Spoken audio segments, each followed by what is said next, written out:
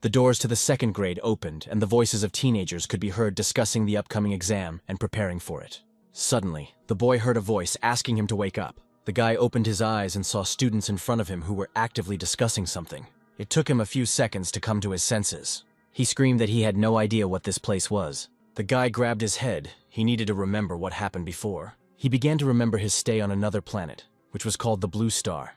It was not much different from the Earth, especially from the outside. 100 years ago, the familiar world changed beyond recognition. Millions of monsters came to these lands. Countless people either died or were seriously injured. Fortunately, in this world, people with unique talents were born. They were called magicians, hunters, warriors, assassins, and supports. It was necessary to pass the awakening test, immediately learn about the available talent, and then fight the influx of monsters. This world existed only because of the awakened ones. They are the masters of this world. The setting of this world is not like the game he played before. What was around was more reminiscent of the aftermath of the apocalypse.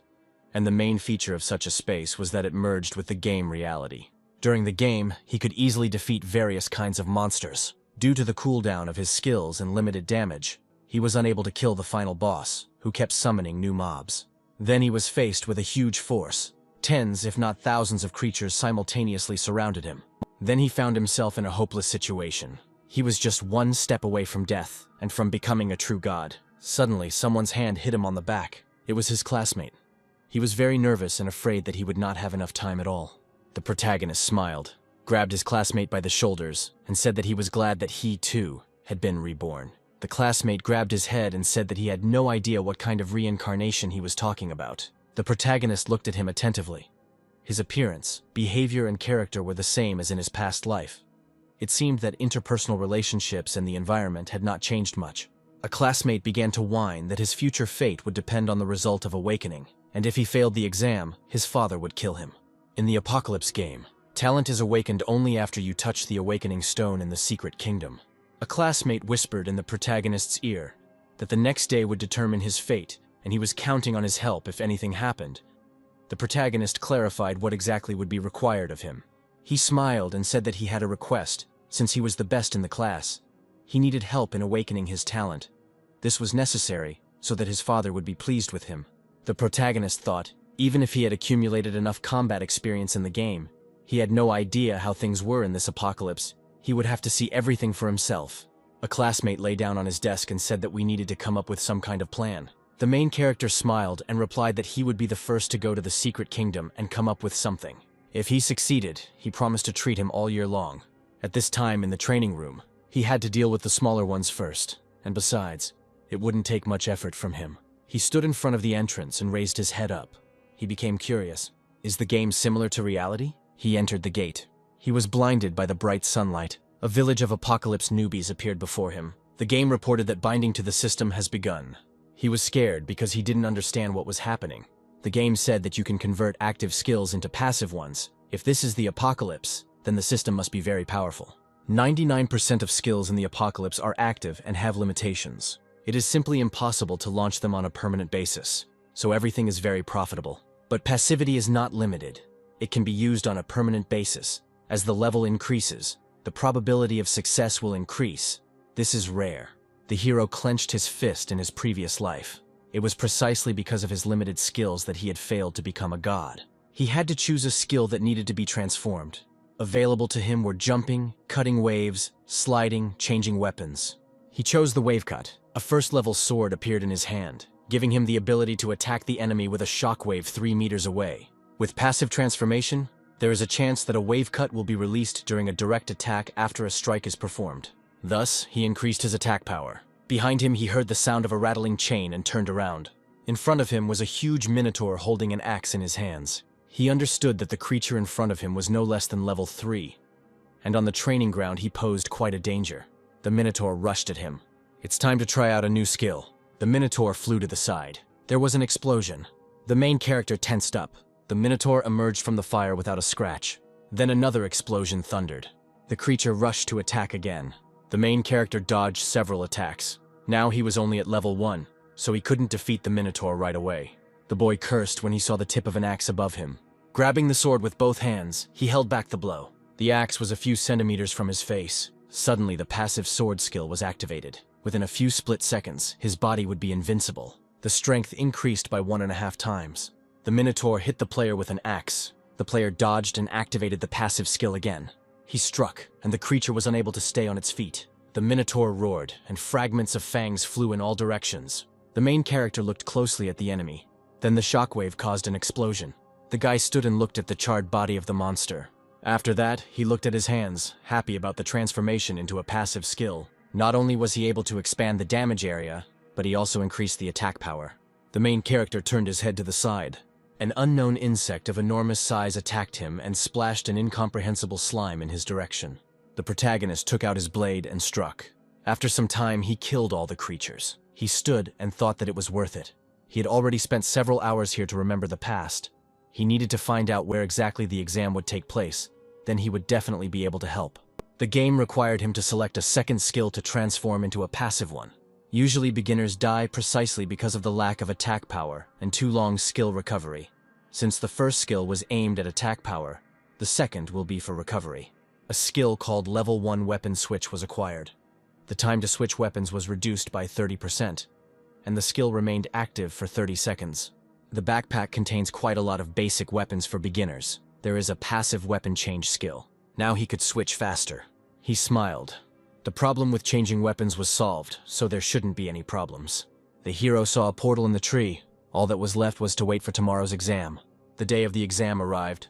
One of the players saw him take the medicine and said that he had 9 whole compartments occupied.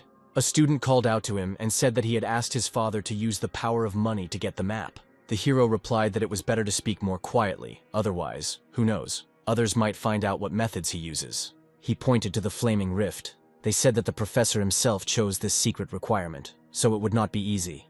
The hero held a rookie card in his hands. The distribution between the monster levels varied within a certain range, so it would take some effort. The hero turned his head to his classmate and asked what his limit was. The classmate smiled and said that he was level 5. The hero didn't expect that he was so weak.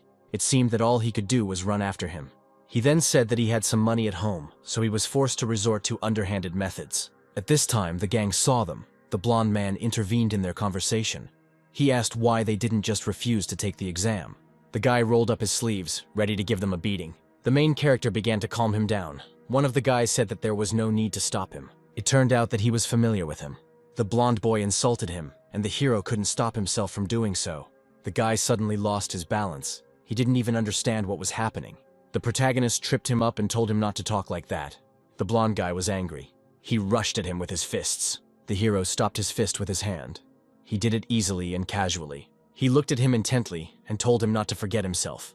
The main character asked him if he wanted to make a bet with him. The blonde guy said he could bet his success would be no worse. He had no reason to refuse a bet that he was 100% certain to win, so he had to agree. The loser runs 10 laps around the court naked and then shouts the opponent's name 3 times. It was much more interesting what would happen at the end of the exam. The difference between them is colossal. A classmate tried to stop the protagonist, but he replied that it was necessary to trust him. The main character looked at him, he was nervous, and said that he just wanted to pass the exam. Then he lifted his classmate from his knees and asked him to listen. He whispered in his ear about the map, and looked at him in the hope that he understood everything. The boys were shouting that someone was going to escape. Suddenly a man appeared and coughed. The head of the academy, a second-rank specialist, stood at the podium and announced that the exam had begun. He asked the students to take turns walking through the teleportation point. A classmate asked him to wait for the performance. The main character entered the portal. Suddenly, a glow appeared in front of him. At this time, in the blazing rift where the volcano was located, there were orcs and demons, after passing which, the boss should be waiting at the top. The main character smiled. He experienced a feeling that was unfamiliar to him before. Suddenly, something caught his attention and he had to turn around. Behind him stood a second-tier follower of the Blazing Blade. 2 ugly orcs rushed at him. One of them had a blade in his hand, and the main character barely dodged it. He took a step back and retreated. He managed to jump away, but the orcs began to pursue him. The 3 of them surrounded the main character. The guy said that they are fundamentally different from the monsters in the training arena. It is difficult to attack 5 at once. He looked at them tensely, and the game reported that the owner had been found to have a lot of experience, so it would be converted into physical instincts. Thus he received a passive skill. The experience is transformed into a physical instinct. He felt uneasy. He started running. The guy armed himself with a sword, and lightning began to sparkle in his eyes. He threw his head back. An explosion occurred not far from him. He kicked one of the monsters. There were quite a few of them, and they looked impressive. He could control every muscle in his body while holding the sword, and he thought that his physical instincts were now similar to those he used in the game. The guy smiled and told them to attack. The orcs growled in anger. The guy stood and watched as these creatures rushed towards him. He did a trick that helped him dodge. You need to lead them in your own direction. Several orcs began to move and attack. The main character squatted down. The monster's eyes were glowing and they looked terrifying. This was his chance. The main character used the sliding skill. He reached his hand to the ground.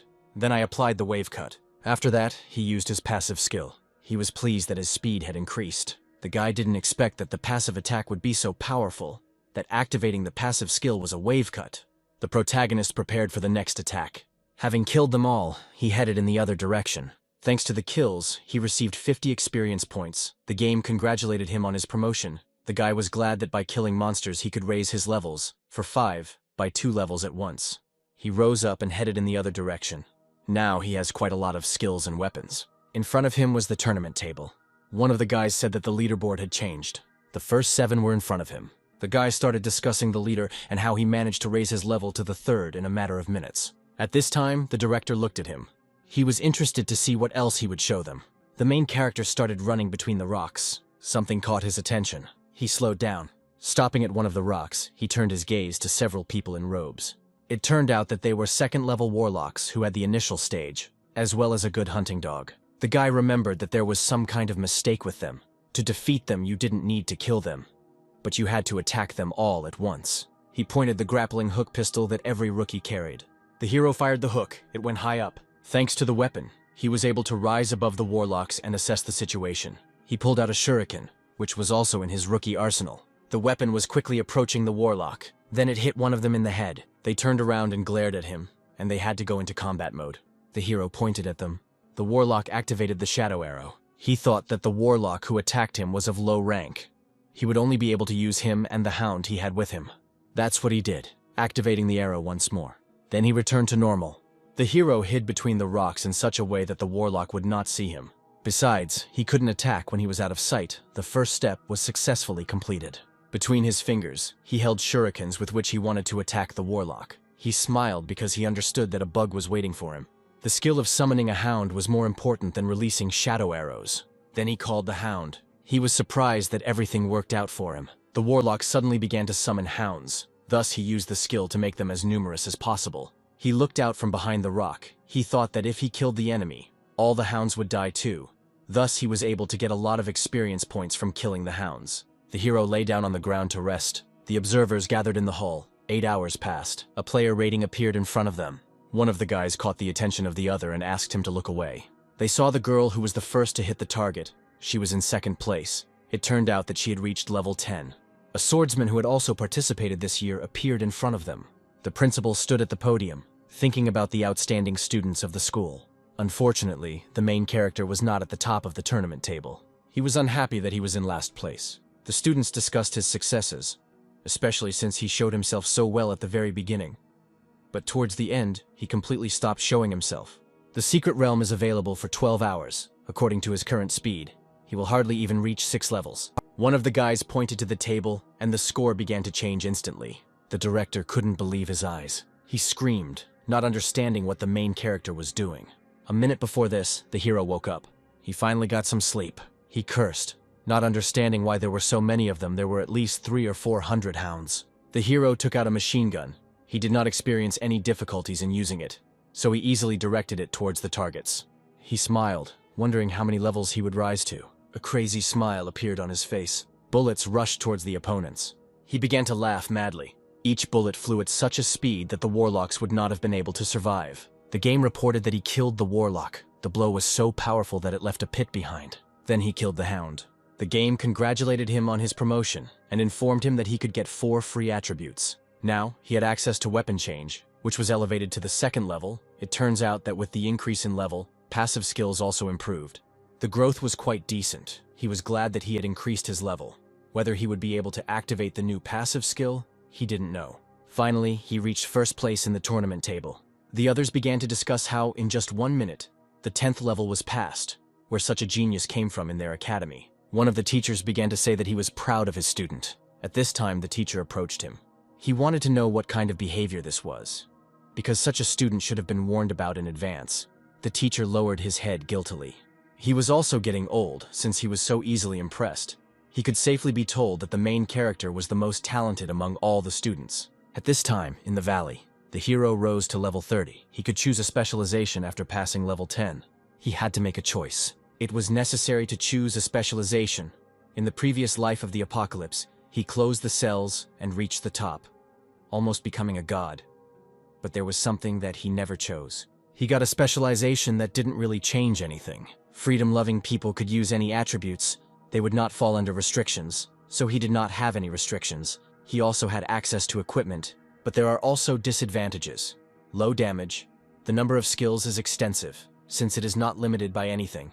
The range of skills consisted of agility, endurance, strength, spirit, and damage. In the early stages, he could still enjoy this specialization, but in the later stages, no longer.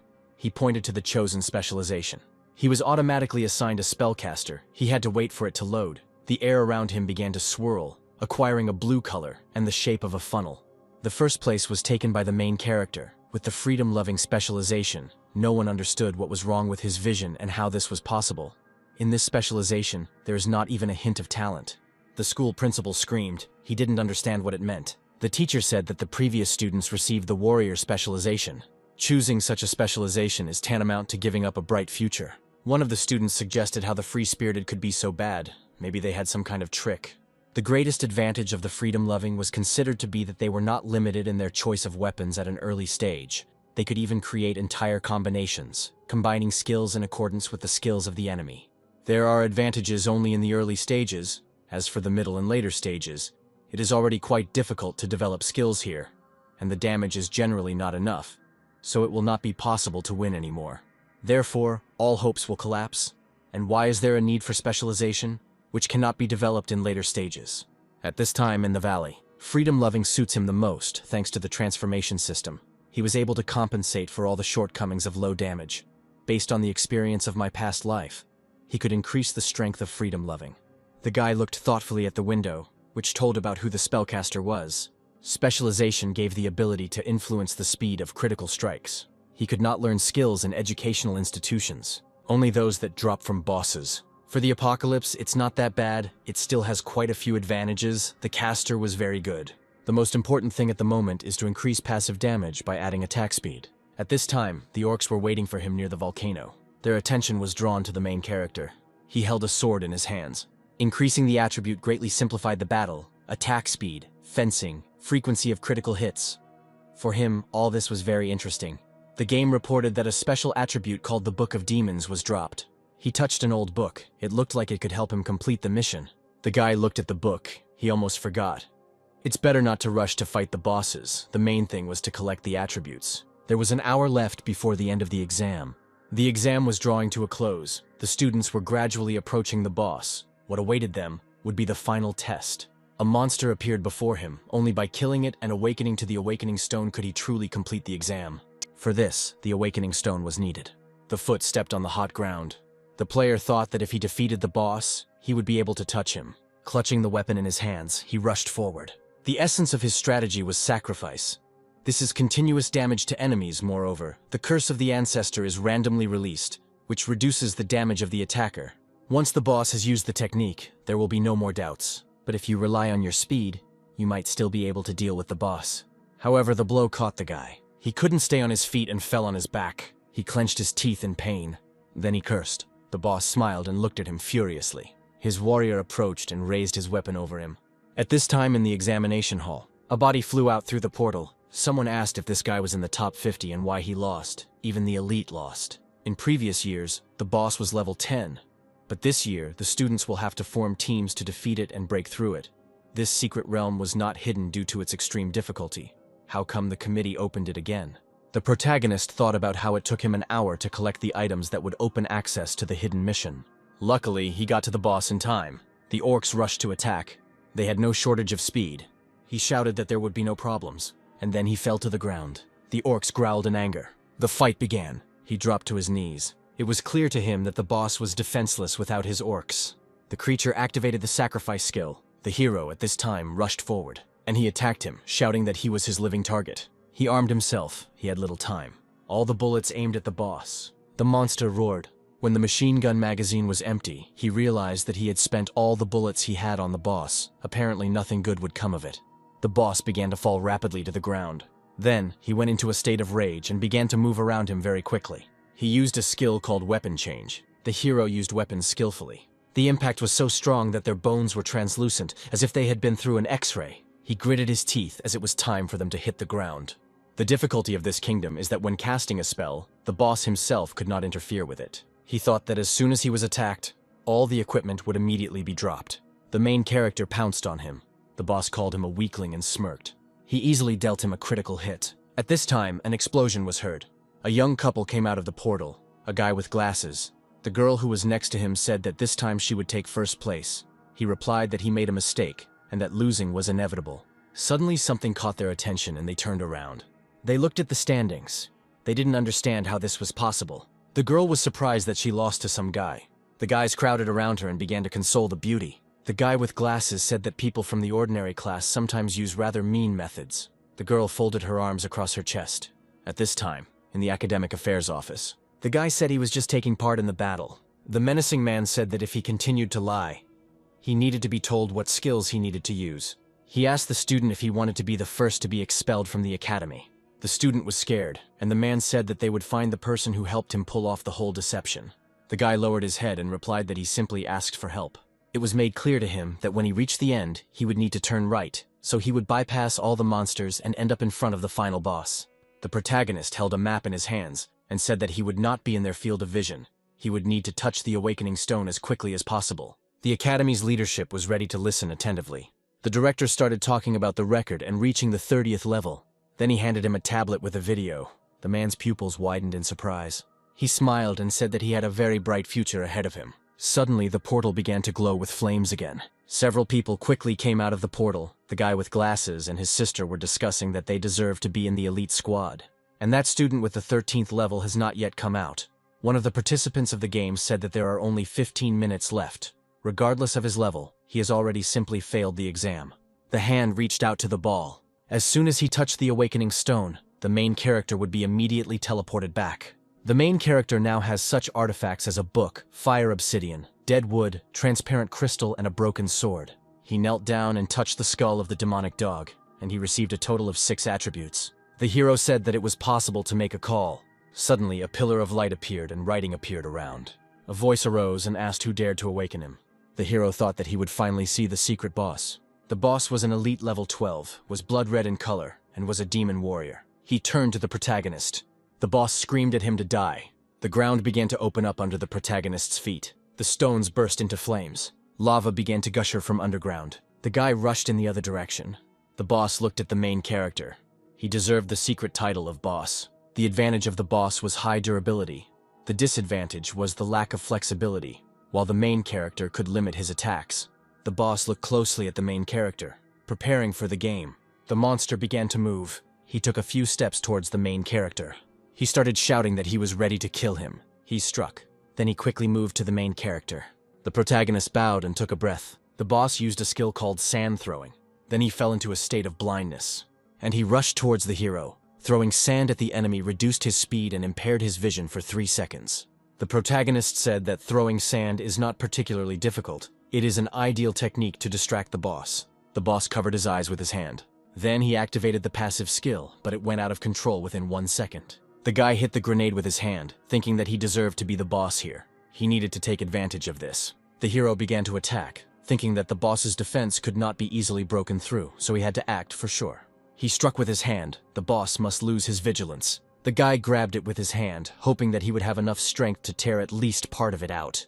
The hero used a dagger and stabbed him in the back. He delivered the main blow with his foot. The boss approached the grenade. The grenade beeped.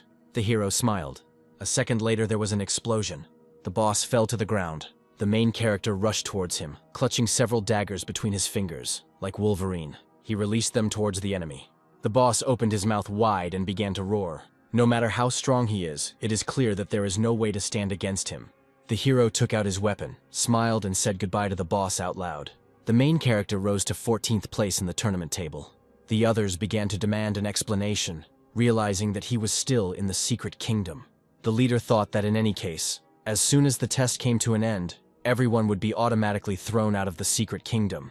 He said menacingly that the children were behaving ignorantly. The director was surprised that the head of the academy was acting so nervously. There was 1 minute left until the end of the test. All monsters in the secret kingdom were killed. The reward was activated, the hero received 50% additional strength, and the game informed the hero that he received plus 200 to experience. The main character's level was raised to level 14. He put his hand to his face and said that he had to waste so much time on the secret mission that it was terrible for him. But he received a new title. It would be useful. He didn't know whether the Awakening Stone would be useful. He needed to touch it. As soon as he did this, ancient writings in an incomprehensible language appeared around him. The game congratulated the main character on successfully passing his exams. His eyes lit up and the writing began to encircle him. The transformation system was upgraded to the 2nd level. The number of transformations available was 2/3. He could add a passive skill and get new rewards. He was glad that he had 2 transformations available to him. The passive transformation was successfully completed. When using any firearm, the attack power increases by 25%. There is a chance that 10 bullets will be fired at the target at once, with a 100% hit rate. The guy thought that it was very timely. Now he could kill several monsters at once. When fighting a monster of a higher rank, all attributes are suppressed, including speed, critical hit. Most often, the monsters are killed before they can do anything, all thanks to the passive skill. He was glad that he could kill as much as he wanted. He crossed his arms over his chest in displeasure, since the number of transformations was limited. He needed to transform his passive skills. He chose a knockdown, a normal strike that would cause a subsequent shockwave within 2 meters. Compared to the levitation skill, which requires a lot of energy, the energy required to knock down is not that great. The attack range is wide, and the number of deaths is also not small. The system opened a table. The protagonist smiled. The combat power was supposed to reach 10,000. After that, he planned to go to the active continent of the apocalypse and start a real battle. The gates began to shine brightly, and it seemed that the test was over. The bright light made their eyes hurt, and no one understood what had happened. A hand appeared from the gate. This is the main character back. The head of the academy was surprised that he succeeded.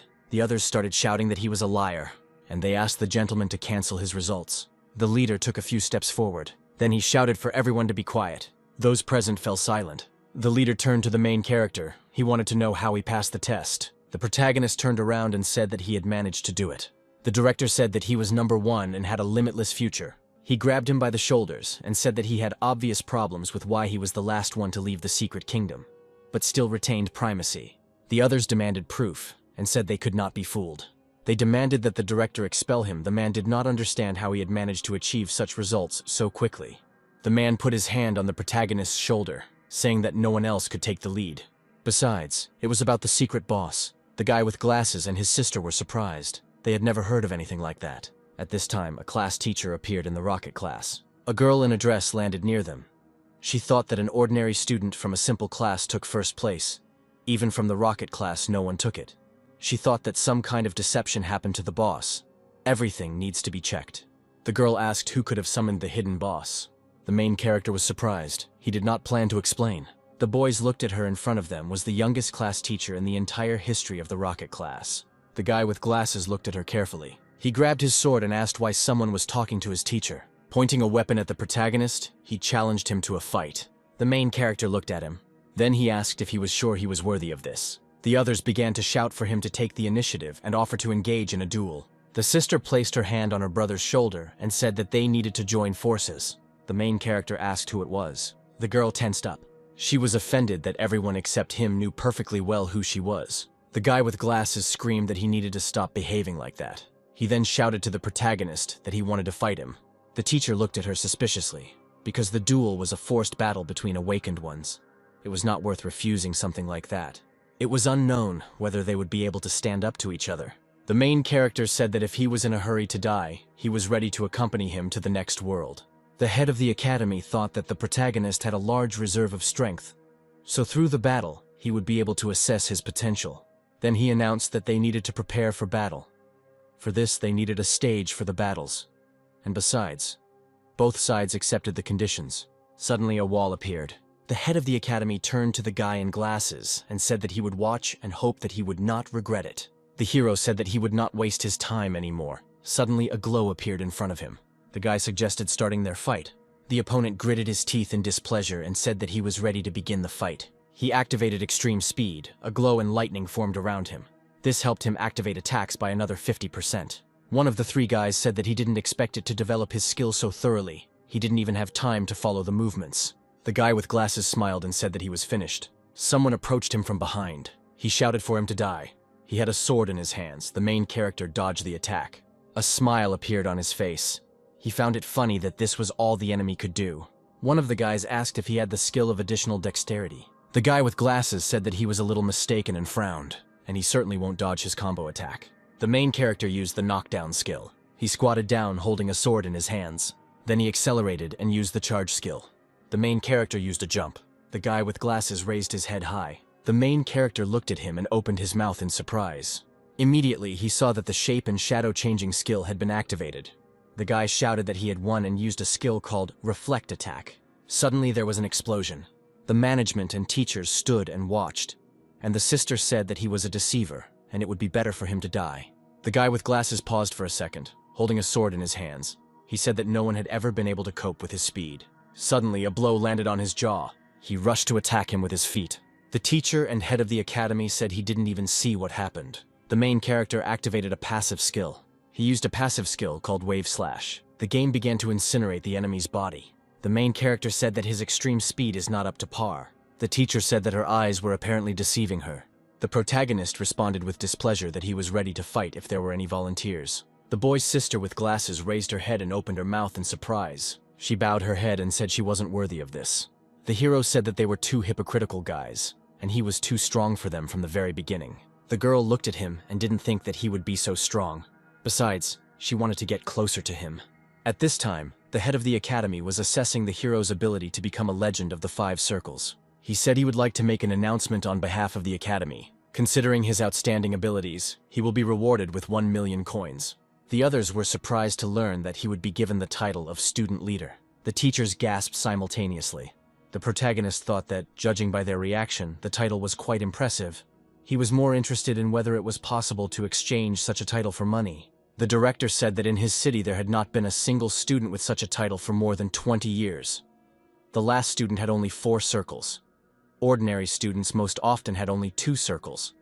Only a few from the education committee had 3 circles. The class teacher thought that at this rate he could easily reach 4 circles. She took a few steps forward, thinking that she had to take such a talented student into her class. If she could get him, she would definitely become famous.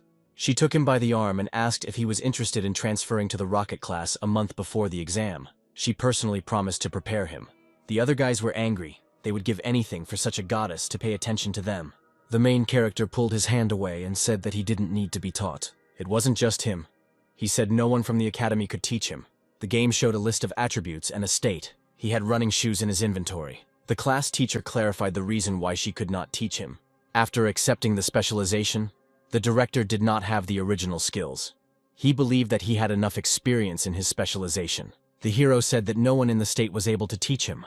The director replied that in the future, he would definitely not regret his choice. Besides, he was blessed with a transformation system. The protagonist replied that this was good, since no one was able to teach him and he himself would give permission for independent study. He hoped that in a month he would shine on the exam.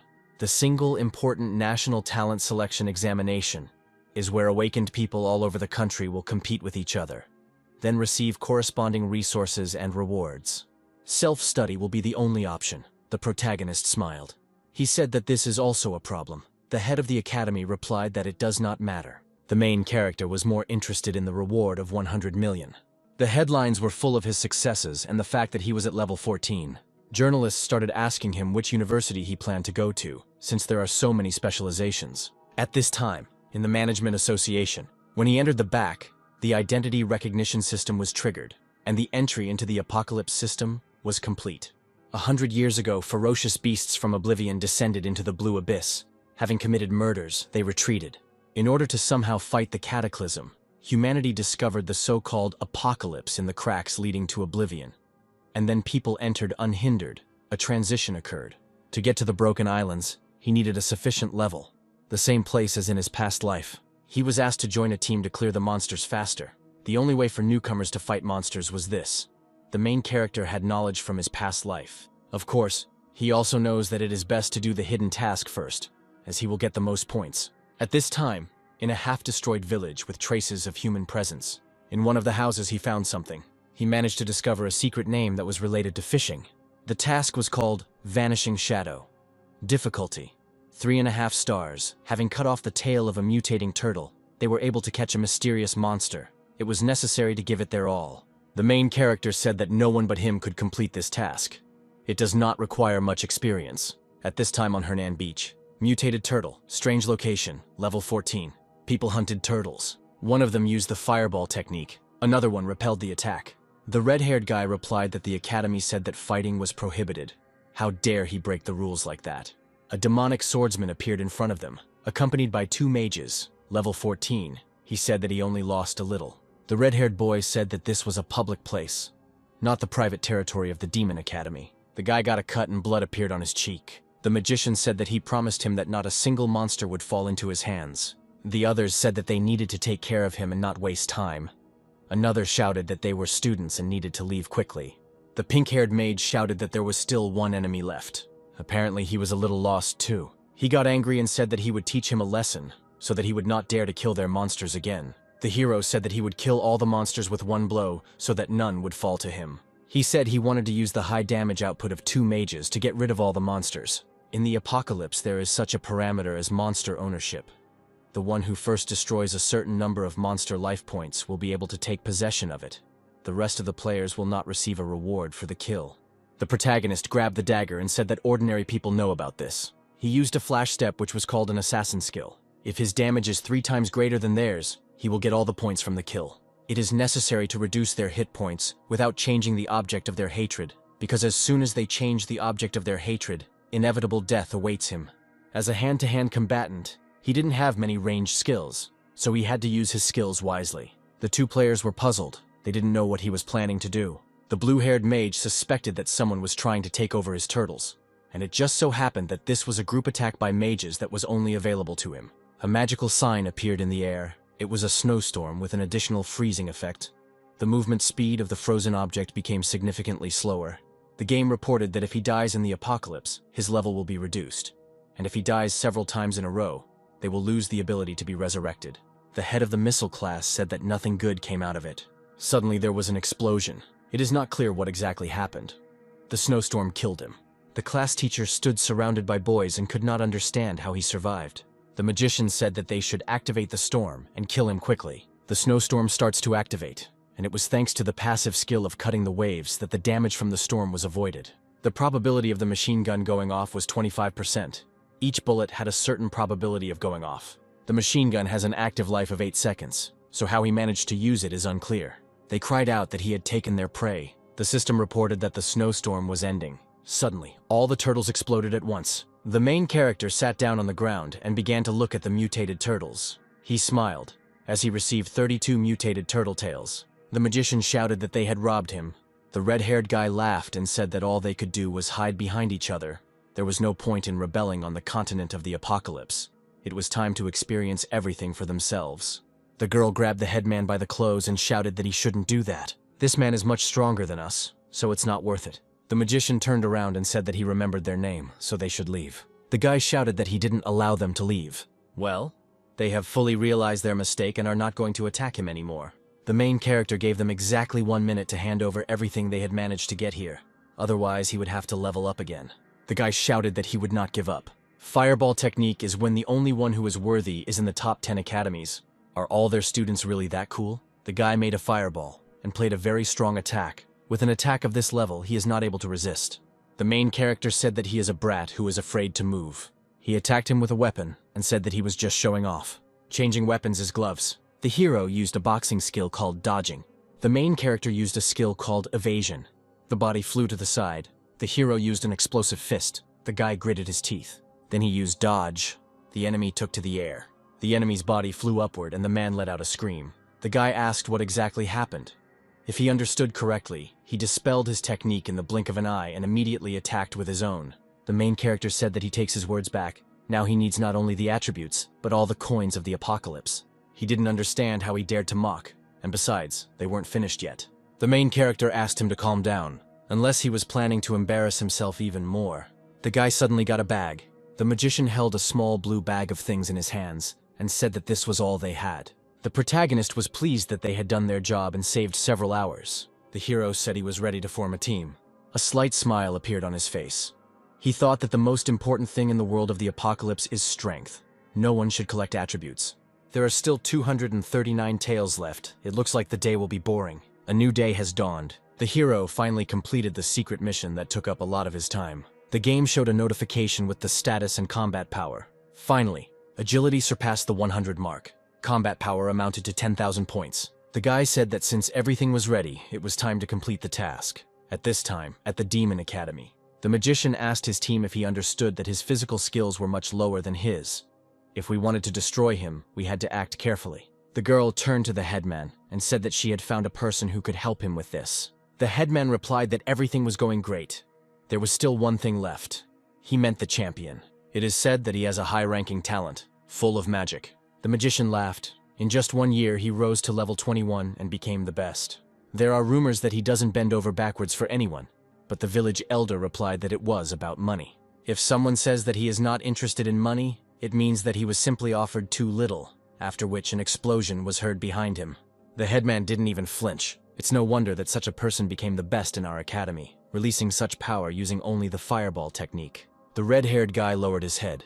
He hadn't been here for several months. He didn't understand what the richest man in the country was doing here. The elder said that he had a battle plan and he would like to invite him to participate. Before the headman could finish speaking, the red-haired guy rushed in the other direction. The elder replied that he was going to break through to the second circle soon, and he could help him with that. He shouted that he wanted to teach the scoundrel a lesson, especially since he had been cruelly mocked the day before. The red-haired guy grabbed his neck, and the guy said that he was very strong. Even 3 of them couldn't handle him. The headman gritted his teeth in displeasure. Moreover, he was freedom-loving. The red-haired man looked at him suspiciously. He said that he was wrong in thinking that people with this specialization are complete scum, and that he had finally found a truly worthy opponent. At this time, in the fishing tackle store, entering the store, the guy asked to show his best fishing rods. The main character now needed fishing gear. Fortunately, he had some money left. He planned to use the winnings to buy some. A plump man in glasses was holding a notebook with the word "Apocalypse" written on it. Lowering his glasses to the bridge of his nose, he answered the guy that all the prices were listed in the price list. The goods could also be found there. It seemed he had money with him. The most important thing was to sell him something most expensive. The hero turned to the owner, noting that the quality of fishing depended on the rods and tackle, and he did not understand this very well, so he would not refuse a little help. Then he asked the owner for an exquisite fishing rod made of purple bamboo and 10 daphnia. The owner shouted that he had made up his mind so quickly that, judging by what he had said, he must be interested in more expensive goods. The owner could not have imagined that he was an experienced fisherman, but even if he was ready to go fishing in his mother's womb, it is impossible to have such extensive knowledge. He asked the guy if he had anything to do with fishermen, or if it was just his hobby. The owner replied that he would give him a discount and take only 10 gold pieces. If in the future he catches something worthwhile, he can bring it to him to sell. He said he will not leave it. After some time, the guy returned to the beach. He looked at the tails, the gear. There was only one thing left. From his past life, he remembered that on the opposite island, there was a boss that appeared there every 72 hours. All he needs is a small part of this boss. After killing him, he was able to breathe underwater. This is an important piece of the puzzle that allows him to solve the mystery of the mission. The rest watched closely the one who jumped into the water. The limit of staying in the water for everyone was 2 minutes. If you exceed the limit, the blood itself will begin to leave the body. 10 seconds after exceeding the permissible time, they will part with life. In addition, the drowning person will begin to be attacked by sea creatures, so it is better not to go into the water. They crowded at the edge of the shore, not understanding where the newcomer got so much courage to take risks. Nearby in the bushes, 2 guys in masks were discussing whether they had enough money and for how much. One of them said that he didn't think there were that many bloodthirsty monsters here. In any case, they should have moved away from crowded places. After some time, on a small island in the middle of broken islands, the guy in the mask said that the island was small, so even 10 minutes should be enough for him to explore it. All that was left was to watch. The main character approached the totem. As soon as he tried to get closer, a light shone under his feet. At this point, a monster appeared in front of him. Looks like he's having some luck today. This time, he had to use the novice staff, a weapon of one of the basic weapons of the novices. The monster in front of him was an elite, had an 18th level, and had life points of 3,500 units. The hero rushed towards the monster. He managed to deal a fair amount of damage. The monster turned its attention to the player. Then he released green slime at him. It was a corrosive mud that increased the area. If you remember correctly, when attacking, the hero will slow down by 30%, and such damage can be applied over and over again. With his current strength, he can afford it. The hero activated a passive skill called Wave Slash. He managed to withstand some amount of damage. The monster was oozing slime. Then it began to disintegrate into small pieces. The last thing he wanted was to get exposed to radiation. Otherwise, he would lose hit points. Although the boss is good, he will have a hard time against ranged attacks. He needed to activate the machine gun. He activated the passive weapon. The monster did not attack. He stood still. Suddenly, there was an explosion. It was incredibly powerful. The guy fell to the ground. In front of him, among the stones, a staff shone. It was an item of excellent quality that raised agility, spirit, and strength. The special feature was that its owner could breathe underwater for an unlimited amount of time. He grabbed it in his hand and said that this was just what was needed. He needed to move on. A great step would be to fight for the title of first among the newcomers of the village. The guy looked away. His attention was drawn to the surveillance. He chuckled and thought that their patience should make them wait. Suddenly, he threw himself into the ocean. Thanks to the staff, he was able to breathe underwater. The guy in the mask reached out to him and said that he couldn't do this anymore. It had been 4 hours and he was soaking wet. The second brother replied that no one would pass by them. They searched the entire island, but the main character seemed to have disappeared into thin air. One of the brothers stood up and said that things were bad for him. The hero rushed forward. Several people rushed towards him. A water monster appeared in front of him. He was armed, and he was ready to attack him. The monster plunged into the water. In doing so, he dragged several people under the water with him. And the main thing is that the main character also ended up under the water. At this time, in the fishing spot on the Broken Islands. After all the preparations were completed, the hero planned to start fishing. He saw a male figure on the shore. The game has hidden the introductory information. He opened his eyes wide because he did not see the attributes. A person could not see the damage of another, only if there was a difference in willpower. The man turned around and said that there was a place for him too. The hero squatted down and thought about sitting in place for a while. The character thought that he was not afraid of anything at all. 2 minutes passed, during which time he caught his first fish. He was glad that he caught such a heavy weight at once. In his past life, he upgraded his fishing skill to the highest level. The man called him lucky. The game congratulated him on catching a fish weighing more than 8 kilos, and the man shouted that he hadn't caught anything in half a day. The game notified that the main character had caught a fish weighing more than 10 kilos more than 6 times in a row. The man with the beard said that he did not expect to meet a wizard like him one day. The guy thought that if this man had been here for many years, but still hadn't gotten the hang of fishing, then that was strange. In that case, the protagonist wanted to say something, and it was necessary to choose a better bait. The guy grabbed his beard and said that he was quite strange. At such a young age, he already knew so much about fishing. Talent. The man looked at the protagonist and said that he needed to try something. His eyes glowed red and his hand reached out towards him. He wanted to know the reason why he chose his specialization. The guy grabbed the machine gun and said that he had his own path ahead of him. The man said that he was ready to offer him to become his mentor, but the main character rejected his offer, as he wanted to go this path on his own. He had no intention of forcing anyone and said that if he changed his mind, his doors were open. A ring appeared in his hand. The brothers began to communicate with each other and send each other messages about the results of the surveillance. At this time, at the Demon Academy, in the Management Association, there was a day at the academy when a group of students competed. Quite a rare thing. The classmates decided that they could count on each other. The fair-haired guy in uniform thought that they should start first. If everything was so serious, then it would be necessary to act. At the same time, the association management staff, who were level 34, activated the second circle and informed the boss that they were heading to the Apocalypse continent with a group of 20 people. The boss gave orders to keep an eye on them and report if anything happened. At that time, the leadership was in the middle ranks of the City Management Association. He hung up and said that this guy from the family would drive him crazy. He hoped that nothing would happen to him today. The hero being discussed was fishing at the time. He caught 39 turtle tails. In total, he needed at least 400. The headman with the magicians appeared on the horizon. They said that they would not let him fish. The main character replied that it was very much in the style of the academy to attack one person altogether. The red-haired guy recognized in the hero the same freedom-loving guy that everyone was chattering about. The opponents immediately armed themselves. The headman took out his blades and said that it would not be possible to escape after insulting the spirit of his academy. The hero grabbed the fishing rod, because at that moment it was his only weapon. Suddenly, a wave rose, and some unknown creature rose from the water. The Academy gang's mouths dropped open. They had never seen anything like this before. It seemed like it was a hidden boss. The game informed them that they were facing a level 22 elite boss with 6,000 health units. The red-haired guy was worried there was no way he could deal with such a creature alone. Someone from the team said that this is a rare boss. The protagonist said that he would have to sacrifice his lives, and the turtles' tails flew into the air.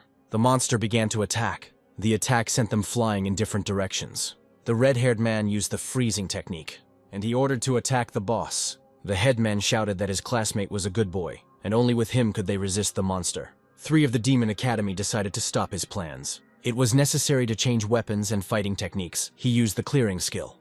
The magicians raised their wands and changed weapons. The assassin used a shuriken. Suddenly, their use of skills was interrupted by another force. The monster dragged them under the water.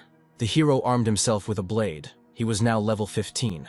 But the attribute bonus allowed him to reach level 17 skills. He switched his weapon to a 2-handed sword. Then he rushed to attack with all his might, hitting the monster in the head. The monster roared that it would kill him.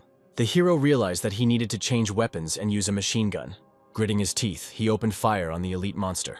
Even in water, the bullets quickly reached their target and caused damage. The monster had very little health left. All that was left was to finish it off. There was only 101 units of damage left. It was time to finish. But the monster made one last attempt, opening its mouth and trying to devour him. While underwater, the hero said that everything depended on whether he could reach it alive. The monster used rotation. The game congratulated the player on completing the hidden mission and awarded him more than 95,000 points. The main character was happy to see a chest under the water, at this time on the beach. The main character opened the chest. Inside, a ribbon with an inscription was waiting for him, congratulating him on receiving an epic attribute called the Tide Amulet. The hero decided that he could now easily kill monsters. He just needed to use the amulet, but he needed to understand that there were still certain restrictions on its use. In any case, for players of his level, he is invincible. He can fight face-to-face with enemies who are a dozen levels above him. The man with the cigarette crossed his arms. He belonged to the second round of turnover. He said that our city's record had been broken. A brunette sat in front of him. He said that he recognized the hero as a real genius, but he didn't even really have a specialization. Before him was a representative of the third circle. He said that he was leaving only 1 quota per year. Why they should give it to him is unclear, especially since he is against this proposal. The man stood up from his seat and started shouting that no one knew about his dealings, especially since it looked like he wanted to cover everything up this way. The men shook hands. The blonde man with glasses said at the last discussion that they had decided to send a quota from the school. He said that he had not only reached level 12, but had also awakened a high-ranking talent by choosing the wizard specialization. But their choice was not particularly important. The brunette in the turquoise jacket said that he was ready to offer them a fight, and the winner would receive a quota. The owner apologized for keeping us waiting. He said that he had counted his catch, and it was a whole 734 kilograms. The main character asked how they managed to handle so many fish, and said that he would return 30% of all his purchases. He stared at the box. The reporter greeted the audience. He was reporting from the City Academy. The guy took the bandage off his head, and the owner said that recently all the headlines were full of only these events. The main character asked why no one had told him. The reporter said that the competition would consist of 2 parts.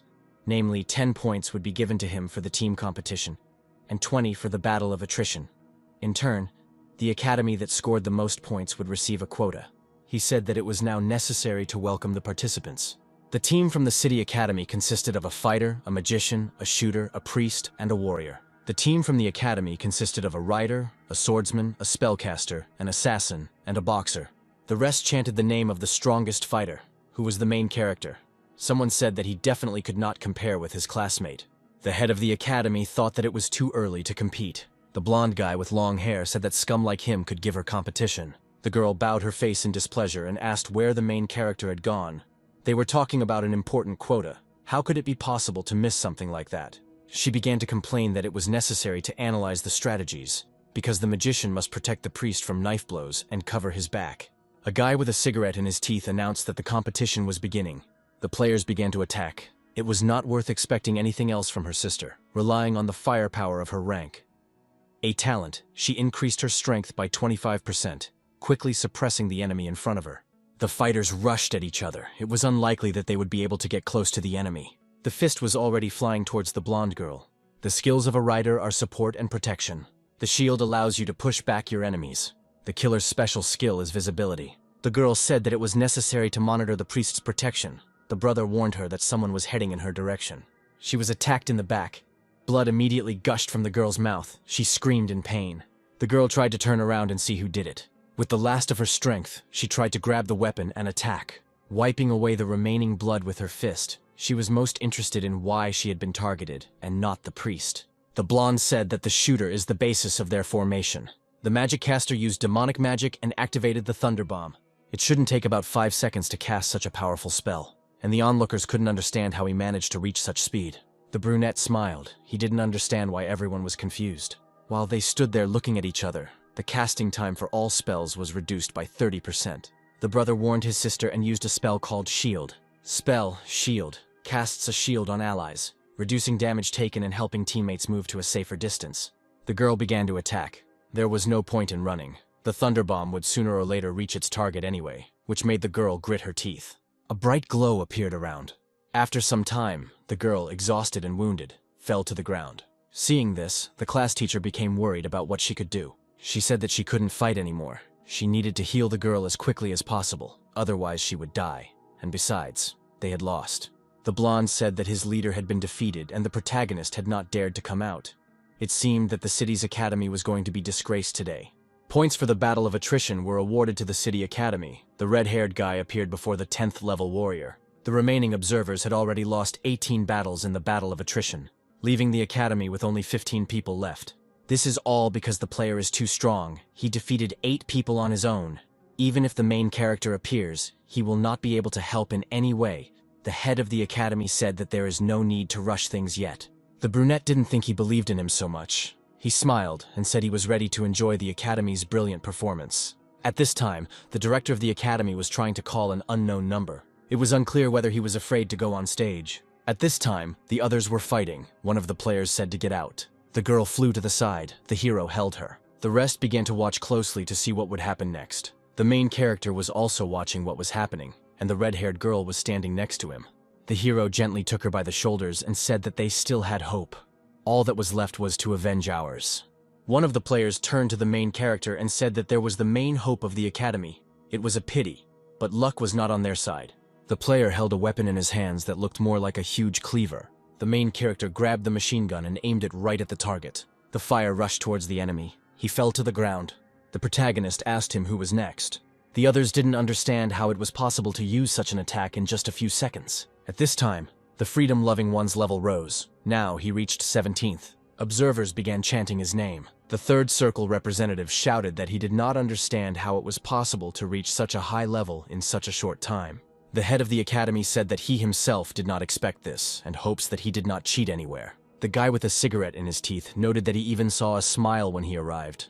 The enemy appeared in the arena in front of the main character. In front of him was a level 10 assassin. He introduced himself and asked for some guidance, as he had never encountered such a strong opponent before. The protagonist thought about having to fight monsters, then said that he had little time. The killer rushed forward, thinking that all that was left was to hope for a miracle. The enemy used an assassin skill that helped him disappear. The hero jumped into the air and used a skill called Eagle Step. One of the observers began to shout that it was impossible to catch someone who was invisible. The hero looked at the enemy he had killed with one blow and thought about why his teacher hadn't taught him a technique like his. At this time, the director of the academy looked at the guy and thought that he was helping the students to raise their spirits. Now, all the students would look up to him. 10 minutes later, a guy burst into the break room and said that things were bad for him. The headman said that he was already resting, and it would be better if he didn't shout so much. The guy told about the main character and said that he showed up at the last moment. It took him only 15 minutes to even the score. His students were about to attack. The headman was surprised and dissatisfied. The next fighter appeared in the arena. The 10th level boxer stood in front of him. All he could think about was that he had to calmly wait until the main character defeated him. The headman came out into the arena and said that intimidating people was not normal. Then he looked at the main character and asked if he would risk fighting him. At the same time, the school principal appeared. The rules were established in advance. He had already taken a break, so he had no right to enter the fight. The elder asked if the hero was afraid of him, considering that he was level 12th. The main character looked closely at the headman and thought that he was like the others. The main character said that in this case it is worth attacking him. The spectators began to shout that 2 against 1 was unfair. The guy with the cigarette turned to the head of the academy, who was watching everything from the stands. He couldn't refuse such a spectacle. The director felt a gaze from the podium on him. It was definitely the head of the academy. Then he announced that in that case, they would have a doubles match. The elder stood in front of the boxer and said that he was ready to deliver one single blow. The director raised his hand and declared the fight begun. The boxer rushed towards the main character. The main character changed his weapon to boxing gloves and successfully dodged the blow. Then he applied an uppercut. The boxer flew into the air from the force of the blow. The hero used the dragon style. In a matter of seconds, he attacked the enemy. The spectators chanted the main character's name. The elder decided that he would not get into a fight without magic, so he used a thunder bomb. The main character thought that he had a problem. The headman said that he saw him too late, and he shouted at the main character to die. The main character put his hands forward and used the spell to summon a thunder bomb. It took 5 seconds. He only needed 3.5 seconds for the air dome to work. He managed to calculate how much time the enemy was behind him. The headman watched as the blow hit the target. There was dust all around, from which the protagonist's voice was heard. He said that he would not let him deceive him. The hero pointed his finger at the elder. He must have received some kind of reward in the secret kingdom. The headman ordered the hero to shut his mouth. Someone from the podium said that it looked like some kind of secret baptism. It was divided into 2 types, from the 1st to the 10th level. They could expect their specialization and various kinds of talents. But when passing levels from the 10th to the 20th level, you can get a secret baptism and special bonuses. Obviously, with the current level, he would not have passed the secret kingdom on his own. The crowd began to chant. A man with a cigarette in his teeth approached the head of the academy. The manager said they didn't suspect anything. But if you think about it, problems can be noticed too, and why not contact the management association?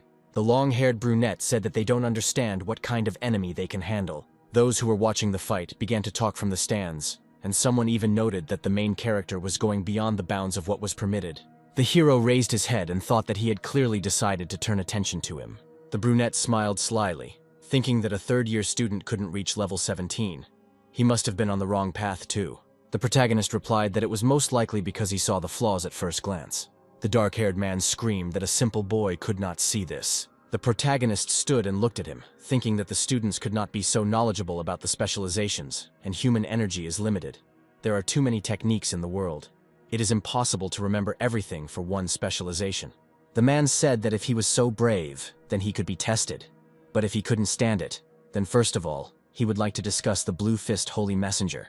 The watching crowd became indignant. The brunette said that he would crush him. If he hadn't encountered him in his youth, he wouldn't have known anything either. The main character said that the main skill is mind control. The man began to scream so loudly that drool flew out of his mouth. The observers looked at each other, thinking that the elder was talented. The elder said that if he understood the specialization, then he should be able to answer his question about the hidden characteristics of the caster. The observers chanted that it was worth going straight with the trump cards, especially when it came to hidden characteristics. The hero looked at his fingers and said that the hidden characteristic of the spellcaster is not to simply embody it into magic, because the spells are divided into 5 elements: gold, wood, water, fire, earth. In addition, they are fundamentally different from each other. The results from using are also different. The elder looked at him and opened his mouth in surprise, apparently. The thunder bomb was so powerful thanks to technology. He took a few steps and said that this couldn't be. Suddenly, the headman fell. The brunette in the circle sat next to the guy with the cigarette, then said that he was very sorry that he had decided to use his talent incorrectly. The man lowered his head guiltily and said that he was sorry that everything turned out this way. An announcement was made in the hall that the academy would lose all of its achievements acquired during today's event. The hero realized that they had managed to win today. The head of the academy turned to the main character and said that the only quota would go to him. The main character said he wanted to know about the 10 universities that had taken over the secret kingdoms. Soon they returned to the principal's office. The main character was leafing through a directory of universities when suddenly, one of the universities caught his attention. He wanted to know information specifically about him. The man put the cup on the table. 50 years ago, there were many secret kingdoms at the university. Everyone was happy. It was the first in the country. But over time, other universities also began to develop their secret kingdoms, which became much more progressive. Their students became much stronger. For some reason, the secret kingdoms in the city were much more difficult than in other institutions. So, over time, it became too difficult for students to pass them. People began to give up, and gradually expulsions began. The hero looked in the directory. This university has what he needs, even though it is not in the top. But the academy can give the quota to someone else. The guy smiled and said that he himself wants to pass the entrance exams and go where he wants. The man couldn't believe what he was hearing, because such a chance only comes once. The head of the academy said that there are reasons why he chose this particular institution. And besides, they have no right to make any demands on you. The hero wanted to know if the academy would be able to provide the necessary letters. The director replied that there should be no problems. The manager picked up a piece of paper. The hero said that they had downloaded the data on the beach area. He thought he could get a better look at the person, and then handed the tablet to the person sitting in front of him, asking him to take a look. The man thought that he could not even imagine what kind of educational institution would decide to take him on. In front of him was the personal file of the main character. His combat power was impressive. It's no wonder he was able to kill 22 rare bosses on level 15, as well as kill 21 humans. He also had an unknown level of combat power revealed. The man was surprised. Besides, this place was full of people from the university. At this time, in the reception area, many women were waiting for the man. They all wanted to know why their sons had dropped in level. A gentleman appeared.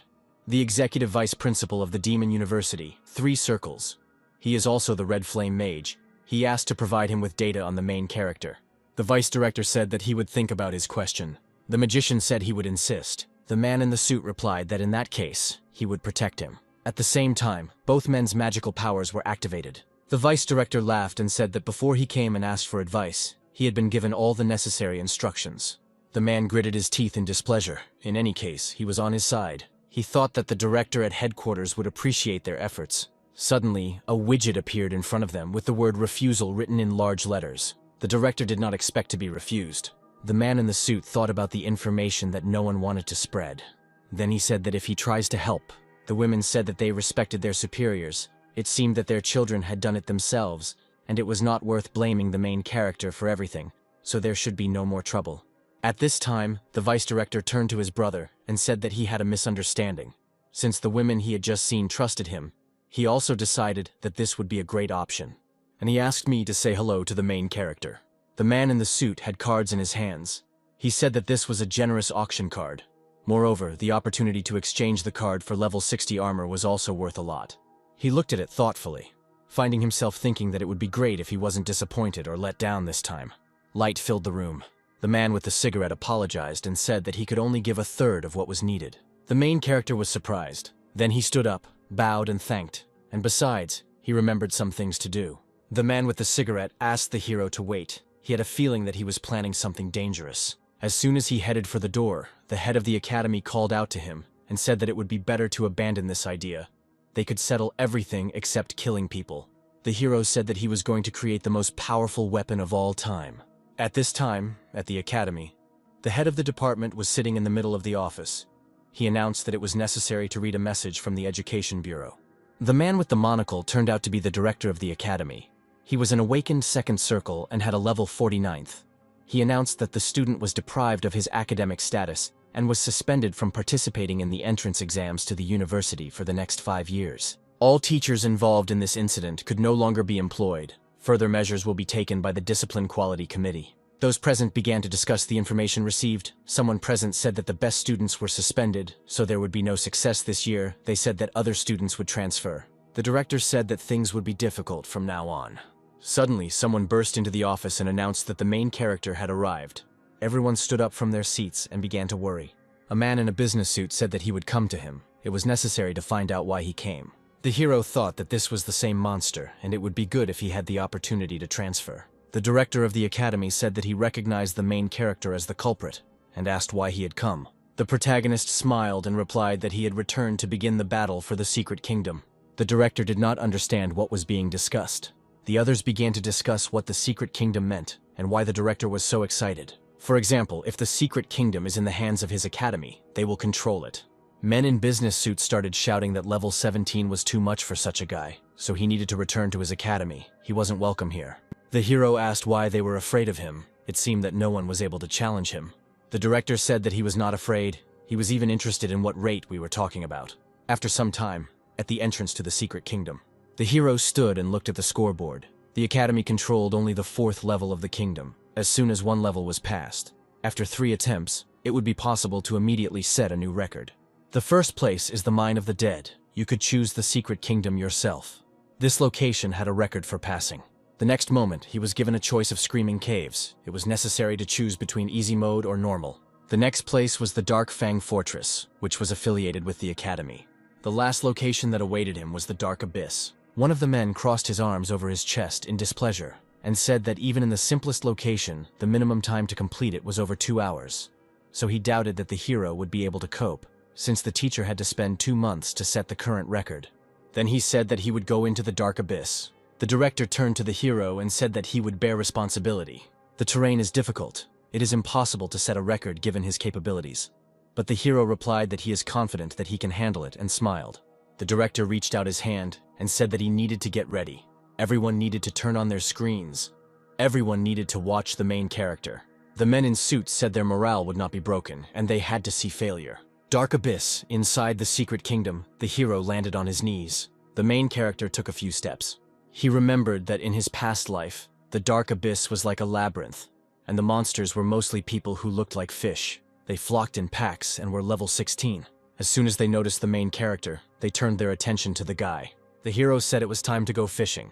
He was the first to attack them. He immediately managed to deal damage to all opponents. Then he rushed forward, and he smashed one monster's head. The guys were sitting at the table. One of them said that he definitely wouldn't be able to cope with these monsters. The protagonist rushed forward. He looked at the monsters carefully and thought that if the vortex did not affect the attributes here, it would be difficult to find them. Fortunately, he had a specialization of a freedom-loving person, so there should be no problems. Then he used a common skill called jumping. The guy landed. The two men looked at the screen, where they could see what the main character was doing. They did not understand who he was. The head of the academy asked how much time had passed, since even a teacher would need 25 minutes to complete it. The vice principal of the academy screamed.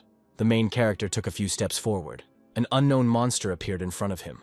It was a lobster lord whose life level was several thousand points. The boss's stats weren't the highest, and a blue flame appeared in the protagonist's hand. It dealt residual damage, and the impact caused an explosion.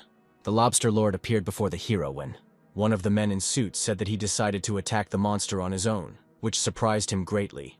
Another said that he deals more damage than his peers. He still doesn't have much combat experience. He said that he can achieve success here. They looked at the screen. It took the teacher more than one attempt to achieve the result on this level. In addition, the lobster lord used piranhas to attack the teacher. Although he lost a lot of time and health points, he was still able to pass the level, avoiding a direct battle. The vice director sat in his chair, thinking about how he was about to witness a scene in which the main character would be eaten by piranhas. The hero rushed towards the lobster. He used the sliding skill, then a skill called takeoff. The attack caused the monster to fall to the ground. His eyes glowed red. He began to speak like a human being, answering that water was his element and he would not be able to resist it. The hero changed his weapon to a glove and said that everything depended on whether he dared to dive under the water. The main character struck the lobster. Immediately, the piranhas flew to the lobster's blood. Now they began to attack. Omar immediately screamed that he was in pain. The main character told him to rest. Then he said that he would not leave it like that. Suddenly he struck the lobster again. He used a weapon change and had to take a grappling hook. The hero said that he is still a little lacking in development. The guy immediately started running in the other direction. The head of the academy asked him how he had come up with this idea. It seemed to him that the teacher's efforts were now in vain. The vice director of the academy opened his mouth in surprise and said that he continued to advance. He was amazed that he chose the cave. The man in the suit pointed at the screen and said that the labyrinth could have many dead ends. The teacher had been through it at least 20 times. The director stood up and ordered them to stop misleading themselves, as the Dark Abyss had always been under their control, and this was the first time he had come. The vice principal said that his academy's dungeon was about to fall into the hands of a senior student. The rest began to discuss the possibility of seeing the record. At this time, the main character entered the hall. He stood in the middle and thought that every time a brazier was lit, 4 level 18 snakes would appear, and once all 4 braziers were ready, the final boss encounter would begin. With his current strength, there shouldn't have been any problems. In that case, everything would have ended very quickly. The hero at that time raised the torch above himself. He lit each torch in turn. The others began to discuss that it was impossible to plan to deal with all the monsters at once. The men in black business suits discussed how much weight was on their shoulders, and his defeat was only to their advantage. The director of the academy folded his hands in front of him and began to think about what to do next. At this time, level 18 snakes appeared around the main character. He used the destruction skill and reduced the enemy's attack power and increased defense for 30 seconds. Green energy began to spread around. Then he used the jump, and a napalm bomb. The snakes began to clump together. The two men in suits couldn't understand how he could do this without any skills or equipment. His actions could reduce attack and increase defense, and napalm bombs could help with ignition. The man pointed his finger and opened his mouth. The hero grabbed the staff and began to read the spell. The stone summoning technique worked, and suddenly there was a sharp explosion. The men realized that he was definitely an ammunition expert. Otherwise, he would not have been able to create such a chemical reaction. The vice director grabbed his beard and said that this combination of techniques was impressive. Suddenly, a monster appeared that looked like a cobra. He spoke in a human voice and asked about who could dare to summon him. It turned out that in front of him was an Akumal, a monster from the 20th level Hydra clan, who was an elite boss and had about 5,000 life points. The hero grinned and said that he was ready to see his strength. The monster screamed that he would make him pay for summoning him. He then used a technique called corrosive poison, but the hero successfully dodged it. The game reported that the left side of the head was damaged, and the hero himself was thinking about how he wanted to get rid of the snakes. He quickly changed his weapon to a dagger and launched a move that belonged to an assassin's skill. It was called a backstab. Suddenly the snake was hit again, right in the head. The hero activated a skill called hook. He sped up to pull the hook. Then he changed his weapon to a long blade and activated the blade cut skill. The effect of using it was to strike in a semicircle. The activity lasted for 1.5 seconds. The snakes tried to attack. The game announced that the boss had been killed and congratulated the player on successfully completing the mission in record time. The game reported that a chest with newbie attributes was received. The hero could open or leave the chest. The game congratulated the player and informed him that he now had a hydra tooth, a sea turtle shell, and a void tentacle. He thought that this was all he needed. The others watched as he broke the record. He was almost twice as fast as the teacher. A record like that would not be available to anyone in the near future. At this time at the gate, one of the men in the suit, the one with the beard, said it was all over and the dark abyss was his. The vice director said they had been wrong to think their achievements were indestructible, and besides, they had paid a high price for a decade spent in comfort. The hero replied that since he had broken the record, they should keep their word and fulfill their promise. The vice principal said that the academy would not go back on its word. He promised to get everything he wanted within a week. The hero said that he needed 3 secret kingdoms. The rest began to complain that if you continue playing with the main character, you can lose everything. The director yelled that they were fools who considered themselves very weak, according to the rules. They could not refuse to fight for the kingdom. The director of the academy said that if he could take all of their secret kingdoms, he would double the amount of materials he promised. He raised his finger and said that he needed to do something. The headlines were full of information about the upcoming merger of 2 influential academies. At this time, the director of the other academy was sitting in his office. He understood that this could only happen if the academy lost its kingdoms, so merging was the only possible option. An employee ran into his office and started shouting that things were bad for them. The director answered the red-haired teacher that it was absolutely not worth making such a fuss over trifles. The teacher asked the director if he was ready for the guest's visit. The director replied that, judging by his performance at the academy, the main character is not so simple, since he encroaches on our secret kingdom. He turned to him and said that they needed to do everything so that he could simply pass it. At this time, at the entrance to the academy, a guy in orange clothes appeared in front of him. He introduced himself and said that he was on the 22nd level. He was a Qigong master by specialization and would like to fight the main character. The protagonist asked how he was going to stop him. There were 2 elderly people standing nearby. They didn't understand why the teacher decided to fight with the student. Besides, it was illegal, considering his level. At this time, in the academy's conference room, the director sat in a chair and shouted that they should look for the main character's weak points. The master answered the main character that he could only blame himself for not going to the academy. A moment later, he used Thunderstep. Thanks to the gloves, the main character managed to block the master's technique. It took him a split second to throw it aside. The main character jumped up and headed towards the enemy to attack him from above. He used an eagle kick, then another blow. Blood began to flow from the master's nose. The hero turned and saw a figure walking towards him. Several kids who were watching the fight through the glass started yelling and pointing at the level 24 teacher, wondering what would happen next. A fair-haired man in a jacket walked towards the main character. He said that no one is invincible, so he is here to show true strength. Besides, he did not believe that after so many battles, he would still have the strength for the secret kingdom. The protagonist said that it was necessary to end this as soon as possible. In that moment, the tidal spell was activated. For 4 seconds, thanks to this skill, it was possible to put the enemy into a stupor. The hero took out a machine gun. A hail of bullets rushed towards the enemy. The men in suits watching on the screen couldn't figure out what kind of skills he was using, and where does such power come from? After the main character called his opponents to him, the image on the screen went out. The director of the academy stood up and ordered everyone to come down. The main character was calm as usual. The academy's leadership headed towards him. The hero was waiting for them and smiled. At this time, another enemy was flying towards him with fists. But, at that very moment, several bullets were already flying in his direction. The hero got ahead of him. He raised his weapon and beckoned the next one to him. 3 of them attacked the guy, shouting that their level allowed them to deal with him. After some time, near the academy, the main character scattered all the opponents. The principal bowed his head, thinking that there were no more teachers in the school below level 38, according to the rules. He could not restrain him. All that was left was to deal with it personally. He wanted to understand who was to blame for this. Also, the director understood perfectly well that if he did something, he would lose not only his position, but also his life. The director smiled and said that he would not bother anyone anymore, otherwise his status as director would be broken. He told the hero that he impressed him, and he invited him to follow him forward. The newspapers were full of headlines with information that all 20 academies had been invaded by students. At this time, in the conference room, the head of the academy said that now everyone realized the difference in their strength. The main character was armed with an axe. At this time, the heads of all the academies gathered in one place to discuss something. They were planning to confer the title of honorary director. It was necessary to vote. The director of the academy said that it was necessary to wait for the return of the main character. One of the representatives said that it was strange for him to disappear after causing such a sensation. He was on the Apocalypse continent, on the coast of Lano, where the monster levels ranged from 17 to 26. First of all, he scattered all the monsters, successfully reaching level 20. His skills required level 3. When using any firearm for attack, there was a 25 to 30% chance that 10 to 15 bullets would be fired at the target, with a 100% chance of hitting. He could use level 3 clearing.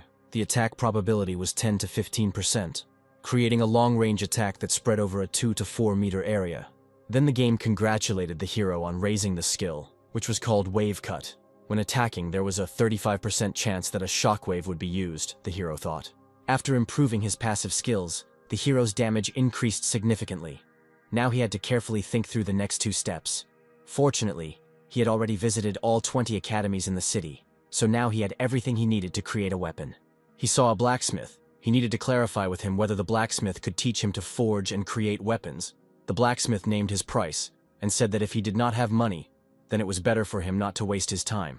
The guy thought he had spent all his coins on improving production. The blacksmith replied that he had not changed the price. The hero smiled and thought that he was sorry that he would never see his weapon blueprint. The blacksmith became interested, and he moved towards the hero. He was excited and surprised that he had a drawing. The blacksmith said that he would definitely help him with his training. Right there, he said that he didn't need to pay. He could start studying at any time. A tome appeared in the hero's hand. 10,000 experience was needed to achieve an average level of working with silver. The blacksmith grabbed the drawing and said that the one who created this drawing was a real genius. He had been working with iron for 30 years, but had never achieved such success. The hero said that he personally improved this drawing. The weapon is capable of combining several others, but ordinary people cannot understand its manufacturing method. The blacksmith begged. Although he didn't fully understand, he wanted to at least understand the principles of work. The hero replied that he had 1 copy of the main material, and if nothing worked out, he would have to collect everything again. He handed him a few sheets and said that he had the rest of the drawings, and that he would not refuse his help. 2 hours passed. The blacksmith said that he could look at his work, as he tried very hard. The hero looked at the glove that appeared in his hand. The gloves with sharp claws were of fine quality, and had a type of leather armor. Then he offered him to look at the silver chest armor. He also had a dark cloak at his disposal, which added strength and endurance, and he also had troll greaves of excellent quality. When he tried it all on, he felt the quality of a true master. His stats immediately increased. The hero saw that he now had 16,000 combat experience points. The blacksmith smiled pleasantly and said that apparently he had passed the test. Sir, he collected all the necessary materials, and today he could begin. At this time, a second-year student appeared. He was a swordsman, and he was level 28. Despite the fact that he doesn't like people, he is still considered the best of the masters of the apocalypse. The guy heard someone's voices in the utility room. He came closer. The hero and the blacksmith argued about types of forging. The guy was shocked that someone dared to criticize the master. He interrupted them with his greeting. The hero glanced in his direction. Then he smiled. The guy tensed up. His gaze seemed strange to him. The hero did not expect to meet this particular person. In front of him stood the famous swordsman of the apocalypse, who was level 98. The blacksmith said that he would help him dig up the weapon, but another time. The hero said that he remembered that he had not prepared everything yet, and besides, he would like to see how they handled the weapons. The blacksmith asked him if he was making fun of him. His skills are much higher, and he has no other choice. The blacksmith returned to his work. 2 hours passed. The swordsman admired the work of the master, who was able to create a level 24 weapon.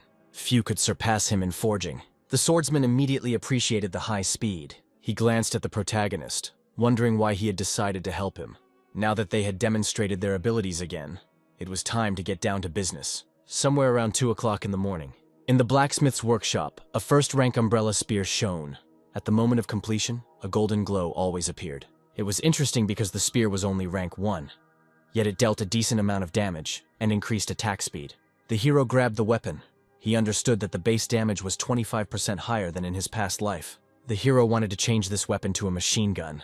A second later, a beautiful weapon appeared in his hands, shining with a golden light. The swordsman and the blacksmith were surprised that the weapon had been transformed so much. Then the hero ordered the weapon to change shape. The weapon obediently took on the graceful shape of a spear. The game congratulated him on receiving a high-class weapon. Now no one could dodge his blows. At this time, in the swampy area, in the secret kingdom of the middle level, players and teams gathered. The hero understood that he had about 10 minutes left.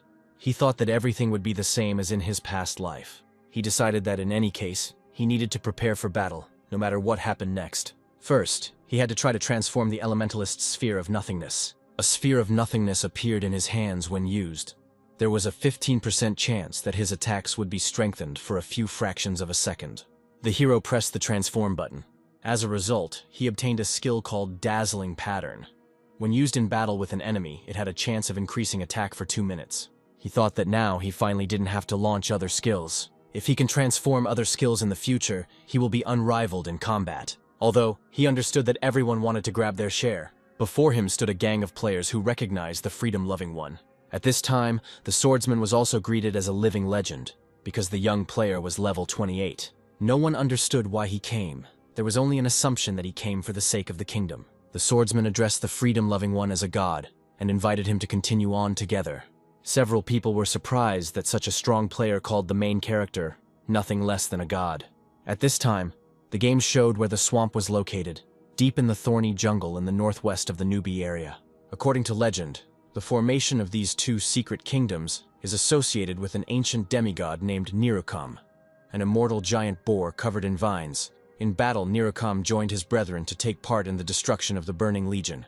His battle with the Lord of the Abyss, named Manos, engulfed the entire continent of the apocalypse, and from his blood thorns, plants and animals emerged. Eventually, a group of wild boars gradually came to enlightenment and became loyal followers who waited for the god's rebirth and guarded these lands. The swordsman and the freedom-loving one stopped. The red-haired guy said that the hero could get rid of the mobs, but he had to remember about safety. The hero suggested that they split up. It was necessary to choose a path and see who would be the first to deal with the boss. The swordsman replied that the mobs here were already level 26. It was strange that he wasn't afraid of them. Besides, they gathered in groups of at least 4 creatures. The hero smiled. The swordsman said that if something happened to him, it would not concern him. The swordsman looked to the side and saw a place where there could be many monsters.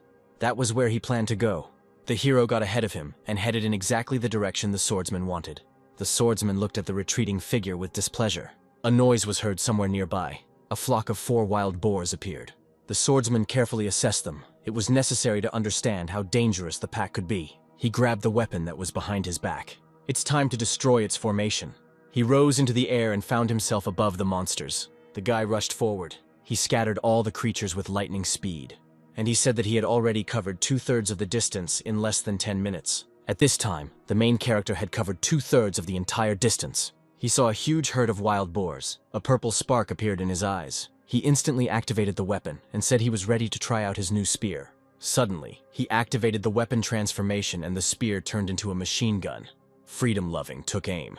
The bullets successfully reached their target. It took a few seconds, and dozens of wild boars lay before him. He said that one shot releases about 50 bullets, the damage of which reaches 170 units. He thought that he had spent so much effort not in vain. The main character used the ghost blade technique. The swordsman said that he had done it in literally 27 minutes. Now he had become much stronger. The time spent demonstrated this perfectly.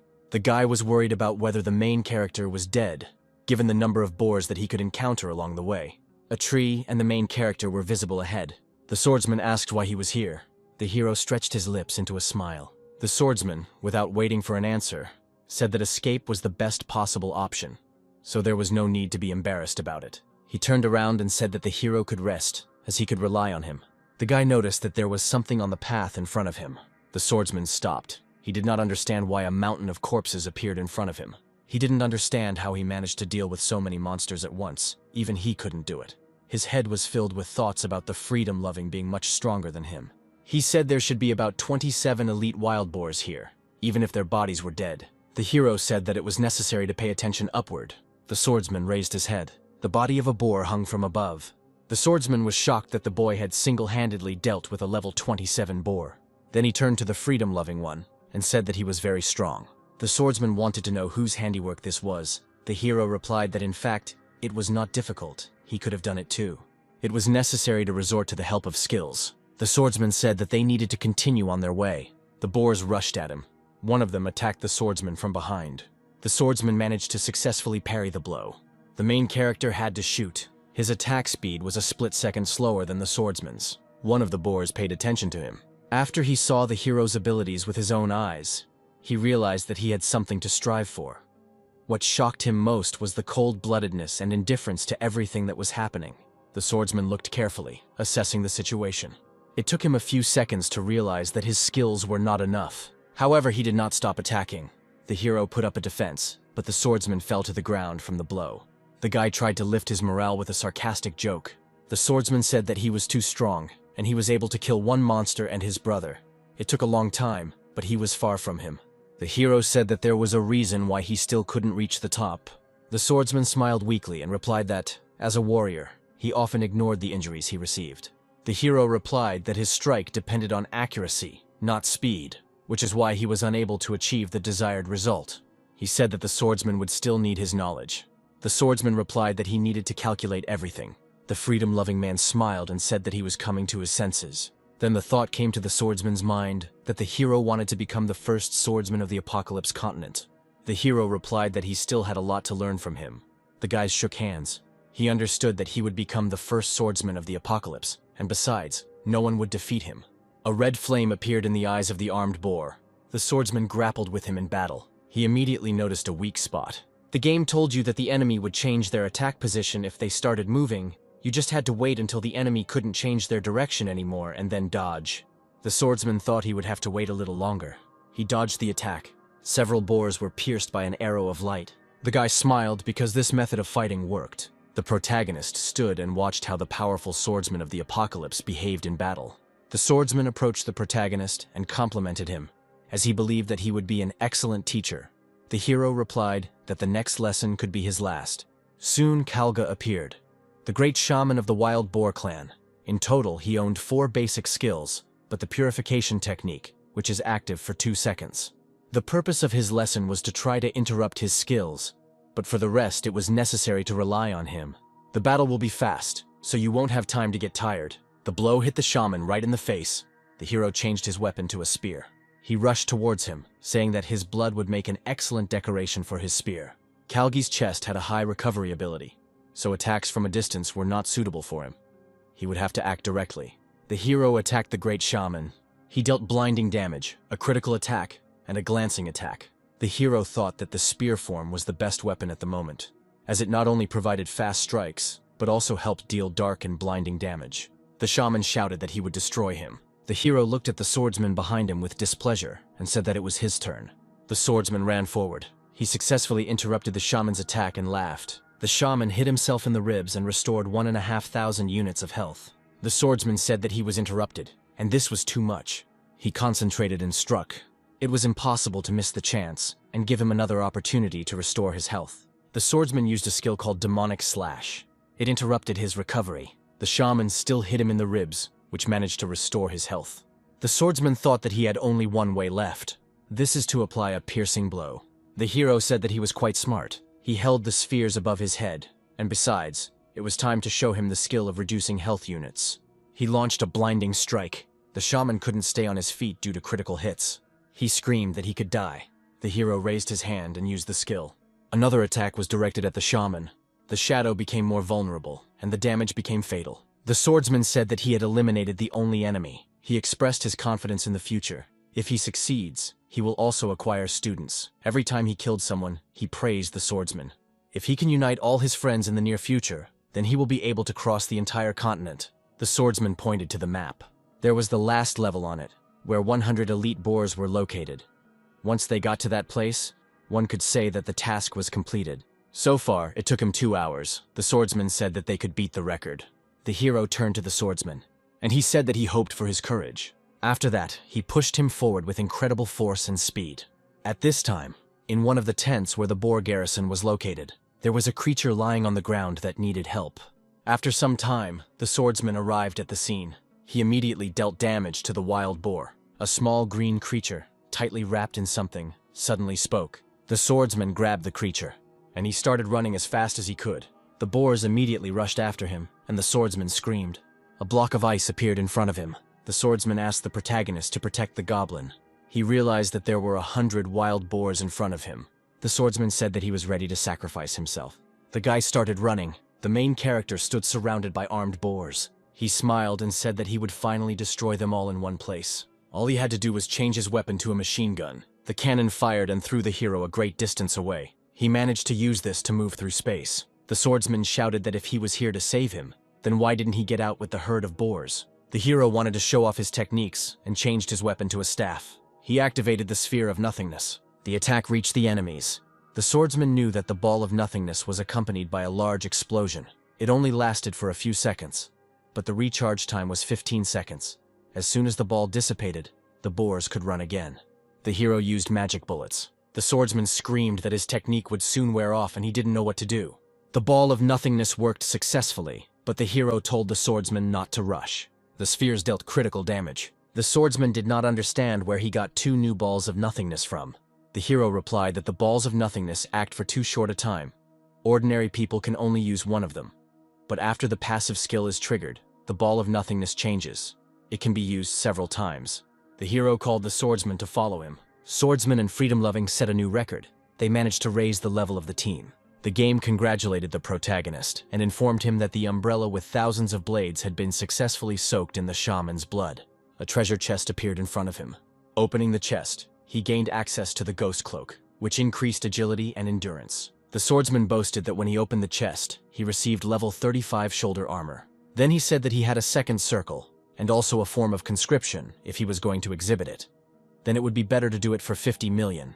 The green creature began to thank them. It told them that it was captured because it revealed the secrets of the boars. It wrote down the contents of the letter, indicating the coordinates, and then asked for help in completing the mission. It left a letter on the ground and evaporated.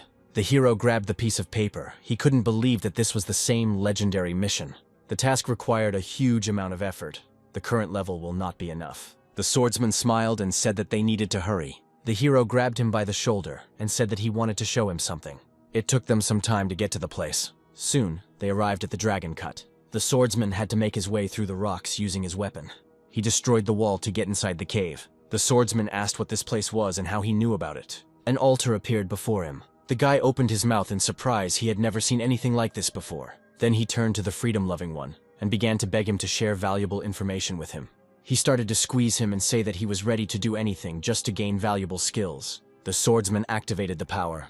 A new skill began to be passed on to him. He got a flash of anger. The boy turned to his friend and said that he had studied the warrior's outburst of anger. He called him over to him. He was interested in what he would find. Of course, level 26 players could only master one skill. The hero touched the altar. Something surprised him. He saw a list of different skills in front of him, meaning he had a choice. He had to decide between a tombstone, mountain destruction, and a quantum bomb. But he could only choose one thing. In the end, he settled on a level 1 quantum bomb. The quantum bomb created an explosion that spread over a decent distance and reduced health, breaking equipment. After the skill cave, the protagonist returned to the village to the blacksmith's house. The blacksmith greeted him with a question about why he had returned. He was surprised that the guys were able to set a record in the team mission. The hero replied that he would like to borrow his furnace, since he needs to bring forging to at least an intermediate level in order to continue his studies. The blacksmith clarified what course he was on. He turned him down and said that it would be better for him to just practice. The blacksmith said that he had very powerful skills. He never thought that he would do such a thing. Besides, it would take 10,000 points to reach the intermediate level. The guy said that he understood everything. He handed him the shaman's bloodstones. The blacksmith could not believe his eyes. The guy smiled and said that there were at least 50 of them, despite the fact that the rate of stone drop was quite low. His critical hits did their job, and the sphere of nothingness could help him. The blacksmith said that he would allow him to use the equipment to its full extent. With such a quantity of stones, one could do incredible things. It was getting on towards evening when the main character finished the first weapon. There was a sword in front of the blacksmith, and Freedom Loving not only created the first part at a high level, but also handled the rest perfectly. The boy smiled at the blacksmith's joke that he himself could learn from the boy. 3 days passed. During this time, the guy constantly improved his forging skills. The blacksmith was surprised now. In order to move to the next level, he needs to gain 100,000 experience points. He didn't expect that he could gain experience in 3 days, and besides, the guy made 46 items out of 50. The blacksmith grabbed his head. He didn't know what to say. The hero turned to the blacksmith and said that he wanted to give him something. And as soon as he passes the entrance exams, he will immediately return to it. The hero returned to the academy. He was met by the director, who reminded him that entrance exams were coming soon. He wanted to clarify with the gentleman whether they had set up an ambush for him, but the director replied that they needed to clarify the details first. The man said that the exam would be moved to another location. They walked down the red carpet. He said that the secret kingdom had a 20th level. He said that since they were proud of him, he would like to surprise him. Then he opened the door. A full hall of guests awaited him, including the heads of other academies. The manager raised his finger and said he wanted to explain something to everyone. After many discussions, a unanimous decision was made to award him the title of Best Director, and his colleagues approved. The guy was flattered and embarrassed. He was an ordinary student, and here he was, appointed director. They began to shake his hand and greet him. The hero exhaled. He would never let the academy down. The director in front of him said that he had previously refused the quota, so the academy transferred it. He asked the sister of the guy with glasses what university she planned to go to. Suddenly, a guy in armor flew up to the main character and said that the girl was clearly in love. The hero pushed him away from himself and told him to think about himself. There was a girl standing in front of him. She bowed her head. Suddenly, the main character's phone rang. A member of the association committee called him with an offer to meet. On the day of the entrance exam, he arrived at the rental. He was sitting with a classmate who kept telling him all about the girl who liked him. The hero thought about it. He had to weigh the pros and cons. He frowned and thought that he couldn't have handled it himself. It was unclear why so many cars arrived from the academy. The student looked out the window and asked what was going on. It turned out that there weren't enough parking spaces. The management arrived at the scene and ordered everyone to wait until it was necessary to find out the number of people. The director of another academy accused him of allocating only as many parking spaces as the budget allows. And next to him stood the man who was responsible for educational work. The vice director tried to object and turned to the head of the academy. At this time, a man appeared and intervened in the conversation. He said he came on personal business. He was interested in talking about the main character with the manager. The director and the person responsible for educational work opened their mouths. He said that they would have to give up the parking spaces to their academy. Soon, the main character appeared. The man handed him a box and said it was a gift from Demon University. Everyone's mouths dropped open in amazement. The guy smiled and said he was very grateful.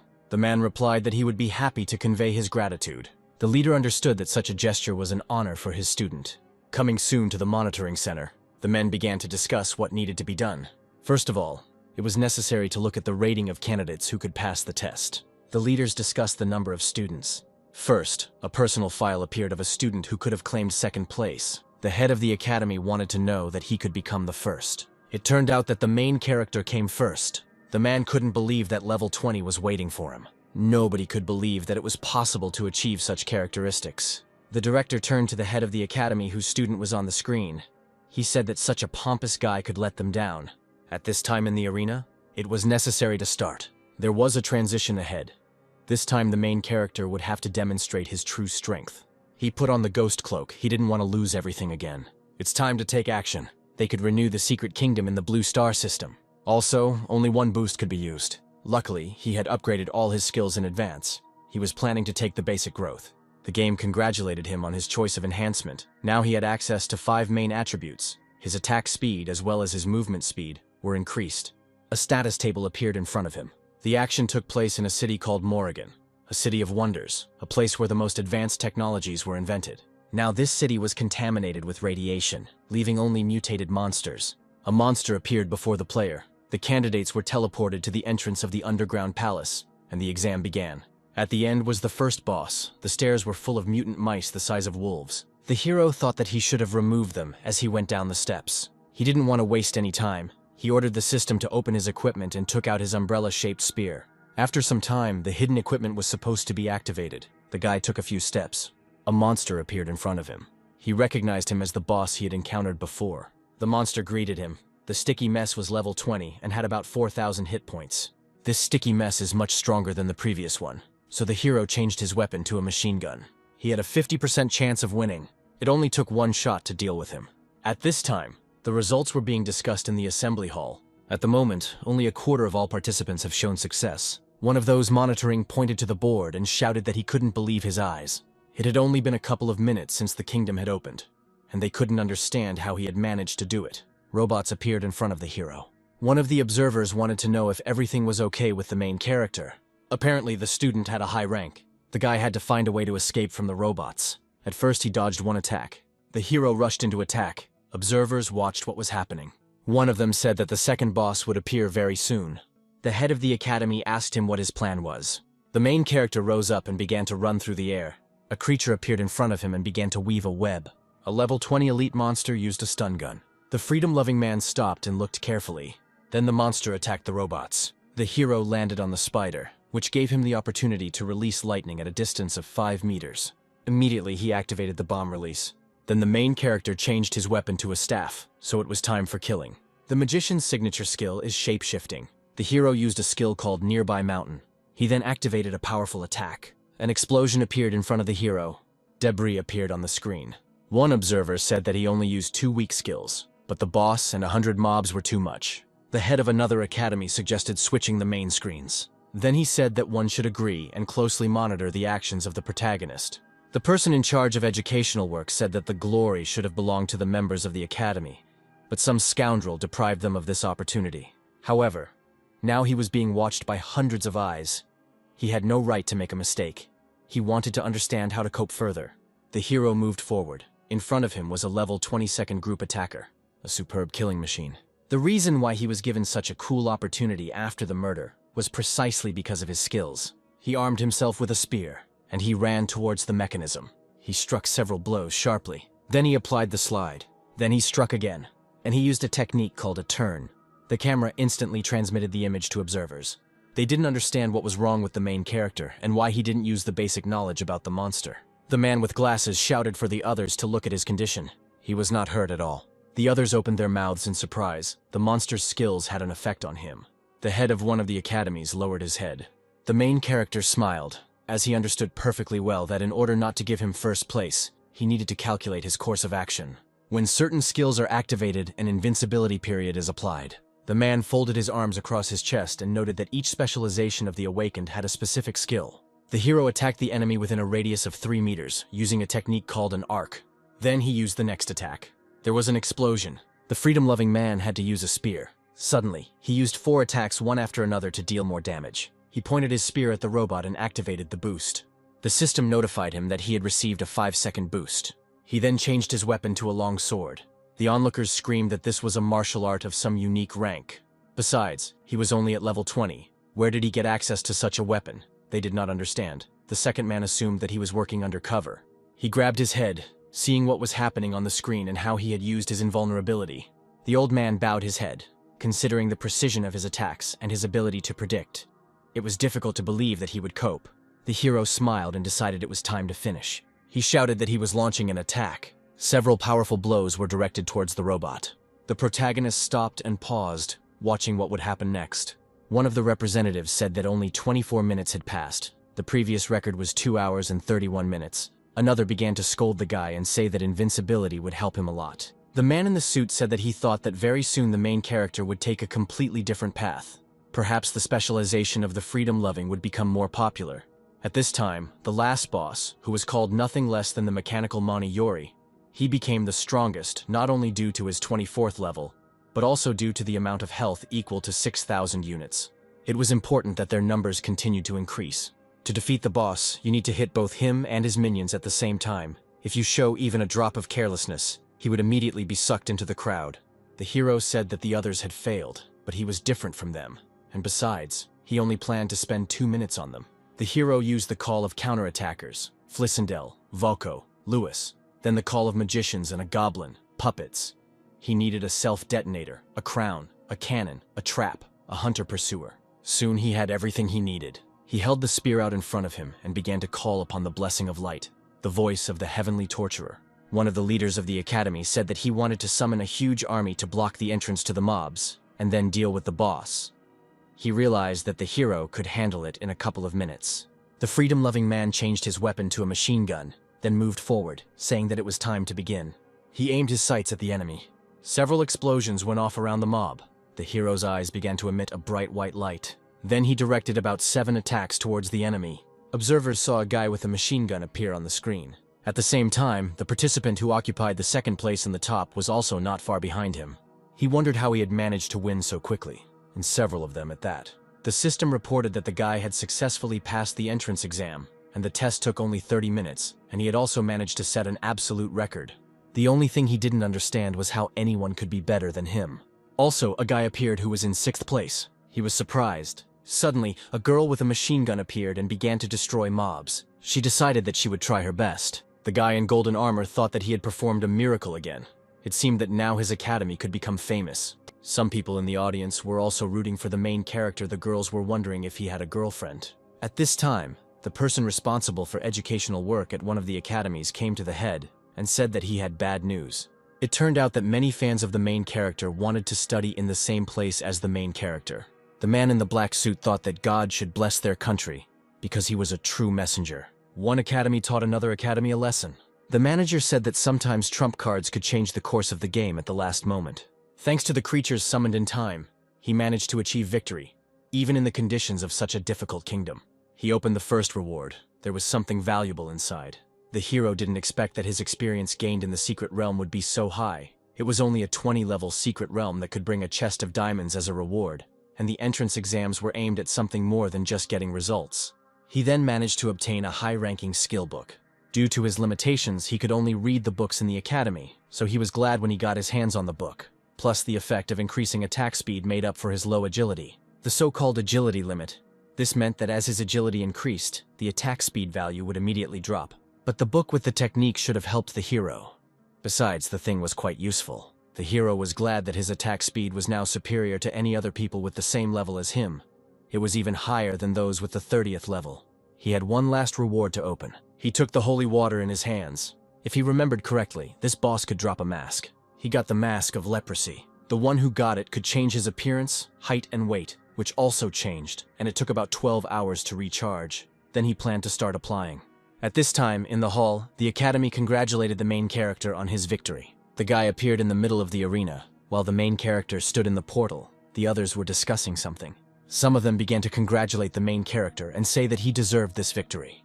The hero looked carefully at the others, thinking that he was worthy of becoming a human. They began to tell him that the future of his country depended on him, and that he was needed to overcome all obstacles, and the men chanted that they hoped he would continue in the same spirit. The hero thought that these people from the government wanted to portray him as a patriot. If in the future monsters overtook the country, he would have to fight, gritting his teeth. The main character smiled. He said he was offering to give the floor to his teachers, who raised him.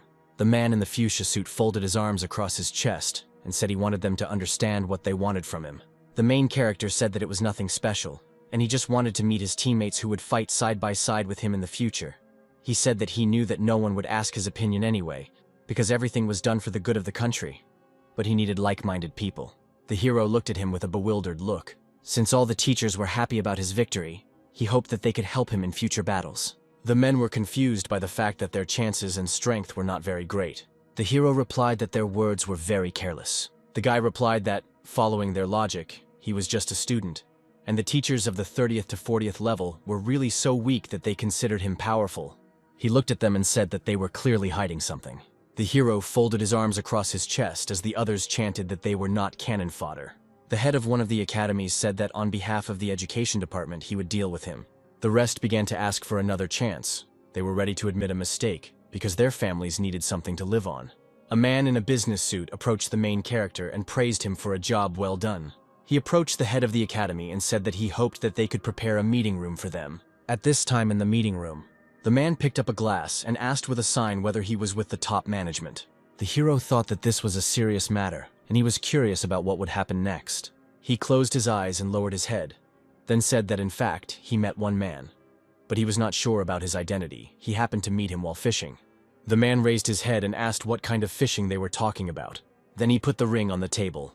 The man jumped up from his seat and said that he had received a gift from the elders. Among the top management, there was only one person with that surname, the only battle mage who possessed the 4th rank. It was a person with the 75th level. Despite his fighting power, the elder had a strange character. He never made friends because he was an ordinary student. How he could win his favor was unclear. He closed his eyes, thinking that he had nothing to worry about anyway. The man responded that he could not reveal information about his identity. The freedom-loving man replied that he advised wearing the ring he gave her, as it could help in the future. At this time, the satellite TV started showing the news. The presenters reported that the exams had recently ended, in which the absolute champion was a student of the academy.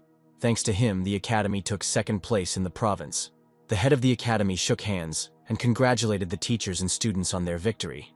And the class teachers and representatives of the association personally greeted each other. At this time, at the entrance to the academy, strong guys in school uniforms stood and looked at the cars, of which there were a lot here. About 300 of the best students had the right to join. Judging by the logo, representatives of 16 of the 30 best universities in the country have come here. And now the 5th best university has also come. At this time, in the conference room, in front of them stood a man who began his speech by saying that he wanted to welcome everyone on behalf of the academy. The large screen displays information about the best students. It was necessary to choose the student you liked through the panel next to him, after which an interview would be organized. One of the men tensed up and said that there were more than 20,000 units of combat power. The man with the mustache said he had never seen anything like it. And his biography is also clean. Even if he can't recruit him to them, at least he should get rid of all the past misunderstandings. The class teacher smiled and thought that he had asked to pay attention to this guy. Most likely, he had chosen him for a reason. Half an hour passed. The leader announced that it was time to begin voting. He looked down and said that everyone wanted to talk to him. Since everyone was so enthusiastic, it was impossible to focus only on him. One of the men in the suit said that they were making fun of him and that it was wrong. The representative of the Demon Academy also said that they agree. The man with the perfect mustache and hairdo said he deserves change to happen for him. Another said that the university also agreed. It offered to hold an open interview. It was necessary to find out whether they could bear the consequences. Many universities also agreed. The gentleman said that the results were received. 28 people would be admitted to the academy, and the percentage of applicants exceeded 60%. The director handed the head of the academy a paper and named the girl who had been admitted. He stared at the piece of paper, completely unable to believe his eyes. It seemed that they were also fighting for the main character. The man looked at the conference room and said that he needed to see what he would choose. 16 universities were applying for him at once. He could not help here. Regardless of his choice, from that moment on, his reputation would skyrocket. The protagonist appeared before the council of the academy's leaders. One of the representatives of the academy gave his name and addressed the main character. There had been a misunderstanding between them earlier. He hoped that he did not hold a grudge. The protagonist slightly lowered his head and thought that the Demon Academy intended to put an end to the civil strife. A man appeared before them. He gave his name and said that he was a representative of the university, then explained that he had an acquaintance studying at his academy who highly recommended him. The main character asked where exactly he studied. The others shouted that they had already said a lot. It was not surprising that they rushed at him like that. The representative of the Oracle Academy didn't expect that even the Oracle Academy would stoop to such a level. One of the representatives suggested starting the meeting. He said that there were 16 academies gathered here, and each one wanted the freedom-loving one to enroll. Then he asked for what purpose he had chosen his specialization. The guy responded to lead the apocalypse. He realized that they were acting too arrogantly. The level 50 Ice Mage said that his youthful maximalism was surprising, but he needed to be more realistic since he was so confident in himself. The others thought that even he had a limit, so that was the main reason why most of them didn't dare to bet directly on him. The hero said that anyone who thinks he is weaker can check everything himself. The guy in the suit immediately stood up and called him pushy. If he can defeat him, he will not only take back all his bad words, but will also treat him with honor. The man in the suit said that since both sides had agreed on everything, then the battle could begin. The men were sitting at the table. One of them lowered his power to level 21. so let him not think that he would try to mock. A purple fire appeared in his hand. He was ready to show him the difference in power between the same levels. The elder was very strong. His speed and skills were amazing. He decided to demonstrate his strength. Then he used a move called Ice Shards. The hero didn't even dodge. His attack looked too impressive. A machine gun appeared in his hands. The hero said that he could show what real speed is. The freedom-loving man fired several shots. The enemy didn't have time to dodge. Several bullets hit him. The body fell down dead. The hero looked over his shoulder. The others opened their mouths. They were very interested in what kind of speed this was. The weapon in his hand turned out to be unique. The guy with the mustache bowed his head and said that this is how he would test him. This is definitely a representative of freedom-loving people. His academy was willing to provide 2 high-rank skill books, and the representatives folded their arms and said that once the hero entered their academy, he would provide 10 high-rank skill books. The man raised his finger up, so as soon as the main character joins them, he will have access to a whole library with high-ranking books. The guy with the mustache yelled that it gave access to all the high-ranking books. It seemed like he was much better. One of the men said that they were the only ones who had not spoken out, so they could put forward their own conditions. They were just conditions. He turned to the main character. He threw words towards the guy that the Oracle Academy provided the right of access to the Secret Kingdom, and also, help in strengthening might be needed. The man said that not everyone would want to accept such harsh conditions. The hero smiled. He thought that unlike others, all books do not have much meaning. But the Secret Kingdom of the Oracle Academy is just what is needed. The hero replied that he understood their serious intentions. The men waited for his answer. One of those present exhaled heavily compared to these academies. His Oracle Academy meant nothing. Suddenly, a realization came to him. He screamed in fear. At this time in the blacksmith's house, the master was indignant about the reason why the provincial champion chose the worst academy. The hero addressed him as a lord, then said that he shouldn't worry and everything was fine. Then he said that they needed to get down to business. He was interested in how much equipment they had sold recently. The blacksmith replied that he sold 46 pieces of equipment, which brought him 920 gold. The boy handed him a bag of gold and asked what he would do next, since he had little time. He looked at the guy and said that he wanted to hit the road and do some business along the way. The blacksmith replied that the journey would take 3 days. And besides, he sometimes needed to look at the outside world. He handed him a gold token and said that he would still need it. It occurred to him that this was somehow suspicious. A game window appeared in front of him. Except for the 120 gold coins he left for the master, he had 933 coins in his account, and now he needed to buy additional materials. A number with the number of gold coins appeared in front of him. Then he decided to continue on his way. The hero raised his hand up and activated the summoning. He said that before leaving the rookie village, he had to spend a lot of money to master the following skills: pill gathering and refining, mining, summoning, and leather refining.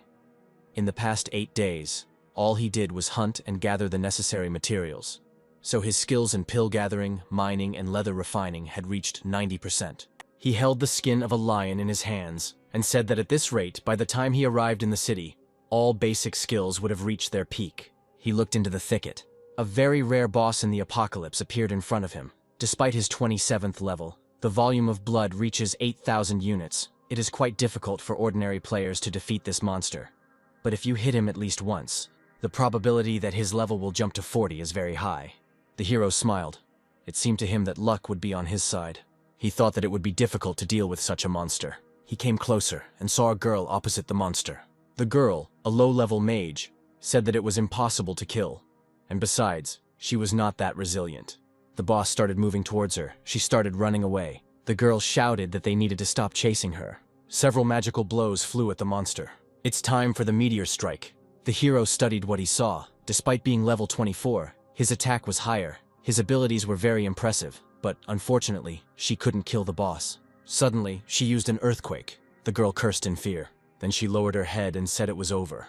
Suddenly, the main character appeared in front of her, blocking the boss's attack. He used a double punch, a team dance, and a slash. Then a blinding blow awaited him. The system reported that he had reached level 22. The girl said he was cool. The hero held a magical item in his hands. The system congratulated him on receiving a weapon and a staff of consonance. It was a two-handed weapon that increased agility and constitution. The effect increased damage and the healing process. The hero thought that the staff of consonance was a rather rare and valuable weapon, an early option for increasing the rank of abilities. Usually a mage gets it, despite the fact that he himself cannot use it. It can at least be sold. The girl magician asked where he got such strength from, because even being several levels higher, she could not defeat the boss herself. She said she hoped to become famous and defeat the rare boss herself. The freedom-loving one looked at her and said that his talents provided high attack speed. The guy put his hands in his pockets and said that according to the most conservative estimates, they were above 38%. The girl asked how he knew all this. Besides, she didn't say that his high-level talent was high attack speed, which could reach 40%. The hero replied that his ability was still weak, but his close combat techniques were very good. His tactics were not bad, but he did not yet fully understand the essence of his own. The freedom-loving one understands the specialization of a close combat mage. He closed his eyes. The girl asked the guy to wait, but he attacked the next monster. He impressed her very much with this. The girl bowed and thanked him for his help. She didn't raise her head for a few more seconds. The guy coughed, lightning flashed above him, and then he turned around. Suddenly the sky became overcast, and an inverted moon appeared in the sky. The system reported that the blood moon has crossed the horizon. Monsters will arrive within 5 minutes. The girl thought that she would not be able to cope with the monsters, since there was simply no time to retreat. The hero replied that monsters are usually divided into 3 levels: small, medium, and large. And besides, there shouldn't be strong monsters in a small town. He saw a secluded place where he could hide.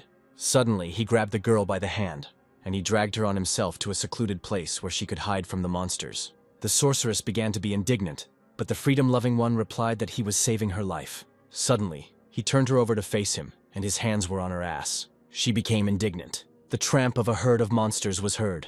The girl felt that he was truly concerned about her safety. She said that the two of them could handle it better, but the guy replied that it was better for her to keep her head down, and that all that was left was to influence the speed with which he drew his sword.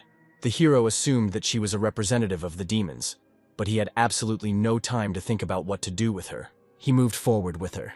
Then he showed her the best place to hide and said that all he had to do was buy time faster. The girl watched him go, thinking that she didn't understand where he got so much strength to deal with all the monsters on his own. She didn't understand how he could just sacrifice himself, especially since they had only just met. The girl rushed towards him and hugged him tightly. He hugged her back, and they continued to fall into the hole together. He somehow managed to stop his fall. She asked him to control the situation.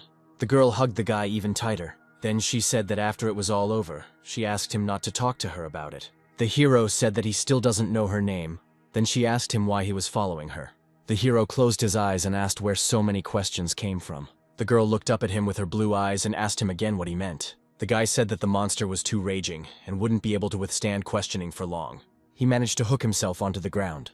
With one hand he held onto the grappling hook, and with the other he held onto the girl. He landed on the ground. He looked at the girl, who had almost nothing left of her clothes, and said that they had finally gotten out. He became embarrassed and said that he would help her change her clothes. He then said that his leather processing skills were still lacking, so this was all he could offer. The girl began to chase him away, catching his gaze on her. The freedom-loving man sat down on a stone nearby. The girl asked him whether he did it on purpose or not. The game congratulated on the production of simple clothes from animal skin. The girl said that he did it on purpose, then asked why he didn't give the cape back earlier. Men are the worst creatures on the planet. My mother always said that there is not a single good guy in the world. At this time in the city, when the hero and the sorceress entered the city, the girl asked where they needed to go next. The guy saw a sign that said auction and said he needed to go there. The girl said that she could take him there, since she knew the place. The hero replied that he was ready to compensate for the cost of the clothes. The girl was delighted, then said that her clothes were not the cheapest, and he did not look like a rich man. The guy said that he would not run away from her anywhere. They got to the tailor's. Entering inside, the girl was delighted with what she saw inside. They were greeted by a woman with bright lips. The main character narrowed his eyes. The girl grabbed the dress and began asking the hero how it suited her. The woman standing nearby said that if she tore the dress, she would have to pay the full price. The girl saw a price tag that said 35 gold pieces. She had the required amount of money, but the girl still suggested going to another place where they could make purchases a little cheaper. The guy replied that if she liked it, he would pay for everything. She looked at him with fear and surprise. Then the girl said that it was very expensive. It said gold coins, not silver ones. The guy threw a bag of gold on the table and told the girl to choose. The woman took her hand and asked her to walk with her.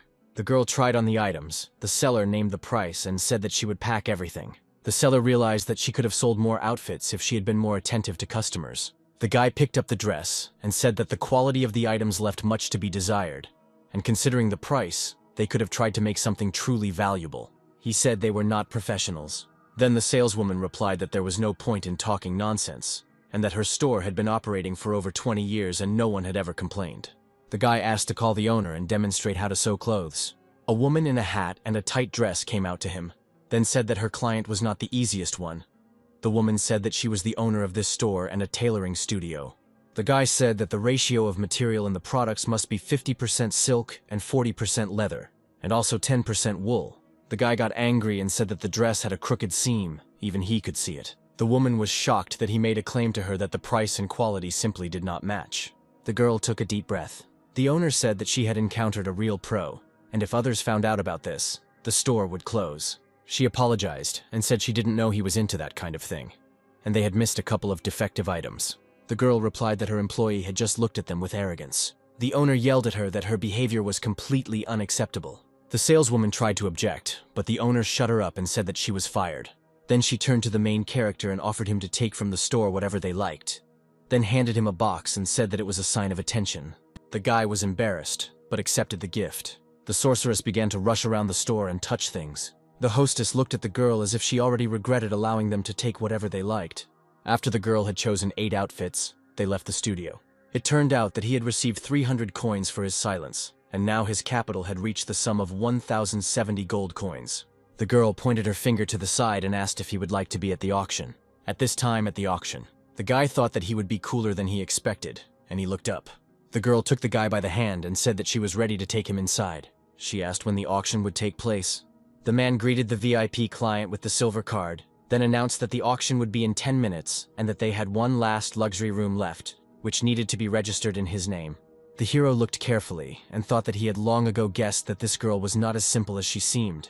She even had a silver card, and it was given mainly to elders. He was told that they had some luxury rooms left and that they would also take part in the auction. The sorceress looked at the guys, and the receptionist asked for forgiveness, then said that this respected guest just happened to occupy the last one, since she was the owner of a silver card. The guy raised his hand and said they considered the silver card a VIP, just by looking at the color. The administrator held a gold card in his hands. He handed her the card and said that he apologized and that he needed to prepare a regular room. The girl glanced towards the main character. The guy standing behind said something that almost ruined the whole experience. The girl turned to the main character and said that they had arrived earlier, so the reception desk had promised to give them the room, so it was worth putting their brains in place. At this time, about a simple number. The freedom-loving man began to calm the girl down. Suddenly, something caught their attention.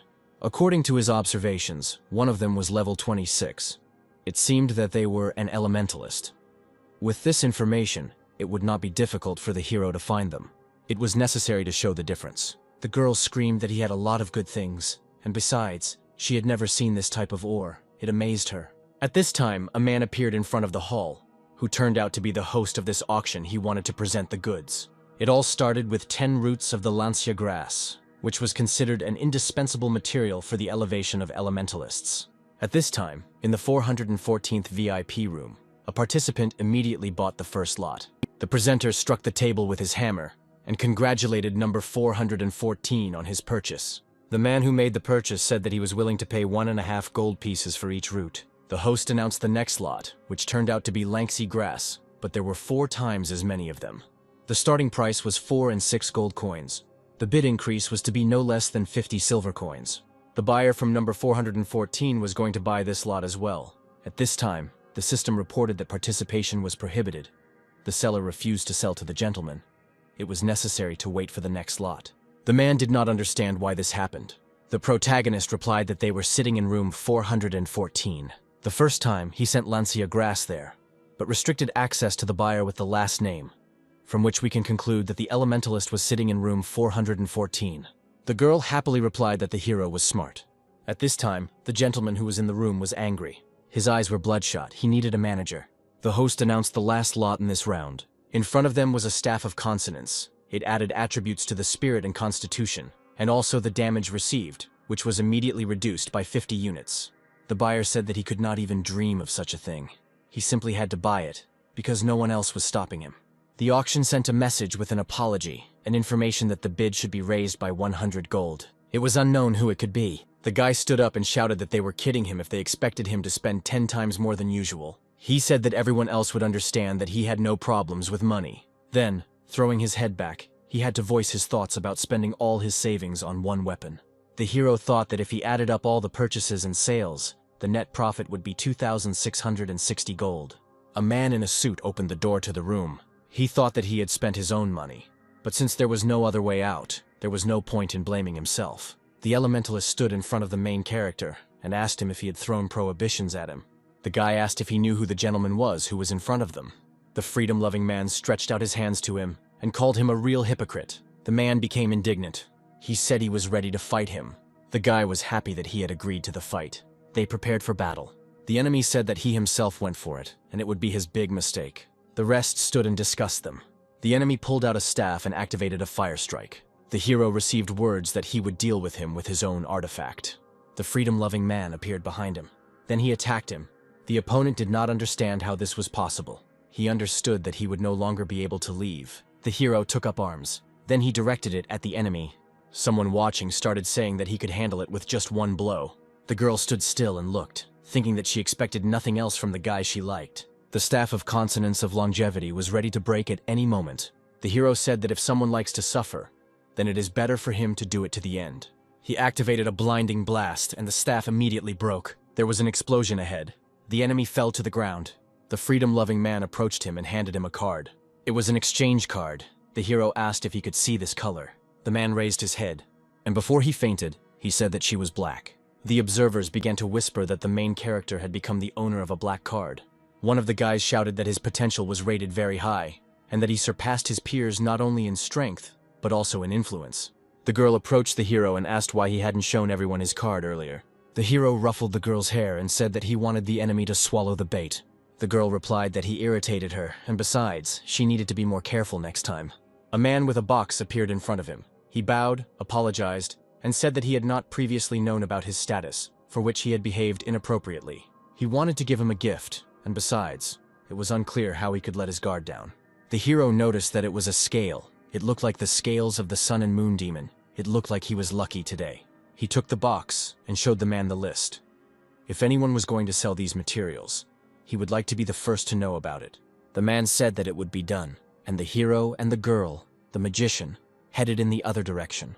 The sorceress hesitated for a moment. The hero noticed this and asked what happened. The girl said that she needed to go home for a short while. The guy said he would miss her. After these words, the girl kissed him on the cheek. She said that the kiss was a reward from her, and ordered him not to even think about other girls while she was gone. The guy was embarrassed, but he was pleased.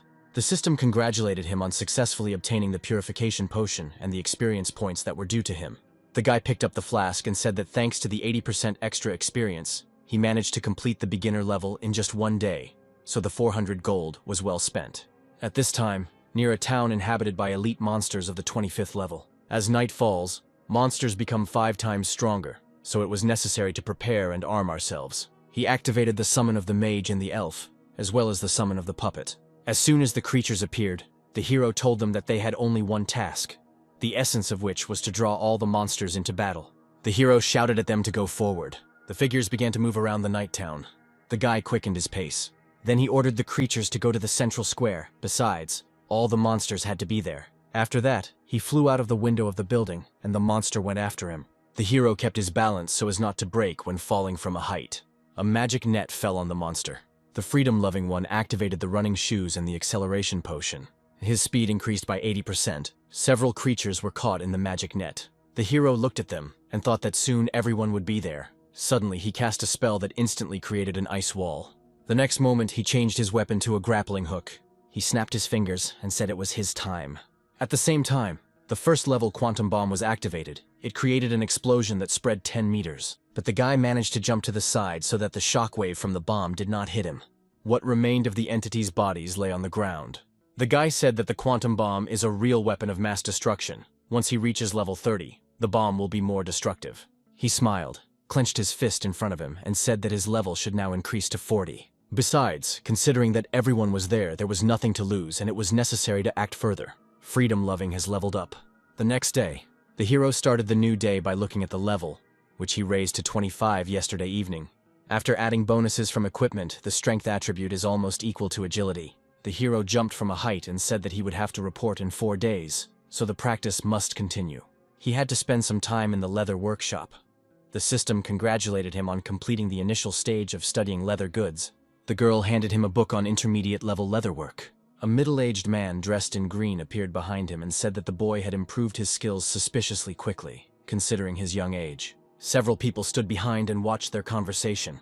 The freedom-loving man turned around and asked who he was. The man introduced himself as the head of the city association and extended his palm for a handshake. Then he added that he had heard rumors about his abilities, so he would like to invite him to join his association.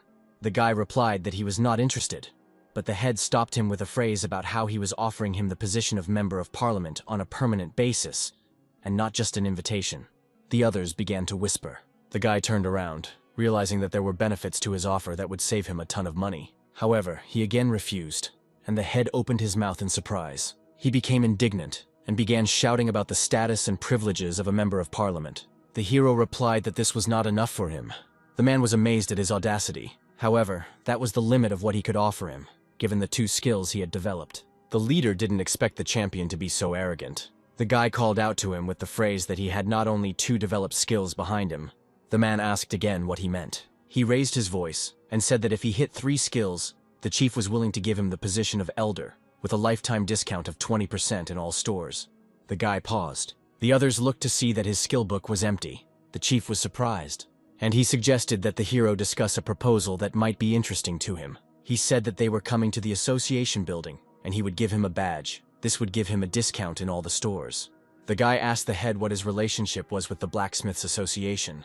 The man looked away and said that the blacksmiths were not connected with his association, and besides, he would be more at ease not having any contact with them. Besides, their demands were unreasonably high. Unfortunately, he did not have a blacksmith master in his association, so they could not compare with them, the hero thought. Soon they arrived at the association's headquarters. They were already waiting in the conference room. The leader said that he was here today to tell them the amazing news that he had come with a new elder. There was a pause in the room. The elder herbalist objected, replying that their association was famous for its strict system of selecting members. The hero said that after such words, he is not surprised that the association of forging with them has nothing to do with it. The elder called the protagonist a brat and said that if he could pass his test, he wouldn't even say anything against it. The hero replied that it would be best to place bets. The elder offered him to pass the test. If successful, he would receive a large reward. The rest agreed that it was necessary to talk about skills. Besides, he was currently studying herbalism. The hero said that he had already developed all skills to an intermediate level. The elder said that this could not be. The elder approached the chief and asked why he had not reported this earlier. The chief replied that he wanted to tell them about it personally. The hero extended his hand and said that he was ready to cooperate, so it would be better not to waste time. The chief replied that there would be no problems, especially if he answered all the questions. Those present opened their mouths in surprise. The hero hesitated and smiled. Then he said that he had hoped that the topics would be more difficult. The elder stood up and said that he was ready to keep his promise. He handed him the fruit of skill, which was worth 1,000 gold. The hero bowed and extended his hands. He smiled and said that it was a very generous reward. The rest remained silent. Soon he set out to carry out the mission. The guy replied that the rewards were good. He already had the elder's cross on him, which classified him as an elder of the association, and he said that these materials would be useful for further elevation. He stood in front of the entrance and said that because classes would start tomorrow, they needed to hurry. The game reported that he had received several skills, which he managed to improve to level 4. It turned out that his system had improved. A status window appeared in front of the hero. The hero looked at the stats and said it was a pretty good boost. The guy said that if he rushed, he might make things worse. Then he touched the portal and said it was time to return. Soon, at the academy, the guy stood and thought about the reason why there were so many students and parents. The students recognized the main character. One of the girls shouted that such a handsome man deserved attention. She handed over a piece of paper and said that he was her idol. The rest of the students recognized the class leader and started shouting. The main character hid in the bushes. The head of the academy found him and said that he was very glad that the hero had returned so soon. The guy turned around and said that there were too many people he found. The director said that they were applicants. They found out that he was studying here, so they also decided to enroll in this particular institution. He scratched his beard and said that the number of students even exceeded the number of applicants. The manager said they had a gift for the guy. Suddenly, the sound of a firecracker was heard and confetti flew out of it. The main character stood in bewilderment. In front of him stood the management, who stood in front of a sign that said that they wished them all the best and the brightest. The guy smiled and told them to keep up the good work. The manager said that he was going to the capital, but had nowhere to live yet, so they bought him real estate, after which he named the sum of 20 million. Then he handed him the tickets. The guy was delighted. The leader told them to come back as soon as possible. If he got into trouble, the university would always help. The guy bowed and said that he was very grateful for the work. He would try not to ruin his reputation. Then he said that he would look in on them as soon as he returned, at this time at the Oracle Academy. Soon, in the cafe, a girl was sitting. Next to her was another one, who said that this was clearly someone new. She said he was a real celebrity. It was worth looking up information about him. The girls crowded around him and started saying that they were his handlers. All that interested the hero was where exactly the main building was. They got his attention and said they were taking him there. The blonde, green-eyed girl said she would give him a tour. The girls said that they were really annoyed that she took away such a handsome guy.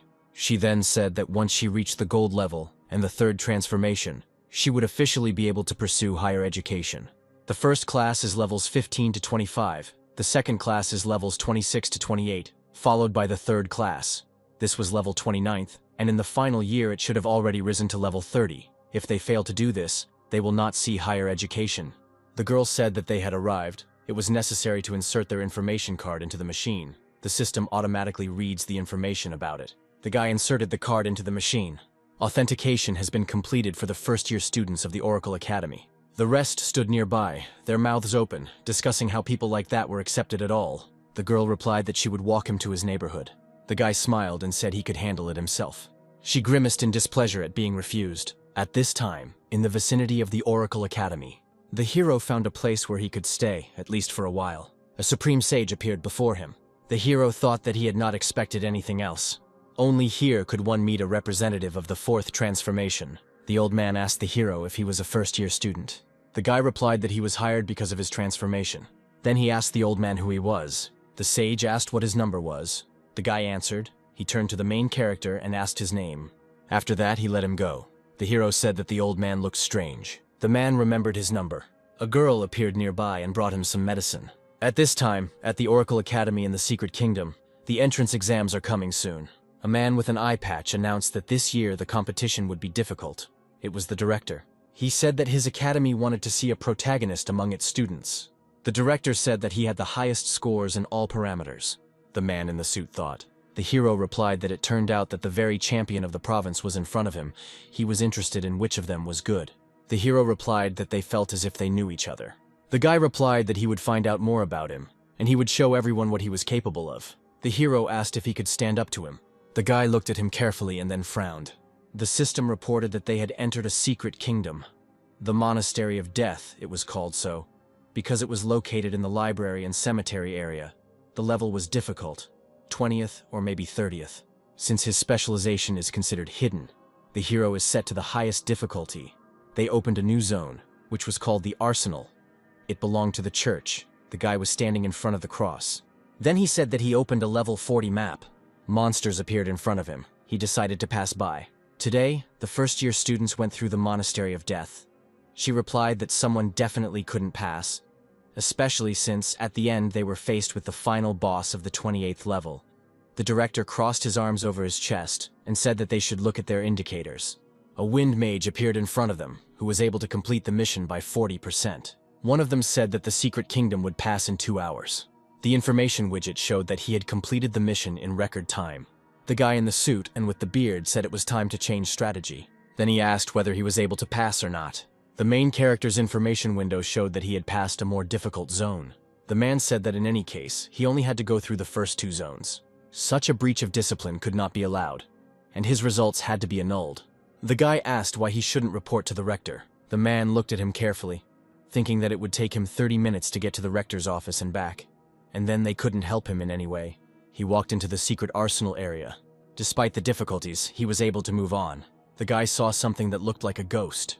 When he got closer, he saw a huge amount of explosives in front of him. It was time to act. He saw a room full of monsters in front of him. The hero activated the ice wall. The hero thought that the ice wall was a huge surprise. The guy activated the ice barrier, which was able to protect him from the blow. Someone entered the room and said that he was ready to tell him something.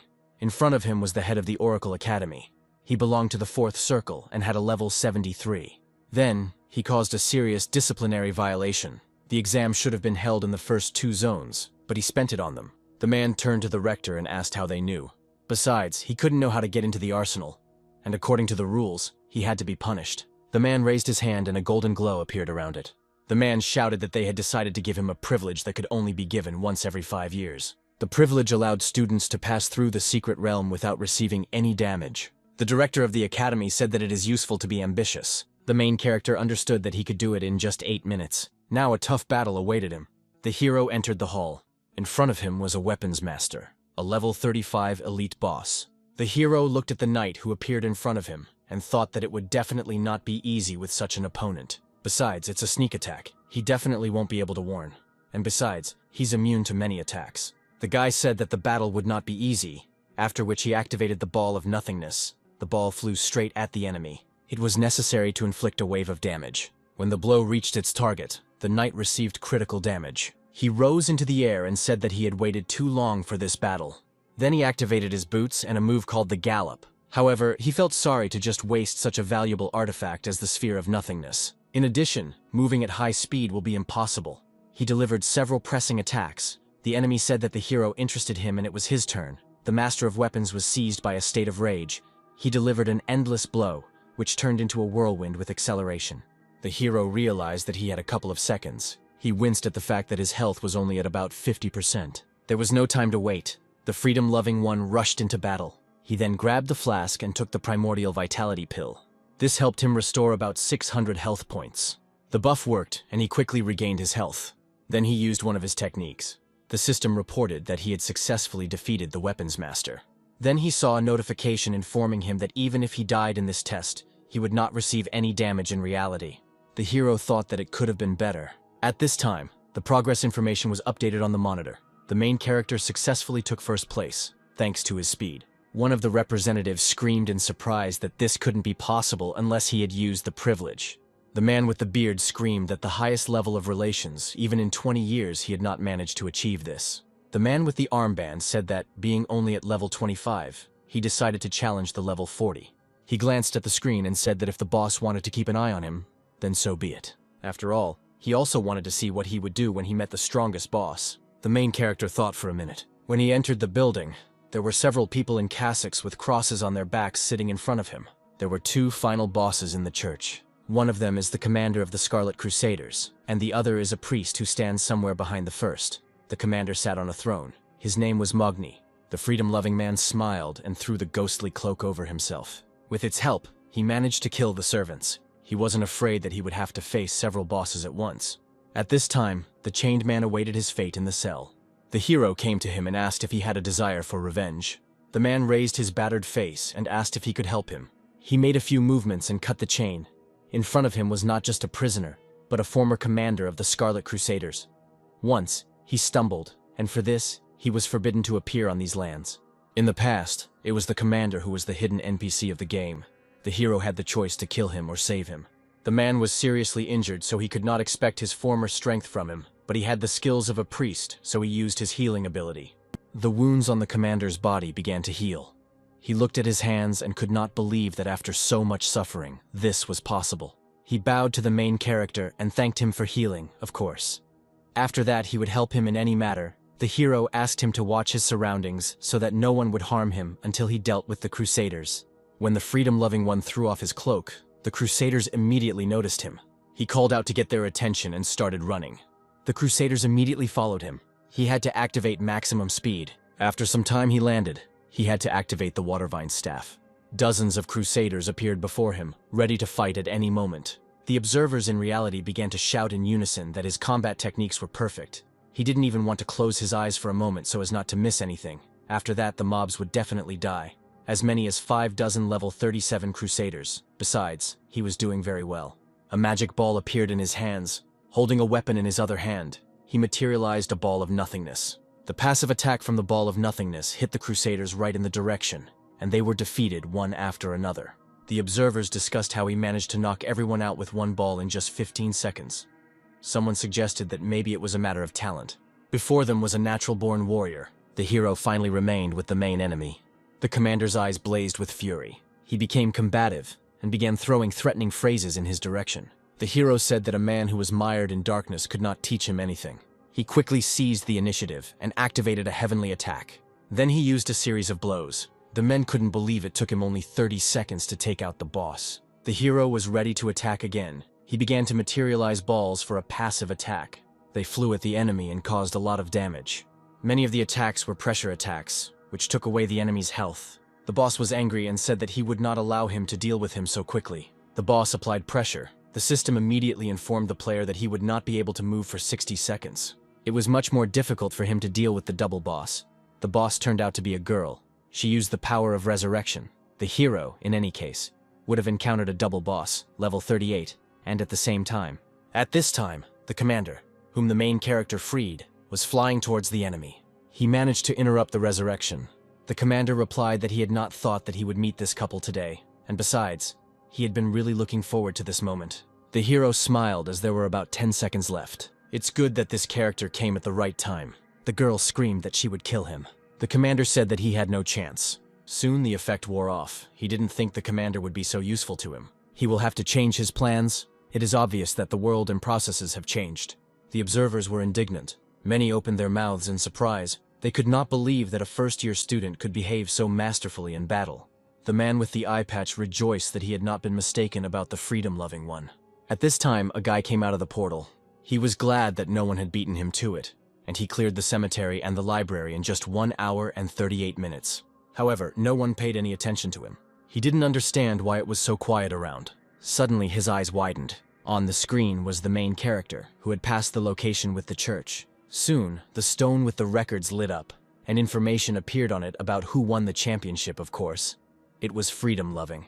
The sage saw this from the window of his office, and thought that he had never met anyone who could pass the Scarlet Monastery while being on the 25th level. The girl came up to him and brought medicine for him. The old man asked how much longer she would be on the continent, and the girl replied that she would be on the continent for another 10 days. He began to ask her about her fiancé. She was embarrassed. In that case, he had a great candidate. He held the main character's file in his hands and said that he was in a leading position. It would be great if his girl found out who this player was. Suddenly, she jumped up and said that she would figure it out herself. The old man understood perfectly well that she had a lover. She ran out of the building to catch her breath. The old man shouted to her from the window to be careful and not run into any bad guys. It was important not to let yourself be deceived. The girl understood that there could be plenty of such people. She looked up, wondering if freedom-loving missed her. The only thing she wanted at that moment was to see him. At this time, the Scarlet Monastery with historical events was updated by the Traveler. The level at the time of passage was 25th. The passage time was a record. The guy is back. They met him at the portal and began to congratulate him in their eyes. He looked like a real champion. The guy who came back first could not understand why this provincial guy became a champion. The man with the eye patch intervened and ordered everyone to be quiet. First of all, he wanted to congratulate him on completing history judging by his results. He himself had the right to choose the place where he would receive an education. At the present time, he had not yet fully understood the essence of the academies. He did not understand what level of teaching they had. He smiled and said that he was ready to listen to an offer from any academy. The man said that the doors of the military academy would always be open to him, and besides, the magic academy also invited him, as did the command academy. Sometime later, in the student canteen, everyone dined peacefully. A guy with tickets appeared in front of the blonde with a bob. He said that he had spent a lot of effort to get them. He was a representative of the student council and disciplinary inspection in his 3rd year of study. The girl looked away. Despite his strength and family status, she understood that in front of her was a smug idiot. She didn't understand how to escape from him. Out of the corner of her eye, she noticed a familiar figure. It seems the girl recognized the freedom-loving one. Suddenly, she stood up from her seat and said that she had things to do. The guy said that it would be better next time. When he saw that the girl had moved to the table with another guy, she began to wonder what kind of relationship she had with him. The girl smiled and said that she was glad to meet him. She was wondering if he remembered her. Then she said she heard how great he did on the last test. The guy with the tickets was unhappy that he was ignored. He approached the main character and ordered him to stand up. He then said that his championship does not allow him to do whatever he wants. A junior must respect his elders. As the head of the disciplinary committee, he has every right to guide him. The hero slammed his fist on the table. From the force of the blow, the tray with lunch flew straight into the guy's face. The one sitting nearby said that he was really cool, since he did such a thing on the first day. The student council representative was in shock, with lunch running down his face. A second later, he was overcome with rage and rushed at the main character with his fists. The hero blocked the blow, and the enemy destroyed the entire table. The girl got scared and screamed. The hero said that his hand slipped and headed towards the exit. The guy started shouting that he would take revenge on him. Soon, they returned to the classroom. The teacher asked everyone to open page 265 and look at the trajectory of the berserker's movement. The class was taught by a third-rank teacher from the military academy before that. He was a dean, so he did not consider himself a simple teacher. The hero sat at his desk and thought about something of his own. The information presented was too old and conservative. He was not particularly interested. Obviously, this specialization had many other useful skills that were not used at all. He closed the book, slammed his hand on the table, and firmly decided that he did not want to follow such rules. At the same time, he didn't intend to waste time either. There were too few people in this world who could teach him anything. He stood up and headed for the exit. The teacher said that he had been teaching for more than 10 years, and for the first time someone dared to leave in the middle of the lesson. He did not understand what was going on. The protagonist was about to leave the classroom. The teacher suddenly appeared in front of him. He said that no one dares to do that. The protagonist bowed his head guiltily. Then he raised his finger and said that it was necessary to stop holding him back. The man winced. Another student said that he was too strong, but the teacher had more experience than him, so they would not allow him to be rude. He said that it was necessary to apologize to him. During a routine inspection of him by the discipline department, they found him about to leave and was suspected of insulting a teacher. 3 guys stood behind him and told him that he needed to clarify the situation. The guys surrounded the main character. The one who caught him in the school cafeteria said that he was now in his hands, and no amount of genius could save him. The teacher ordered them to stop. The hero said that he never thought that the academy would sink to such a level. The man shouted at him and demanded an explanation. The guy said that since he wanted to, the thing is that the course he read contained a lot of mistakes and was too conservative in many places. If everyone were to study according to their lessons, he was afraid that it would not lead to anything good. The teacher said that he expressed his opinion. Then he yelled that if he showed any concrete examples now, he would quit and never teach again. The guy replied that as soon as they said that all branches of the berserker must match in the ratio of strength and physique 3-to-1, he said that he would now show him new ones. The guy picked up a piece of chalk and walked up to the board. The man said that he sincerely did not understand what was going on there and what the matter was. The teacher just said that the attack speed attribute should give way to the critical hit attribute, and that was the only way to increase damage. Here he had another set of formulas that refuted that point of view. Every person has the ability to think for himself. What he just said is not necessarily the true knowledge about the so-called practice. He smiled and turned to the teacher, asking if he had any questions. The man didn't understand how the newcomer could be so smart. One of the guys said they were in the student union and had received instructions from the dean. He was suspected of openly humiliating the #1 person among the freshmen. It was necessary to go with them. Somewhere nearby the word no was heard. The head of disciplinary supervision insulted the main character, and the academy suspended him from work. The teacher just resigned and left. It turned out that the main character is a unique person. Apparently he has a rather unconventional way of thinking. The man in black and white said that in the future it would be better not to be such an upstart. The man with the eye patch said that he shouldn't worry because no one would do anything to him. The director understood that perfectly well. The hero began to remember. The guy thought that there were quite a lot of people with that last name in the world. He didn't even know that it was a coincidence. At this time, the head of the Oracle Academy saw him. It was the same sage he had met before. The man recognized him. The guy smiled and said that he was very lucky. A golden field appeared around the man. The player has activated a power. The sage was impressed. He said that he had already heard about his academic performance, and he would not ask why he was doing all this. And he was not going to dig into the past either. He just wanted to ask him for one thing. If he wanted the hero to become the head teacher of the most special course at Oracle University, he would want him to agree. The guy was surprised that he was willing to take the risk. The guy said that he had chosen him and was ready to give him the Shanfang blade, and besides, he didn't want him to help him for free. The sage replied that he was proposing to discuss the conditions, and if he could fulfill them, he would try very hard. Besides, he needs some treasured intermediate drawings on the grass. The man replied that he had given him 10 million if anything was needed. He could allow him to spend it as he saw fit. The hero's phone rang. He picked up the phone. They were calling him to tell him 2 pieces of good news. The voice on the other side asked why he was silent. The guy said he had never been like this before. The hero replied that as soon as he reached level 30, the swordsman replied that he was looking for an assistant wherever he wanted. He was interested in what the problem was, but he still asked for the address. Soon the main character. The hero smiled.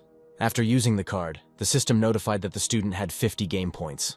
The guys decided that they should surprise him. Soon he found himself on the third floor and became extremely interested. All these drawings are presented separately. The psychotropic drug could improve mood by 5 points. He also had access to a lava potion and an ice spear.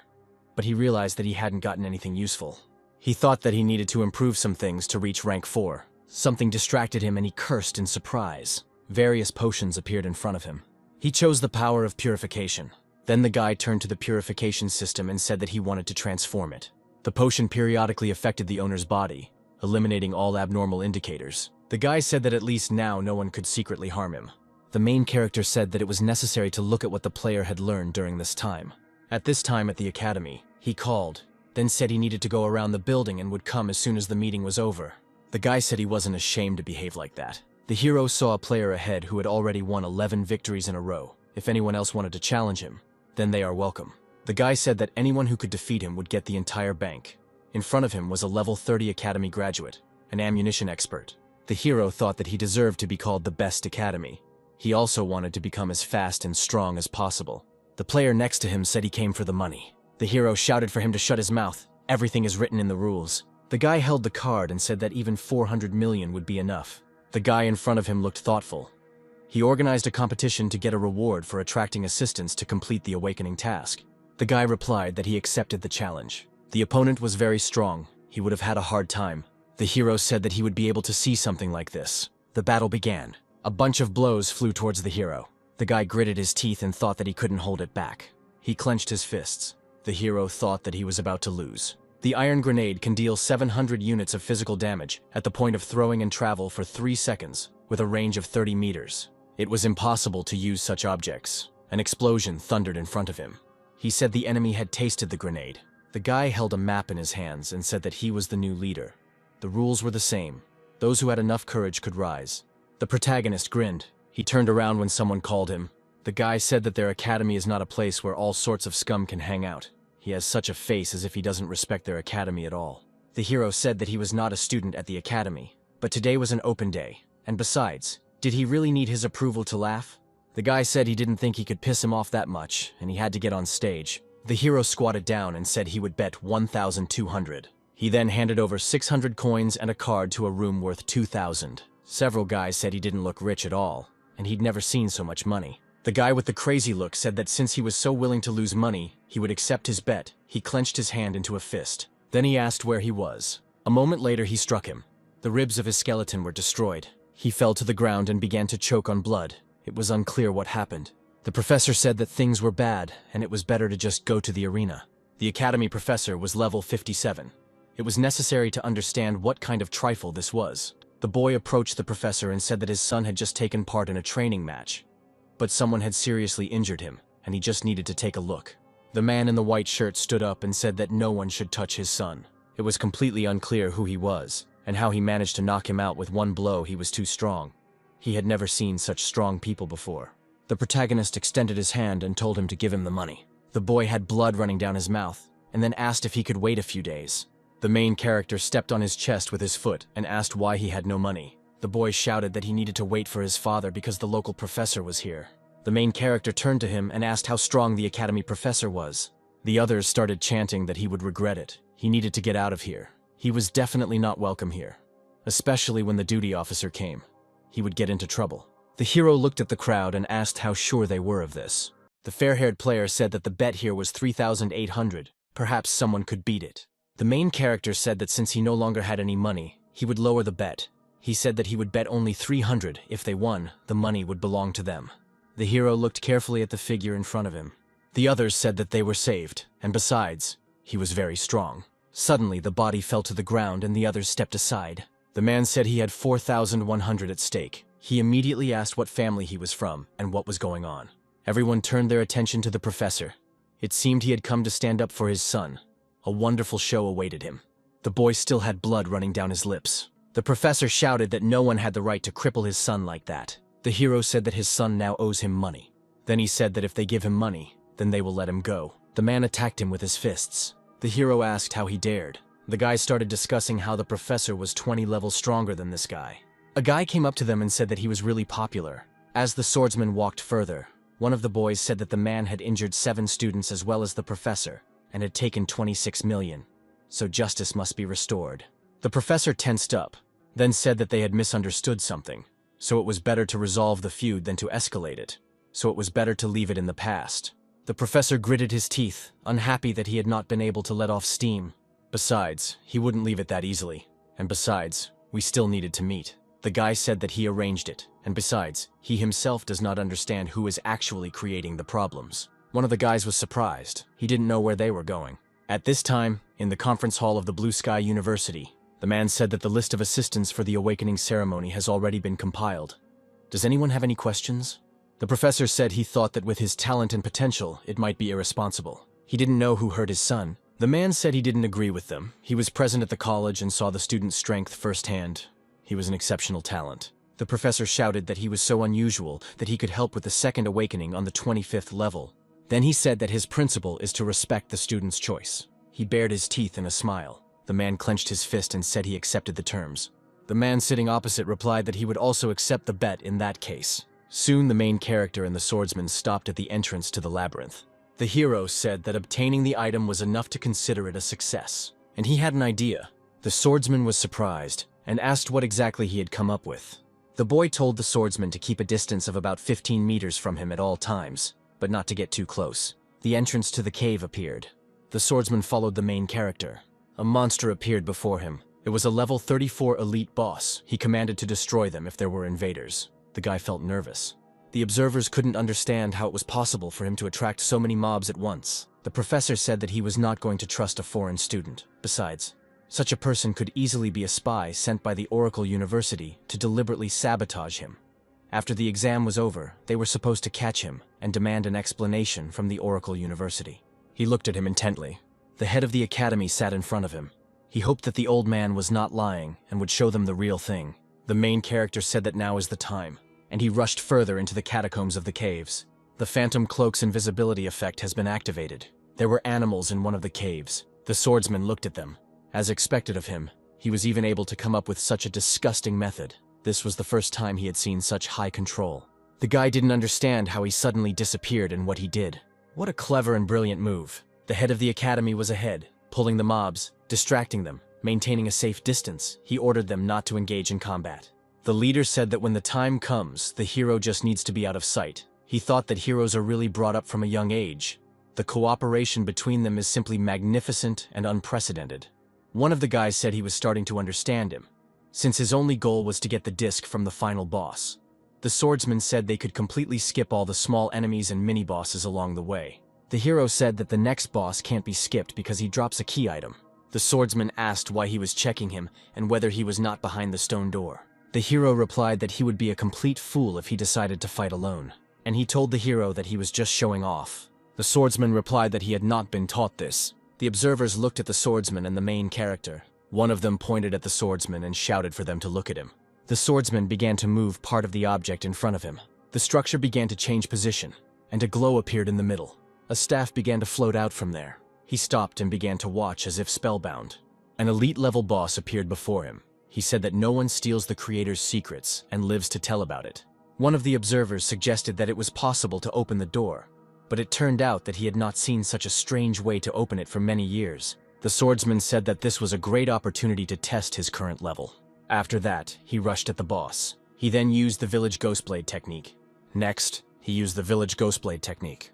As expected from the most talented blade master, he was able to cope, which was appreciated by one of the observers. The protagonist said that he was a second late with the second strike of the ghostblade. His combination could have been better too. The observers began to discuss their conversations. The swordsman used the extracted blow. The blow sent him flying to the side. The boss activated the title talisman's soul strike. He then landed several critical hits. The swordsman ran away from the blow, clutching his sword tightly. Observers appreciated that he managed to increase his damage by as much as 20%. One of them said that they needed to tell them that this was the first student in the country. The man's mouth opened in surprise. Then he struck the boss. The hero understood that he felt someone's presence. The man was glad that he had managed to make the task easier for other students. The manager looked at the screen carefully. The swordsman said that he not only improved the blade master's combinations, but also found a hidden mechanism. The guy was holding a fragment of the torus, a key piece to the final boss.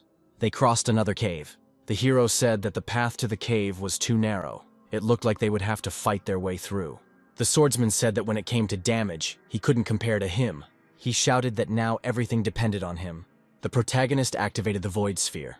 Then he materialized a ball of emptiness. When it came to damage, the swordsman said that no one could compare to him in terms of damage. The man said that there was a chance to convince him to transfer to another school.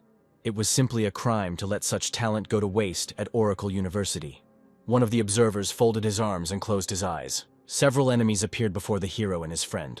A stocky warrior with a fire hammer appeared in front of him. He was level 36. The hero turned to the swordsman and asked what he knew about the abilities of the fire hammer. Then he said that this was an opportunity to test his skills in time. The boss said that this is the kingdom of the gnomes, and there is no place for outsiders here. The next moment, the hero was given an effect with incoming fire damage, and it was increased by 150 units. The passive ability was activated and the effect was removed. Then he used the dancing staff and heavenly retribution.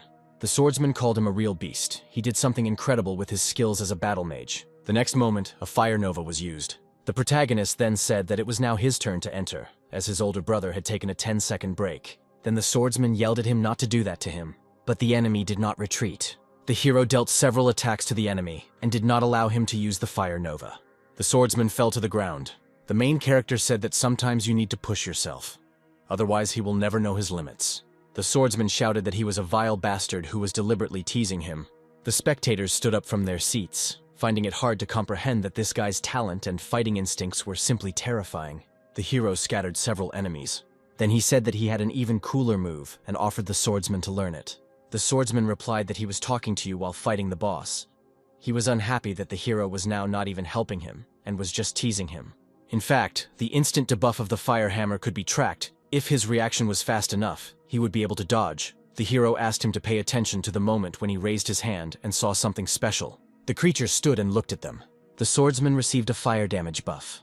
The system reported that 5 layers of fire damage buff were applied to them. Incoming fire damage was increased by 750 units. The swordsman said that before he raised his hand, he was slightly pulling his right hand back, and the protagonist looked at the swordsman and said that it would be a good idea to use a strike to counter the debuff. The creature with the hammer raised its hand up. The swordsman successfully managed to parry the blow. The system reported that 6 layers of fire damage amplification had been applied to him. Incoming fire damage had been increased by 900 units. The hero ordered him not to be distracted and to continue training. The swordsman began to count the seconds. He thought that he had used the technique too early. He needed to remember the feeling. The observers, at this time, sat in their places, discussed the hero, and did not understand how strong he was. The system informed the swordsman that 10 layers of fire damage amplification had been applied to him, and incoming fire damage had been increased by 1,500 units. The hero shouted to the swordsman that this was his last chance, and he shouldn't be blamed if he didn't remember later, with his current debuff, and didn't kill him with one blow. The swordsman tensed and lowered his eyebrows. A second later, he was already flying towards the creature. His sword sank into the ground, and flashes of fire erupted around him. The fire damage boost was ineffective, but the protagonist still smiled at the fact that he managed to use such a complex move. The hero asked the swordsman what exactly he was happy about. The protagonist materialized the spheres and smiled, but the system reported that the fire enhancement would be ineffective. The guy caused an explosion of blinding signs. Everything around was covered with pink-purple energy. The creature with the hammer fell to the ground. The hero asked the swordsman how he felt. He replied that he was much stronger than him, and he could not cope with his crazy skills. But now he was ready to easily cope with someone at his level. Observers were surprised that he managed to cope. Soon, they came to the room where the final boss was waiting. It's time to open the door. The door swung open. They needed to find out what awaited them. The hero turned to the swordsman and asked what their strategy was for this final boss. The swordsman replied that the hardest part was dealing with the smaller monsters during the boss fight. This boss would revive 5 statues every 10 seconds to fight. When his health drops to 50%, he would revive all the statues in the room according to the normal battle strategy. They would split the duties. One would kill the boss, and the other would clear out the smaller monsters. He had a better plan. The swordsman was surprised when he realized that they were talking about murder. The hero said that he did not understand what exactly would be needed for forced murder. The swordsman thought about the possibility of controlling the rhythm of damage. He told the hero that he understood exactly what he meant, and besides, it was a bold plan. The hero raised his sword and said that it was time to begin. He activated the soul of the sword, the blade breaker, and the mercy of the crusader. He taught all his life, and only then realized that a man who can do everything, like a tramp, can be really strong at the right time.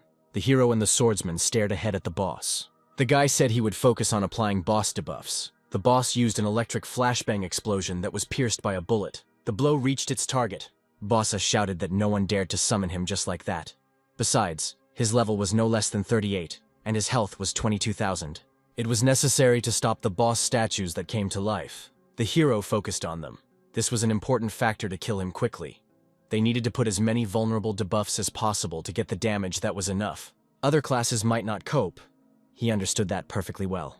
The guys managed to take off a small portion of health. The swordsman said that such an attack is not enough to take off so much health. The hero said that there was no need to be upset, because their damage would increase significantly later. Several attacks reached the boss. The swordsman smiled and said that it was amazing. Even his damage was increased by it. The hero replied that he should not stop attacking.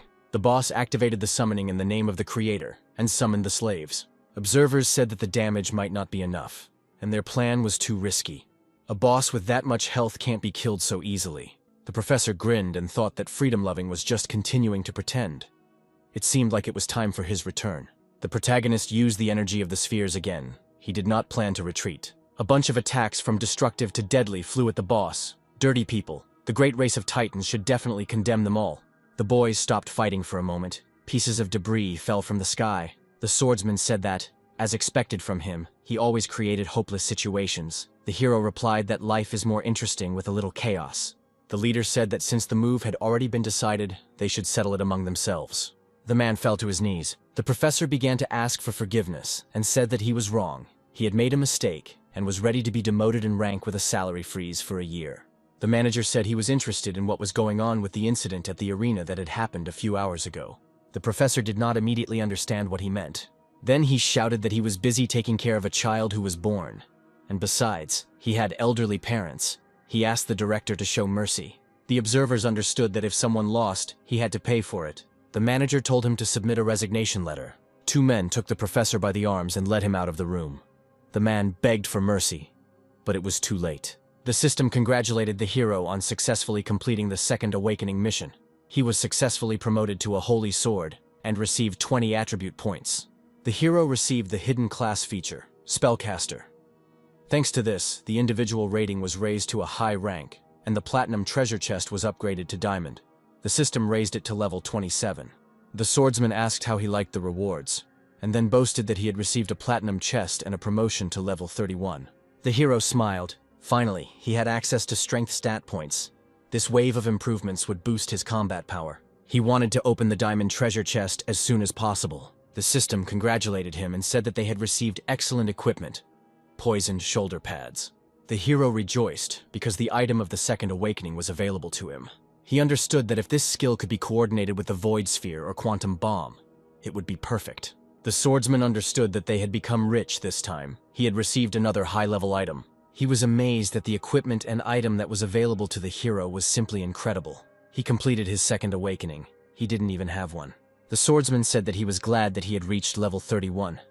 It felt like he had officially graduated from the Blue Sky University. The hero said he would continue once he dealt with his second awakening.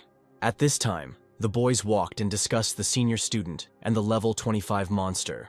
Observers said he had become even stronger. The hero said that the purpose of his call was to convince him to transfer to his university. The man said that this was indeed his goal. He believed that he was aware of the power of Blue Sky University. Earlier, at the entrance exam, he tried to recruit him. He said the principal had agreed to accept any terms he could offer if he joined his university. The hero tactfully said that he had to refuse. He then said that since he had chosen the Oracle University, then he would never change his decision. He thought that the management already knew about his decisions. The director stroked his beard and said that they would not insist. Besides, he had a plan that could benefit both of them. At this time, in the examination hall for the second awakening of the Blue Sky University, the others discussed the fact that the director had personally invited him to become a temporary teacher. He would stay at the Blue Sky University for 10 days. The guys stood and looked at the indicators. The rewards included specific rare materials. There was a 100% guarantee of successfully passing the second awakening. It was necessary to understand what would happen. And besides, he wanted to know the results most of all. The main character was visited by a guy who introduced himself as a berserker. He took out the spirit of the space cicada that they requested yesterday. He said hello and called him a temporary teacher. He wanted to know when he could start the exam for the second awakening. The hero said that the spirit of the space cicada was first class, and it would be impolite to refuse. He turned to the berserker and said that since there was no one else here, it was worth starting right away. Then he asked whether he believed in it or not.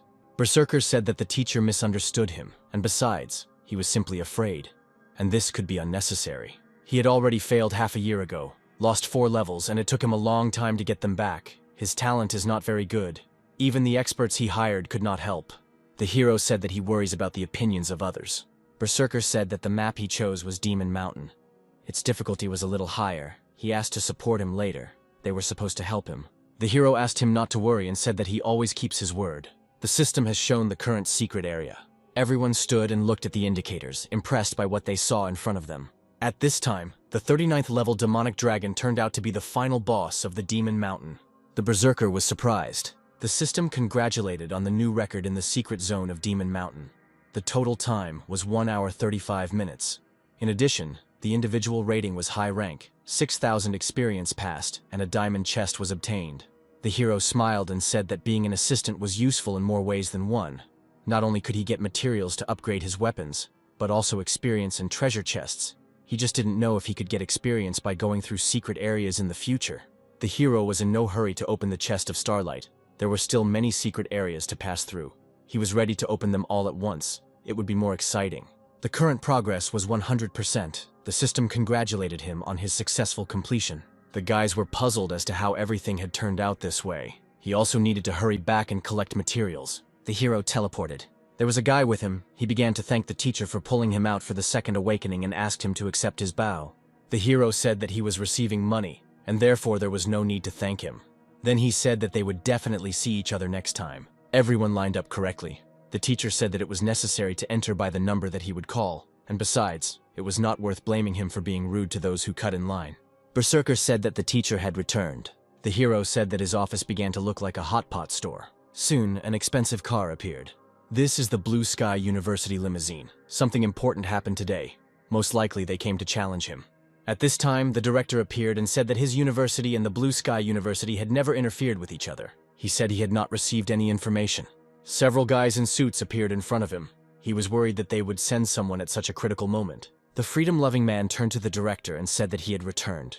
The director did not understand where he got the university's top-level limousine from and what was going on, because he could not just switch to their side.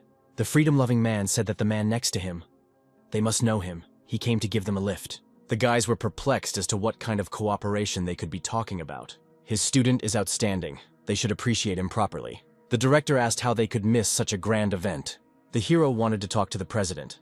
The guy said that in just 10 short days he helped graduates get promoted with a success rate of 100%, reaching a quarter of the annual graduation rate of the Blue Sky University.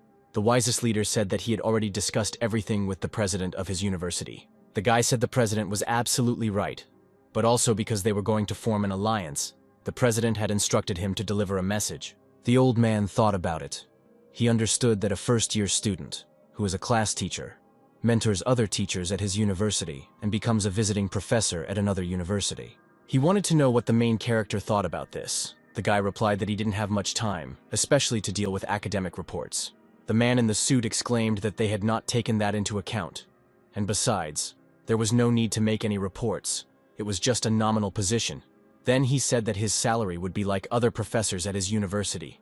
The hero thought that now Oracle University and Blue Sky University would become his backyard. The hero smiled and said that then he was ready to agree. A man in a business suit walked out of the building. The elder asked what exactly he planned to do next. The guy replied that he could take the time to perfect the details for the teacher training class and also prepare the teaching materials. Then he said that the next day, he was ready to go to the continent for the final push. The elder asked what his current level was, and the hero shared that during the time he spent at the Blue Sky University, he had managed to reach level 29. The leader grabbed him by the shoulders and said that it was very good that it turned out this way. He reminded him that before leaving he was at level 25, and now he had already risen to level 4 in a few days. With such a speed of improvement, he would definitely take part in the inter-university tournament that would take place in 3 months. The hero asked again what tournament they were talking about, and the old man said that it was an annual ranking competition for universities. The normal category is open to those who are at the 3rd awakening or below, while the advanced category is open to those who are at the 4th awakening or below. In the advanced category, all participants must be either teachers or students of the university. As for the final rankings of the tournament, they will also directly determine the rankings of the universities. The Oracle Academy sage explained that with his current speed, he would be a strong contender in the normal category, so he would finally have a chance to shine. The guy smiled.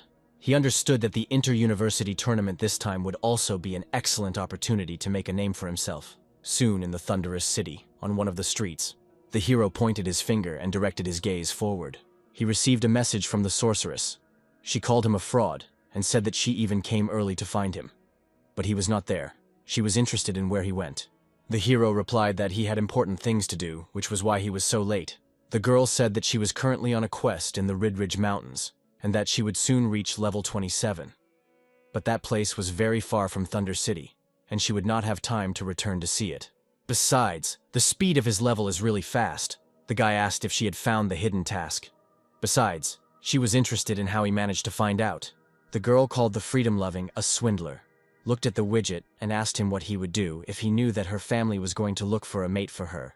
Then she said that he was really very outstanding, and also very handsome. The guy replied that he was free, and simply wished her happiness. The girl said that she had not agreed before, but now she decided to go on this blind date as soon as possible. She understood that this guy was trying to play psychological games with her. This time, she was ready to fulfill her wish and go to her grandfather as soon as she returned. The girl said that even if the other party showed interest in her, she would not agree. The hero said that the girl was very trusting. He even wanted to tease her a little as soon as he said something nonsense. She took it all personally. He only teased her a little. He was met by the director of the academy. He invited him to sit down and said that they had not seen each other for a long time. The freedom-loving man asked whether they had managed to collect the materials he had requested. The man with the mustache replied that they could be sure that he would not neglect any task assigned to him. He held in his hands a box in which were 4 items. All of them were from the list he had left after the auction. In front of him was a frost spring, a strange demonic mushroom, blood jade, and a holy flame of moon shadow. The hero thought that he had managed to get a very rare item. It was a surprise for him. He replied that their house was not as powerful as he had hoped, and besides, he had done his best to gather them. The hero said that with his ability to get 4 of them meant that he was not idle. It was important for him to understand how much he wanted for these items. The man explained that he had spent a total of 1,000 gold coins on the materials, but since he had caused the delays, he was willing to give a 20% discount. The hero replied that, given his goodwill, he would also recommend him to his superiors. He picked up the chest. Behind him he heard thanks for his favor. The man called him sir and said that it was an honor to work for him. The freedom-loving man said that if he was not mistaken about the holy yin-yang silk, then this place should have it. But before going there, he needed to go to another place. Soon, he found himself outside the Thunder City. He found himself in one of the stables. He needed to get to the branch of the Dark Brotherhood in the Thunder City through this cellar. First, he needed to get the killer token. The Dark Brotherhood is an organization of assassins on the continent of the Apocalypse, and every awakened person could come and apply to join the ranks of the assassins. In order to join them, it was necessary to pass several tests. The killer's mask does not provide any special characteristics, but hides all personal information about its owner. As for the ranks in the Dark Brotherhood, there were only 8 of them, from highest to lowest: Tian, Sha, Di, Jue, Qi, Mei, Wang, Liang.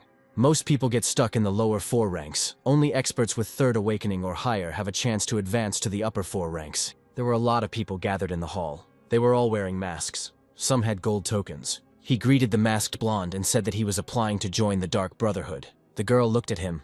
Those who stood nearby watched attentively. They did not expect to see the main character here. The girl replied that the registration fee would cost 1,000 gold coins. It was necessary to take a participant's badge and go to the testing hall, where he would be met. Everyone stared at them. The beautiful girl reported that the guy in front of her did not pass, and also said that the next one should move towards her. The boys didn't understand why she was so strict. Suddenly, she appeared behind them and said that if they were smart enough to talk nonsense behind her back, then they should be strong enough to fight her. She had a whip in her hands and pointed her fingers at the place where they needed to go to take the test. The boys got scared and started asking for forgiveness. She gave them one lash with the whip and said that she would not do everything herself. At this time, one of the players was defeated, even despite being level 38 and having decent combat strength. The girl called them weaklings, who couldn't even overcome the 20,000 threshold and show any fighting power. Suddenly, she ordered that they be taken away somewhere far away. The guys began to beg for mercy, but it was completely useless. She saw a freedom-loving man and asked him why he wanted to join the Brotherhood, especially since he was from the vagabond class. He understood that he would not have another chance. The girl explained that even if he hadn't gone through the second awakening, they wouldn't lower their criteria just for him. The hero began to activate his abilities. The combat power was more than 30,000. The girl was very surprised. The hero only asked if these characteristics were enough to pass the test. It seems she underestimated him. She said the test tested strength, agility, fitness, and spirit in that order, then warned that it was possible to die during the test, so his level would be lowered in the process. He was curious about what would happen next. At this time, at the gate with teleportation, a blonde approached the girl and asked her sarcastically why she hadn't found that same candidate since she had already been there. She smiled and said that she would first look at the results of the one who had just appeared in front of her. The guy found himself on a beautiful beach. He said it was an independent place outside the secret worlds. The next wave was supposed to arrive in half a minute, so the guy had to prepare himself. He had to be ready for the wave to attack. He needed to use skill upgrades and elixirs. The first stage was to test his strength, and soon he saw a wave in front of him. Since aids were banned, this test was meant to assess his strength and his skill. Very good. He hadn't been at full strength for a long time. He used sword transformation. The wave height was comparable to a small tsunami. They didn't have high expectations from him. The guy used a bloody blow and a destruction technique. The sword cut through the wave with incredible speed. The system reported that they had cut through a 1,000-meter high wave with one blow, and the assessment of how he had passed this part of the test was excellent. The gate on the left leads directly to the next stage, which was supposed to test agility. The origin of the stages without a break would improve his game assessment. He needed to make a decision. The girls saw that the color of the portal changed. Red meant an excellent mark. They were curious how he managed to do it. Then the lady asked the girl next to her what grade she got when she took the test, and she replied that she got a B+. She teased her that the best assassin in the city could have gotten a higher mark. She replied that she only took the test when she was at level 32. She assumed that the hero most likely had a high level, otherwise the system would not have been able to give such a rating. Then she looked at her carefully, and thought that even when she took the test, she got a minus instead of a plus. But for the close combat class, this stage was the easiest. She hoped that he would continue in the same spirit. The main character moved to the snowy mountain to pass the agility stage. The guy understood that the rule was very strict. It excluded the use of the shortest route. Almost 2/3 of the summit was covered in snow, which greatly affected his movement speed. He took the elixir of agility, but fortunately he had a high agility stat. There was no ban on its use at this stage, so it was not too difficult. The elixir of high-class agility has taken effect. The guy understood that he had to take advantage of the 10 seconds before the avalanche started. He had to run as far as possible. The guy turned around. He raised his staff into the air. An ice wall appeared in front of him. He looked up and thought that the ice wall could only last for 2 seconds at most. He needed to move faster. He didn't care how fast the avalanche was. It would never be faster than free fall. If he doesn't take steps to slow down, he'll be crushed into a patty. He raised his hand and changed the shape of the spear. He managed to activate the axial vortex. He smiled and thought that this snow-free zone would prevent a second avalanche from starting. The guy got caught on a branch with a rope. Then he landed softly on his feet. When it came to speed, he never lost. The hero replied that although he knew the specifics of the evaluation system, according to the standards, the evaluation should be the best. The assassin who stood next to the lady asked who this guy was, and where he got such characteristics. The lady replied that it looked like he was the one she was looking for. The girl thought that this guy was in trouble because he would get too much attention from the lady. At this time, the stage of physical fitness testing came, in the underground lava cave. In addition, he experienced damage from the environment. The burning state was applied. The hero realized that he was losing health even from simply being in this place. He looked around. This place was definitely suitable for preparation. Before, he wanted to understand whether his health would drop when he entered the lava zone, and what will happen when it touches the surface. There was little time. He landed deftly on the ground. At first he didn't notice that anything was happening when he stepped on the ground. The hero activated the aerial state. The path acceleration effect was activated. He consumed the highest level dexterity elixir. It was necessary to understand how far he could jump at his maximum speed.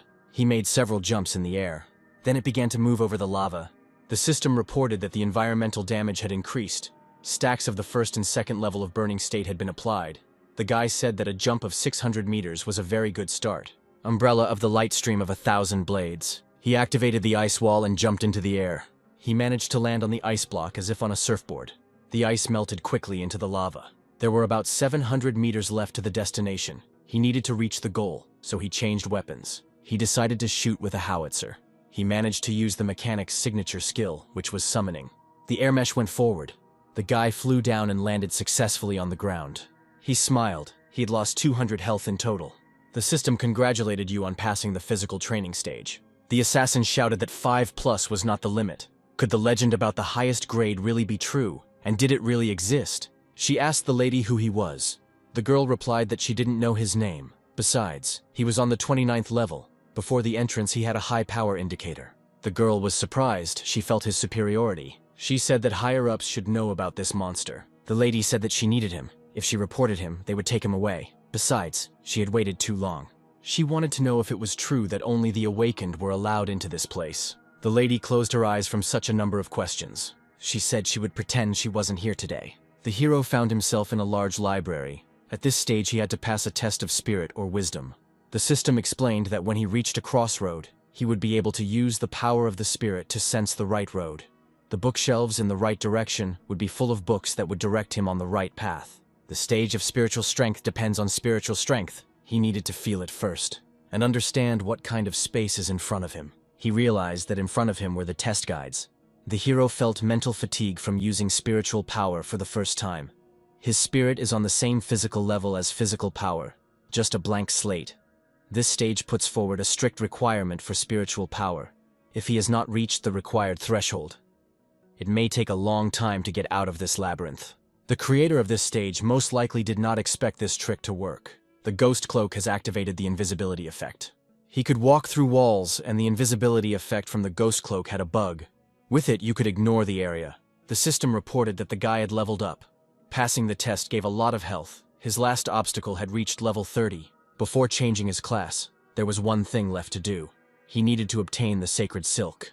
The system informed me that I needed to complete a secret intermediate level area alone with a high rating. The rest were surprised that someone would get such a high score. Candidates were ordered to lock up those who had not yet started taking the test. One of them shouted out that he didn't understand why they were being locked up. The lady understood that she would have to arrest them without reason. The girl said that no one should blab about today's events. If they do, then they should not blame her for being ruthless. Also, it was necessary to release them a little later and give compensation of 100 gold to each, after which the main character came out of the portal. The girl congratulated the hero as soon as she saw him. The hero smiled and said that his lady was too kind, and besides, he was just lucky. She saw that he had a gold token with a high rank. The girl said that with his level of training, she had no doubt that he would become her colleague. The hero thought that the girl in front of him was very unusual. The girl handed him the form and said that if he wanted to take on the assassin's mission, he just had to go to the mission hall of the second basement. She said that given the strength he had shown, he would advance to a high rank within 2 years. The hero was delighted. The girl stopped him. His help was needed. Thanks to his exceptional talent, he wanted to share this information with him, but he could not tell anyone about it. The hero promised to remain silent. A long time ago, she accidentally discovered a mysterious cave, inside which there was an ancient altar that no one had yet discovered. The guy realized that the problem was in the altar. He said he respected her, so he shared information. And I thought that there were only 2 places that matched the description. The altar could only be activated by 1 person, and the recharge period would be 3 months. The guy said that the altar could activate several people at once. The colleague replied that, as expected, he had justified her respect for her. Soon they arrived on a drifting cloud stream. There was an ancient altar behind this waterfall. She would guard it, and he just needed to go in and complete the task. The guy asked her not to worry. Then he said that during the previous test, he was delighted with the good results for a while, but then he started to get very nervous. They were sure that the demonic beast was not too strong. The girl said that he had good reason to worry. She will give him a rescue tool to take with him. Then she handed him an azure pearl. Its activation would temporarily increase his health by 300 units. He took the pearl in his hands and gave his word that he would not let her down. After that, he left. He needed to continue on his way. The hero said that this was an azure pearl, an excellent item. Usually only a newly minted rich man could get it. He didn't plan to activate the altar, but since he was here, there was something he needed to do. The system activated the leper mask. Putting it on one could get the appearance of the dwarf race for the next 30 minutes. The dwarf said that the demonic beast must guard this ancient altar. He thought that he couldn't let him take advantage of this. A huge monster that looked like a rat appeared in front of him. The gnome greeted the stone rat. He asked if he was stuck here. The creature nodded. The gnome said that he was lucky that he met him and materialized food. The rat looked at the food with pleasure. The gnome said he had more. If that's not enough, he's ready to look around. The gnome said that this time, he would need to learn the skill of the second awakening in advance. The system reported that for the caster class, they had already learned all the available skills of the first awakening. They could learn the first skill of the second awakening from any class. The dwarf said that the available skills were Tombstone, Violent Breakthrough, Black Hole, then said that it was time to play with otherworldly items. He chose to learn the Deadly Wave. While using this skill, he will emit waves of deadly continuous energy that will deal continuous damage. The gnome said that when his system is broken, it will be necessary to transform this skill into a passive one. The assassin girl stood there and thought about how half a day had already passed since that guy had come in there. Why hadn't there been any noise? The girl thought that this couldn't happen if he had been killed. There would have at least been a cry for help. A glow appeared around. The dwarf said that the stone rat supported the seal that was outside. He realized that the altar no longer had power. The monster opened its mouth and squealed. The gnome smiled. The girl who was waiting for him became worried when she heard the noise. This bastard was too cautious. He finally took action after half a day. The gnome turned to the rat lying on the ground and said that since the altar had already gone out, it would probably take several months before it gained enough energy. Then he said that there was a person at the entrance who was on the 45th level and was awakened. She tried to kill him, so he had no choice but to enter his cave even if they fought together against her. The rat sighed heavily. The dwarf whispered in his ear that he now had a plan that would help us leave this place safely. He screamed that the stone rat was trying to eat him. The girl saw him and said that she could even deal with a level 40 demonic beast. The lady screamed that the entrance seal had been removed. She rushed forward. The gnome saw this. He told the rat that they had worked well together, but the bad woman had already arrived, so it was time to activate the seal. She screamed that she didn't understand who did it. She was filled with anger. She had spent the first 6 months preparing for this ancient altar, and in the end someone else had gotten it first. She didn't understand where the gnome appeared in the cave from. The girl grabbed her neck. She was upset that the seal was missing, and she would have to return in 3 months. Suddenly the girl fell to the ground. It turned out that the seal had reappeared. She understood that she was trapped. There was no way back. She was doomed to die of hunger. Her hands grabbed the dagger. She pointed it at her stomach. If she had to die like this, then so be it. She screamed that it would only end when one of them died. At this time, the gnome sat and watched as his new rat friend finished his food. He wanted to show him a trick. The main character grabbed a piece of food, and the creature began to protest. The hero grabbed the sword. He said that if he didn't want to live, he would give him a chance, and he set off on his journey together on the rat. The hero said that he was walking too slowly. He said that he would give him more food for dinner. The rat began to squeak and move forward at a faster speed. The free spirit thought that in the Apocalypse continent, when an awakened reaches level 30, he automatically gains monster taming skills. He liked that the rat cooperated well. Today he went to the Spider Canyon. There was a level 40 boss there, a spider girl. He got off the rat. The guys didn't understand how he managed to subjugate a level 30th creature. The hero stood in front of the cliff and held a rat. Then he gave the order for them to wait for him. The path further on was too narrow. The hero thought that there was someone in front of him.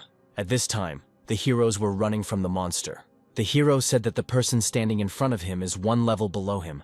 Although he couldn't deal much damage to the fire spider, his evasion and movements were truly outstanding. It will be difficult for him to evade such a powerful boss. A fire appeared in front of him. The hero blocked the attack. The guy recognized the main character. Then he said that he knew him. The hero realized that he was being followed that time.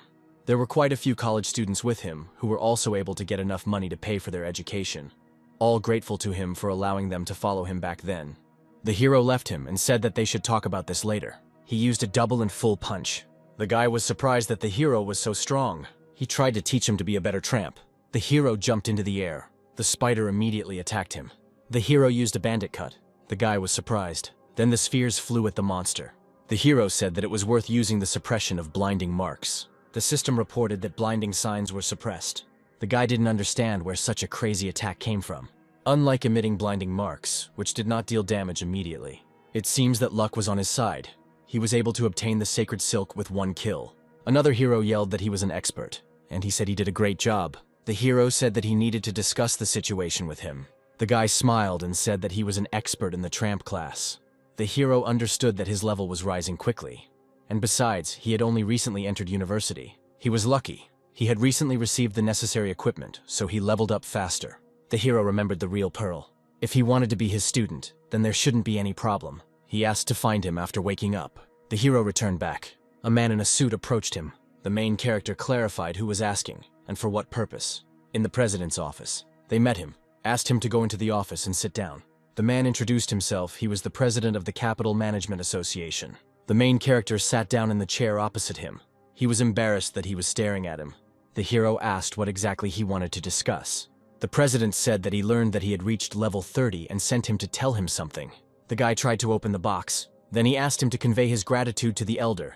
Soon they reached the second awakening class. The hero had a request. He told about his special mission and asked if the school had the authority to prohibit the broadcast. He felt sorry that he had gathered all the teachers and students from the entire school for a group lesson. The man asked if he had an assistant. The hero said that he passed the second awakening exam alone. A portal appeared in front of the director. A man with an eye patch walked into the office and got scared. The sage stood with a pruning shear and said that it was good to be young. The man wanted to tell him something. He said he didn't want to show the exam to other students, but he thought about it and agreed. The director replied that everyone has their own secrets, and for the sake of such talent, they would make an exception. The director's granddaughter approached him and said that it was time to take medication. The man with the eye patch said she was very beautiful. He laughed it off and started to leave. The director said that the guy he wanted to introduce him to was back. The granddaughter said she didn't want any blind dates. The man said that he had already made an agreement with him. She will have to meet him. At this time, the main character was moving on a rat across a deserted plain. In his hands, he held an important item. In order to awaken this time, he needed to go to the City of Deserts. He absorbed the skill fruit to increase all of the awakened one's stats by 5. A status bar appeared in front of him. He felt that his body was full. It was time to become a legendary soulbinder. He turned to the rat and said that today he would be with him for the last time. Once he successfully clears this kingdom, he will be free. Monsters started chasing him. He was cursed with shadows, limited abilities, electrical weakening, and a burning state. He ordered the animal to look and jump in front of him. He did it easily. Then he said that it was necessary to get to the stone wall on the other side. The rat let out a shrill squeak. In front of him, he saw monsters. One of the creatures was in a robe and looked frightening. The guy drank the elixir of life of the highest quality. Cleansing recovery complete, all debuffs removed. But if he wanted to get a high rank, he needed to clear all the mobs. At the same time, he could complete the mission of 100 kills. He said that there is a martyr Tekka right in front of the boss, and he ordered the rat to stay on the high ground. The guy jumped from a height. Everything was like in his past life. Scarabs in the desert are neutral creatures. If you don't attack them first, they will simply look for food on the sand. The hero held a jar in his hands when he encountered neutral creatures. It was best to deal with them all at once. He placed several of these jars around the perimeter. He needed the martyr Tekka to enter the scarab territory soon. Now the fireworks had to go off. He held the red button in his hand and waited. The explosion did not take long to come. Smoke and earth rose into the air. The hero opened his umbrella. The system reported that he had eliminated the level 36 boss. The creature lay before him and looked dead. A guardian sword, considered legendary, appeared in the air. He was glad that his attack and speed would improve. Once upon a time, in a desert city, there was a true legendary weapon called the Glory of the Ancestors. One part is the guard's sword, which is now in his hands. The hero said that if he got it, he would easily pass through the secret kingdom. They needed to move on. The guy yelled that there was a stone camp ahead and it was necessary to lure everyone. Monsters were waiting for him at the entrance. The rest began to run towards him. An elite, level 36, sand executioner devil appeared before him. The hero did not get off the rat. The devil saw him. The hero grabbed the monster by the hand, and he began to attack. The others immediately rushed at him. Soon he reached the dungeon. One of the prisoners said that 5 of them came to the Sand City for adventure, but unfortunately they were captured. He said he would easily free them. They began to express their gratitude as soon as they were freed. The monsters were ready to punish people for escaping. The girl got scared and said that they were finished. Another one said that they are on the 40th level. If they guard the stairs, then everything might work out. The warrior asked the main character to help them, and thanked him. The battle began. He materialized a fireball. The team leader shouted that they couldn't hold him off alone. The monster attacked the team leader. The warrior shouted towards the main character and began asking for reinforcements. He was surrounded. The warrior cursed. He didn't want to die there. The hero pierced one of the monsters with a spear. The light pierced several monsters. 2 more survived.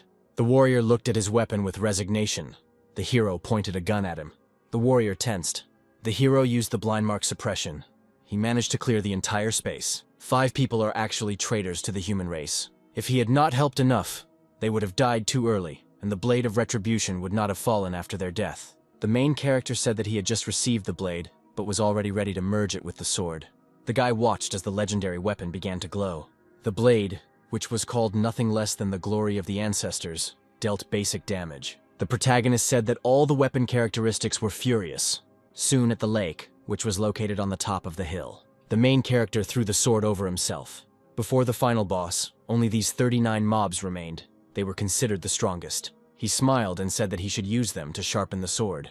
At this time in the mountain wheel, the hero began to move at incredible speed, then activated the effect of ancestral glory. Just a couple of simple swings and 24 elite mobs are already killed. He looked at the sea. Luckily, there was still the final boss left, the 9-headed snake. Otherwise, he would have been bored. The main character looked at them. The 9-headed serpent was a level 40 elite boss. Some dog dared to bark at him. He said he killed the leader of the 9-headed snake tribe. The hero shouted at him to go to hell because he was a pathetic ant. Then the guy took a few steps. The guy took out a staff. Then he made a few swings around himself. The snake said that he had the glory of his ancestors. This could not be. The hero rushed forward and said that the wave was deadly. He then activated a technique called Ascension. The hero rushed at the monster. He began to make as many blows as he had the strength for. The snake screamed. The hero soared into the air. The load from constantly activating the killing wave is quite large. Maybe after he transformed it into a passive skill, it will be easier. The system congratulated on the successful completion of the mission, and all passive skills were improved to level 5. They needed to understand what class the Soulbinder belonged to. The plan was to excel in all the Second Awakening classes. If he continued to advance in this manner, in his completed form, the hero could become proficient in all classes of the Fifth Awakening. The guy raised his finger up and decided that he was interested in finding out how the Soulbinder class would develop further. And in the end, he was able to break through the abyss and kill all the demons and monsters. At this time, everyone at the academy was gathering on the stadium grounds. Many were rushing to take their seats in the stands. The man with the eye patch told everyone to move. At this time, near the trailer, the guy was thinking that the director was too cautious. The guy said one call was enough to scare the director. A thin TV presenter with long legs came out of the trailer. She was the best and recognized as the most beautiful TV presenter in the country. The woman was going to interview at the Cloud Hegemon University. She turned around and said that it was time for them to start. The TV presenter greeted all viewers and said that this was the place to watch the exam. The guy was holding a device in his hands. The presenter looked at her colleague and thought, "What a boring interview. Not many people will watch it." The girl was distracted by the car. Several expensive executive cars appeared at the exam venue. 2 cars stopped next to each other. The man with the mustache and the man in the suit said they had come to attend a student's graduation. The TV presenter watched the men talking. At this time, in the conference room of the Cloud Hegemon University, the director of the University of the Celestial Hegemon sat in his office, worried about what exactly the Oracle University was planning. The guy in the suit said that he knew that the main character was the provincial champion of the city. He said that his class was a vagabond, so they didn't accept him, so the Oracle University will most likely use him to write an article about them. The main character said that he did well on the entrance exams. The director looked down. Perhaps because of this, he was trying to promote his university. The director replied that all the universities were on friendly terms, and since quite a lot of universities had arrived, there was no need for them to be rude. He told the guy that he would go on behalf of the head of the academy. Then he asked him to take that boy with him. Besides, he returned yesterday. The main character remembered the box that the Elder Qin gave him. He hadn't opened it yet. The man said that as expected, he could now open it. He needed to see what was inside. The hero opened a small box. Inside was a high-ranking skill book, even passive skills. The system notified him that he had received a high-ranking passive skill. The hero lowered his eyes. The guy started to smile, but it was too big a gift for him. He opened the stats and decided he was ready to add the first 20 points and increase his spirit. He didn't want to be that exhausted again.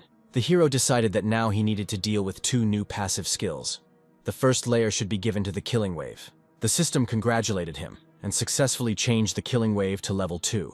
Luckily, this passive skill does not have a permanent effect. It was based on the development of his passive skills. The system congratulated the player on the successful transformation. The hero said that this passive skill is very useful. A status bar appeared in front of him. The freedom-loving man said that he did not expect it to increase combat power. At that moment, the bell rang. The sage stood before the bells of the academy, which rang 9 times. He succeeded. It was an unusual case. At this time, the system reported who became the main record holder. He was level 20 of the second class. The man thought that the Oracle Bell was brought here by the first-generation director. It rang every time a student achieved a record. In recent years, the bell rang only a couple of times. and now it rang 9 times in a row. He thought that the number of heavens and earth started from the first and ended at the 9th, showing the very peak and the strongest person. The hero overcame the gate. Journalists and reporters appeared in front of him. He tried to understand why so many people had gathered. Journalists decided that he had succeeded, and besides, he was the youngest graduate in the history of the country. The TV presenter was also surprised. 2 men in business suits approached him. One of them said that he had arrived as soon as he heard the news. The dark-haired brunette said that he had to tell the main character that the director was sorry that he couldn't come because of an important meeting. Then he continued that the director of the Blue Sky University, who was in the 4th Awakening, would definitely have visited them if it weren't for important matters. At that time, there were about 5 million viewers at the country's main broadcasting station, which was an absolute record since the founding of the capital's television station. The man who was the president of the country's main broadcasting station. He said that they should have known about such an important event. They allowed the capital's TV station to gain an advantage, just like that. At this time, a sage appeared. A man with an eye patch said that the director had something to say. The sage said that he set a record for the country, so the oracle bell had already recognized the record. The hero understood that the bells were the best proof that he was the best. The live broadcast continued. He wondered why he suddenly started shaking as soon as he heard the bells, whether the legend was true. The presenter said that all viewers should have learned about the oracle's bell. The man with the eye patch said that legend had it that the oracle bell was created by the first headmaster of the university, and had a magical ability that could determine a student's potential. The number of calls showed how quickly the record was reached. Until today, the biggest record was 6 calls. This record was personally set by its director. The TV presenter approached one of the directors and said that his potential was greater than that of a person in the 4th Awakening. The man replied that he was a respected person who had no reason to lie. The man with the mustache looked attentively at everything that was happening. Then, he asked the main character to answer the question about his exam completion time and grade. The guy said he had a high rank, but he didn't keep track of the time. He was slightly puzzled. The man with the eye patch said that they were a bunch of stubborn people who didn't want to admit their mistake. He knew he had to see what happened next. The freedom-loving man said that he was alone today and had no helper. The broadcast continued at this time. The fair-haired blonde thought that he was very handsome and attractive, but his talent and strength were even more amazing. The girl firmly decided that she definitely needed such an outstanding man. At this time in the shower, the girl thought about how she wouldn't have a blind date today, then said that she should have already challenged the 2nd Awakening. She began to resent the fact that she had followed her grandfather's advice. The girl said that this would not work. Let him fail. If this happens, she will not have to go to him. She didn't want to go on a blind date. She wondered why so many people were watching the broadcast. There were more than 10 million of them. Suddenly she saw the freedom-loving one. The guy stood in front of a huge crowd. The man with the eye patch said that everyone already knows the results. At this time, the blonde hoped that everyone would applaud the great contribution. The protagonist thought that he looked pathetic. For the sake of the revival of the great Oracle University, he could only sacrifice himself. The blonde looked at him carefully. The guys looked at her and discussed her beauty. Some appreciated her figure, some were delighted with her face. The girl held an armful of flowers for the freedom-loving one and said that he was the pride of the university. She didn't know what to say next. There was still hope that it was true and he had not made a mistake. Then she asked him why he was here. The girl rushed to the main character, called him a scoundrel and hugged him. She told him that her grandfather wanted her to go on a date. The old man thought that the main character was a scoundrel, and he had not finished with him. The broadcast was not interrupted, and comments poured in one after another. The hero thought that he needed to stop scolding him. This was a live broadcast. He couldn't lose his reputation. The girl was distracted for a second. The director said that most likely some kind of malfunction occurred. The students' graduation ceremony was officially closed. It seemed like the crowd was only getting bigger. The guy ruffled the girl's hair and asked why she was about to cry. He winked at her and thought that she knew how to make fun of him. Besides, she won't bother you anymore. He took a few steps, and he stopped to the side. The blonde said that whether it was high rank, talent, figure, appearance, background, everything was superior. It seemed that she had no chance left. She thought that from now on, she would simply be a disgrace to the university. Suddenly, she lost consciousness. Blue sky, magic of the spirit. All the best universities of the country were gathered in one place. It seemed that the ceremony was only a teaser. The press conference was the main event. The man with the eye patch said that the director of the university oracle was here. The main character waited to see what would happen next. The presenter didn't understand what was happening. The presenter said that the main character is in the center of attention. The hero thought that during the previous entrance exam, no one was sent to college. Such an outstanding student. The oracle fell into the hands of the university. For them, it was a great success. The director began to communicate with the head of personnel selection. The director adjusted his glasses and said that they were wrong. The HR manager approached the director and said that all this was in honor of the main character. Just a show. Most likely they were trying to become the best university again. The director said that this was a good analysis of the situation, since they were trying to take advantage of this opportunity. The management decided that from this day on, Oracle University and Blue Sky University would form an alliance. The director said that the universities would carry out mutual exchange of aid and would exchange resources. The Oracle Academy director said that in addition to creating an exchange program between students, they also opened a department for the qualification of teachers of both universities, and they unanimously decided that the protagonist would be the director of this department, temporarily. A second awakening student who just graduated will teach teachers from 2 universities. It was funny. The manager in the suit replied that the Oracle University was behaving very ambitiously. He wanted to know what the alliance was about, and why everyone had suddenly gone quiet. The man with the eye patch stared at him and said that his friends from the Heavenly Hegemon University were greeting them. The man wanted to check with the director whether he had heard correctly. And besides, the student of the Second Awakening was the director of the Department for Advanced Training of Teachers. The sage looked at him. The president began to shout that the main character did not have enough qualifications, especially to lead the classes. The hero said that what they wanted to say was that in order to occupy such a position, knowledge from the University of the Heavenly Hegemon was needed. The man explained that the teaching profession is the foundation of the country, so allowing a Second Awakening student to train Third Awakening teachers is unreasonable. He understood that they just wanted to conduct an experiment on their own students. The man thought that the student would definitely teach the teachers, and that was exactly what they would not agree to. Besides, the main character would still remain a student to him, despite his achievements. It seems that the Oracle University is ready for anything during a crisis. The freedom-loving man said that the university was prepared. The president replied that no test was required, and that the university had installed an arena. At this time, the owner of the arena appeared. The president said that the graduates were still not being educated by the university. The men explained that there was a difference of 10 levels and the Silver Moon class. The hero said that he agreed to accept his challenge. The astonished journalists did not understand that he had actually agreed. And besides, there was still the possibility of mediation with the Oracle University, which was a difference of 10 levels. At this time, the conference was almost over. Everyone was invited to follow into the fighting ring. A man with a scar that crossed half his face approached the director and said that he heard that they were organizing some kind of competition. It was a member of the committee. The men looked at each other. They did not expect to see a representative of the Management Association headquarters.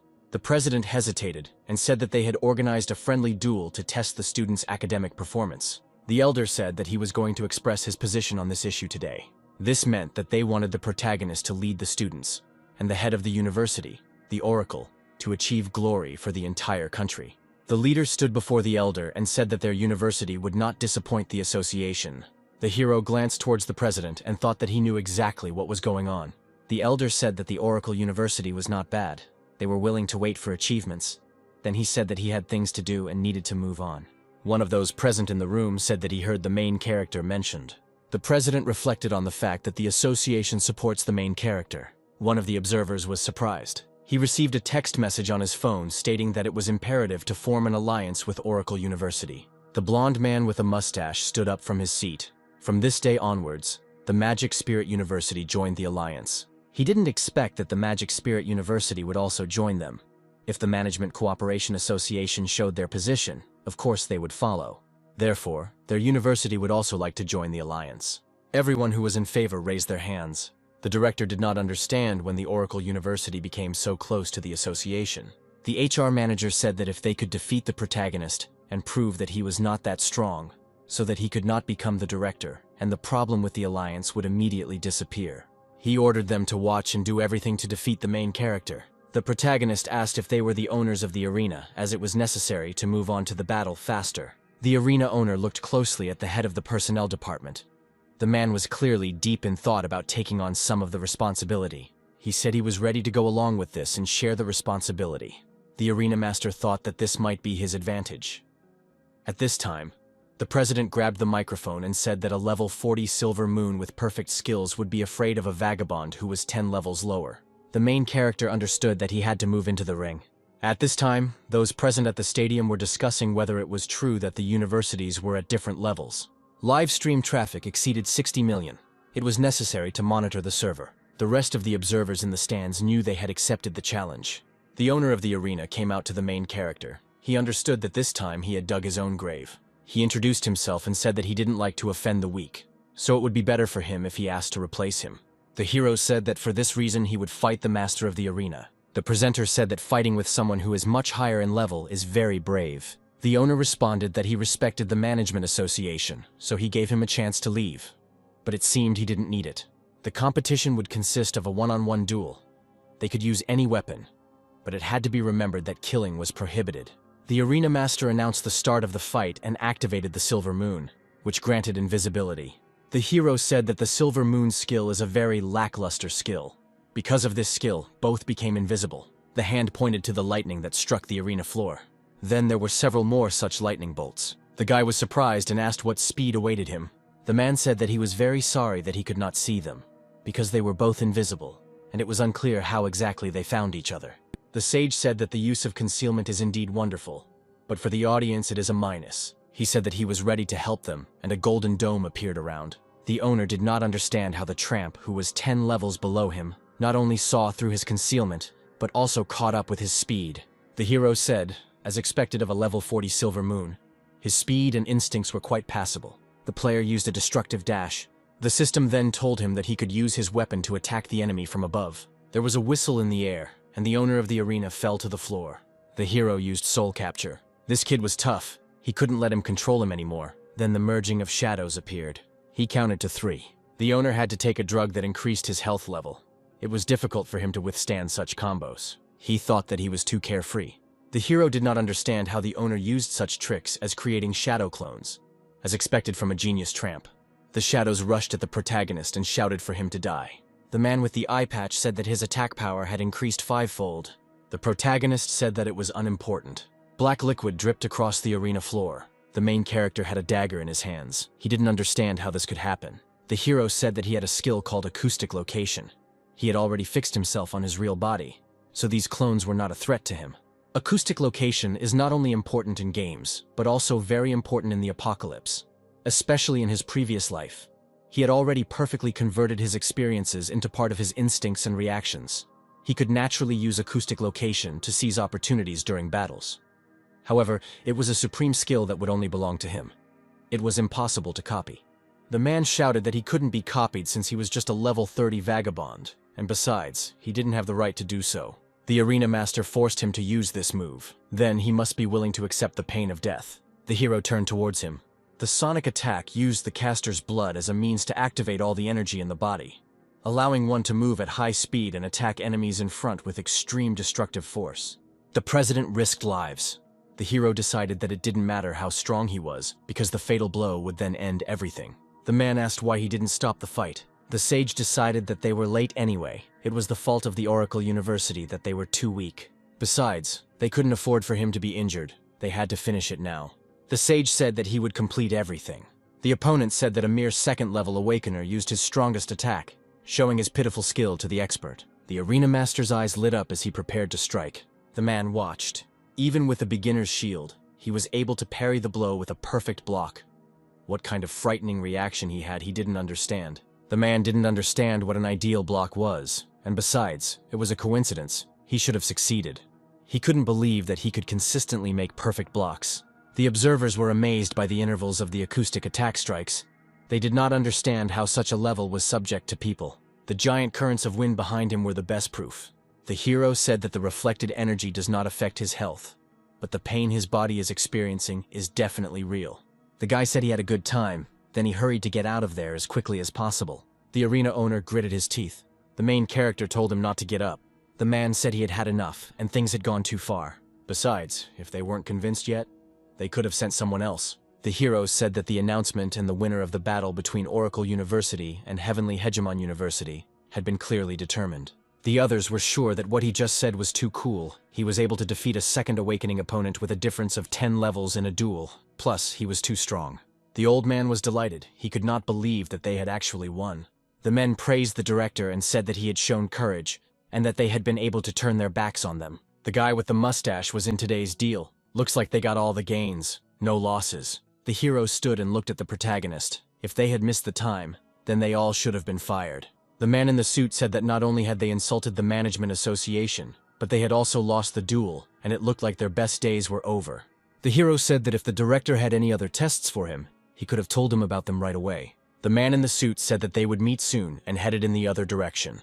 The man said that it had been many years since the Heavenly Hegemon University had humiliated itself like this. And by the way, the man didn't understand when the university had become so strong. The director said that for the Department of Advanced Training, he needed to think about what their university could do. The sage said that they could discuss this issue in person. He ordered the protagonist to come to his office later, as he needed an explanation. The protagonist looked up at him wearily. The presenter said that tens of millions of viewers watched the live broadcast, and they would like to ask the hero a couple of questions. The guy said that the director needed to discuss an important matter, so he couldn't give an interview now. He looked at the reporters. The TV presenter frowned tensely. Hundreds of comments continued to fly in live. At this time in the director's office, the hero said that he had come. The freedom-loving man was puzzled. The sage said that he needed to prepare some snacks and discuss some things. The main character met a girl. The guy looked at the door. A tree was visible in the distance. Everyone gathered in the director's office this time. The elder wanted to talk about his daughter. The sage said that he needed to stop joking, and besides, he had already completed the second awakening, so he was not clear what to do next. The hero said that he would take care of the advanced training department for 3 universities before he left, which the men didn't need to worry about.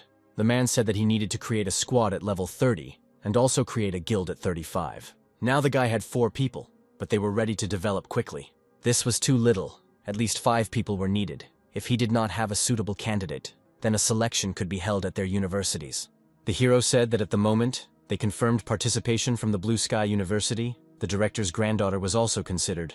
The guy told the director not to worry, since he could join him at any time. The only thing was that he could no longer allow him to experience losses. The blonde guy with the mustache also had a couple of future talents at our University of the Magical Spirit. They could discuss it after he created his guild. The hero wanted to know the scale and power of the guilds in his university. The hero said that it was necessary to set a schedule for creating the guild, otherwise it would take him too much time. The elder said that the guild leader is an oracle, the protector of his university. The man with the eye patch said that he would soon enter the 4th awakening. The hero lowered his head and thought that the director had a completely helpless expression on his face. The man in the business suit said that he was the junior vice-rector in the history of the university, an oracle if they wanted to talk to him. They should be afraid. The hero said that it seemed like it would be difficult for them to explain in such a short time what was happening. The director said that if he gave him this token, there would be a chance in the future. At this time, the director's granddaughter returned. She brought the main character a glass of water. The wise man and the blonde man with a mustache said that they had finished the discussion for today, and it was necessary to finish it at the next meeting. 2 men in business suits headed in the other direction. The girl and the guy remained standing in place. The guy didn't know what to do. He was embarrassed. Then he turned to the girl and said that the ladies should have gone first. Besides, he didn't expect that they would be in the same university. Before that, she had returned here, but then she didn't know about it. After that, Grandpa forced him to go on a blind date. The girl didn't expect it to happen like this. Then she called the guy a scoundrel. The men asked the director. They wanted to know how she smiled and stared at him. Besides, it would be better for him to tell him right away. The man said the director had a good relationship with his granddaughter. At this time in the director's office, the men laughed. The director said that they needed to stop showing such disrespect to them. The men said goodbye to the director and said that the old man needed to be left to rest. At this time, near the residence fountain, the old man said that this time he needed to stay on the continent longer. Besides, this girl was able to stay with him for half a month. He was already happy about this. Soon she would reach the 2nd awakening. He needed to help her more. The hero said that the director shouldn't worry. He could take care of her, and he had already resolved the issues with the mentoring class. The sage said that he was handing over his treasure to him. The elder told them to calm their temper. The elder said that they needed to go further, since the instructions were not enough. The girl called out to her grandfather. The hero said that they needed to move on. Outside the City of Thunder, the hero said that he had not visited the continent of Apocalypse for a long time. She smiled. A notification appeared in front of him that he had finally returned. The guy saw that they wrote to him as soon as he appeared online. The girl did not understand who could have sent him a message, and most importantly, why he had such a strange expression on his face. She was afraid of being deceived. The hero said that there were too many questions, and besides, they needed to go to the tavern in the City of Thunder and have a drink. He was ready to introduce them to 2 people. The girl was very interested. At this time, in the tavern of the City of Thunder, the girl was curious about who exactly they were meeting. The guy replied that they were meeting his good brother, who would be his guildmate in the future. The guy said he wasn't ready to pick on her, but as a man, he should have been more diligent. The hero turned out to be a swordsman. He said that he was soon ready to reach level 32, so he didn't need to work anymore. The swordsman said that it was necessary to hurry and perform the second awakening. Suddenly he realized that the hero had already completed the second awakening. The guy suggested that he do a little boxing. The girl did not expect to be called a daughter-in-law. At this time, another guy appeared in the room. He said he was very surprised that they had a water festival. The swordsman asked who it could be. He realized that at this moment, everyone was in place. Besides, today he gathered them to tell them that he was planning to create a team. The Great Master wanted to create a guild. A guild could only be created from level 35, and for this, you needed at least 5 people, and there were only 4 of them. The swordsman said that even if he said it, he still wouldn't listen to them. If someone really didn't want to, then there was absolutely nothing wrong with that. It was unclear who could dare to do such a thing. The swordsman said that he would not surrender to the guild alive. The hero asked if he was afraid that this could affect his reputation. The swordsman did not understand what was being discussed out of indignation. He slammed the bottle on the floor. The hero said that he would not hide it, since there were certain disagreements between him and his academy now. The academy already considered him a thorn in their side. If he wanted to join his team, then he had to completely sever ties with them. The guy asked, and didn't misheard, if he was a great master. The guy had a drink and said he had a chance. He shouted that he agreed to join. The hero said that from today on his team is officially created. In the future his guild will be called the Eternal Summit. This guild name is the same as in his past life. The next target was the Bloodfang Fortress. The swordsman said that the Bloodfang Fortress was an arena for players that allowed awakened between level 20 and 50 to freely fight against each other, where they could obtain rewards and resources, and also train their combat abilities. The guys said that there were so many dungeons near the City of Thunder. He didn't understand why they chose this place. The hero said that this would help to get through the second awakening as quickly as possible. The guy said that they were ready to take revenge together. The swordsman said that since they were now on the same team, they needed to treat each other like family, which meant that his daughter-in-law was being bullied. At this time, in the Bloodfang Fortress, the hero said that he forgot to show them something important. But first, the protagonist wanted to know how much money each of them had. It seemed that he didn't have enough money for the registration fee. The guys told how much each had, and the hero, in addition, spent all the money on creating the umbrella of 1,000 blades. The swordsman said that this young master had great wealth. The protagonist said that he apologized. He had to take their funds. He then said that even if all the money was added up, it would be enough for a mid-level arena. The hero commanded that it was necessary to look around and move forward. At this time, in the hall of the Bloodfang Fortress, the girl pointed her finger at him and said that he had a great device that could protect their lives at a good price and a fair deal for young and old. The man thought that they might take all his money. There was a pile of jars and bottles in front of him. The main character said that he recognized him. The man replied that he had a premonition. He looked like a well-known swindler who was involved in some dark deeds. Besides, it had nothing to do with his character. He just liked to deceive others. The protagonist said that he would set up shops to deceive newcomers. It seems that their new teammates will have a new target. Of course, first he would need to suffer from his loss. It would be better if they could shave his beard. The man said that the guy could come up and choose. The hero asked how much the elixir would cost. Then he picked up the flask to take a closer look. The hero asked how realistic this was. The man said that this is exactly what he meant. He is sincere to young and old. The hero asked how much he would sell the elixir of invisibility for. The man replied that it was only 80 gold per bottle, which was a bit expensive, so the hero tried to lower the price. The man began to praise the advantages of the item. His team was unsure if they should make this purchase, considering he only had 100 gold. The guy said that if he wants to buy in bulk, then he will think about lowering the price. The hero smiled and said that he wanted 4 bottles for each. They agreed on 70 gold pieces per bottle, 3 of which were counterfeit and 1 was real. The guy said that he was still a little worried that it might be a fake, so he asked if he had been deceived.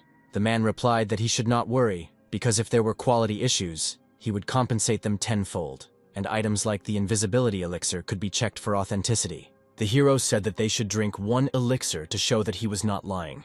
The man said it was not a cheap item, and it would allow him to advance during the duel. The merchant replied that he would first test the bottle he had bought, and not the one from his stock. The guy agreed that if the elixir was real, he would take responsibility for it. The merchant was dissatisfied, and the main character and his team looked at him attentively. The merchant said that since they insisted he could not stop them, he chose the flask that he had marked in advance. The man drank the elixir and said that in a second he would become invisible, so he should not regret it. The merchant said the elixir was real. He wasted 70 gold pieces. The team understood that he had already drunk the elixir of invisibility. The guys began to be indignant that the elixir he sold was fake. The merchant didn't expect them to catch him, and besides, he chose the right one. The hero said that he most likely knew which flask he needed to take, so he used this method to get out of trouble, and besides, he was too inexperienced. The swordsman said that the merchant clearly had such a plan, so he made them worry. He was wondering how he was going to buy 4 bottles of elixir, especially if they cost 70 gold per bottle. The guys saw him running away, and in the process he shouted that he would not give them the money, but they could take the things they needed from the counter. The swordsman said that this pile of fake goods was not worth even 10 gold pieces. The rest did not understand how to react to this. The hero caught up with the merchant. He said that he was not giving up. Besides, it was not worth going so far, because in the fortress of the Bloodfang you could only kill in the arena. If they killed the player, the guards would immediately send them to prison. The merchant had a doomed look. He said that he had no money, only his life. He could only give it to them. The main character said that life suits him as payment. The merchant said that he would really kill a person outside the Bloodfang fortress, and he became indignant. The hero replied that he needed to sign this contract. The man did not understand what he was talking about. He opened the scroll and saw that it was a slave contract and they wanted their body. The merchant said he had no other choice. The merchant said that he was ready to sign the contract. Besides, he was hungry and hadn't eaten anything hot for a couple of days. The hero threw him 200 gold, then told him to go register for the fights. After he won 10 matches in a row, then he would be able to find him. The team was surprised by such a large number of victories. The guy from his team was perplexed. The merchant thought that they saw right through him. People crowded around the check-in counter. The protagonist said that they could achieve the goal. The freedom-loving one said that they needed to save their strength and use it in the arena. He understood that there was no longer any point in wasting time on registration. The swordsman said that he would support the team leader regardless of the outcome. The merchant asked how many consecutive victories he had set as a goal for himself. The guy just smiled and said that he would not participate in duels. The freedom-loving one said that he would participate in the duels and, as the team leader, of course, he would provide moral support. The swordsman said that everyone would risk their lives in duels, and he would just sit and watch the show. The hero smiled and thought that today they would not eat meat. And besides, he needed to earn some money, otherwise everyone would be hungry. The middle-level zone of the Bloodfang fortress has opened its doors for another battle. The enemy said they were at the end of their journey, so the boy said he should just admit defeat. The rest stood and watched the fight, each of them waiting for their turn. A girl approached the main character and offered him to get acquainted with the available games. The guy replied that he only needed to place a bet on his victory. The girl asked how much he would like to bet. The hero replied that he had 700. The girl handed him chips of the required denomination.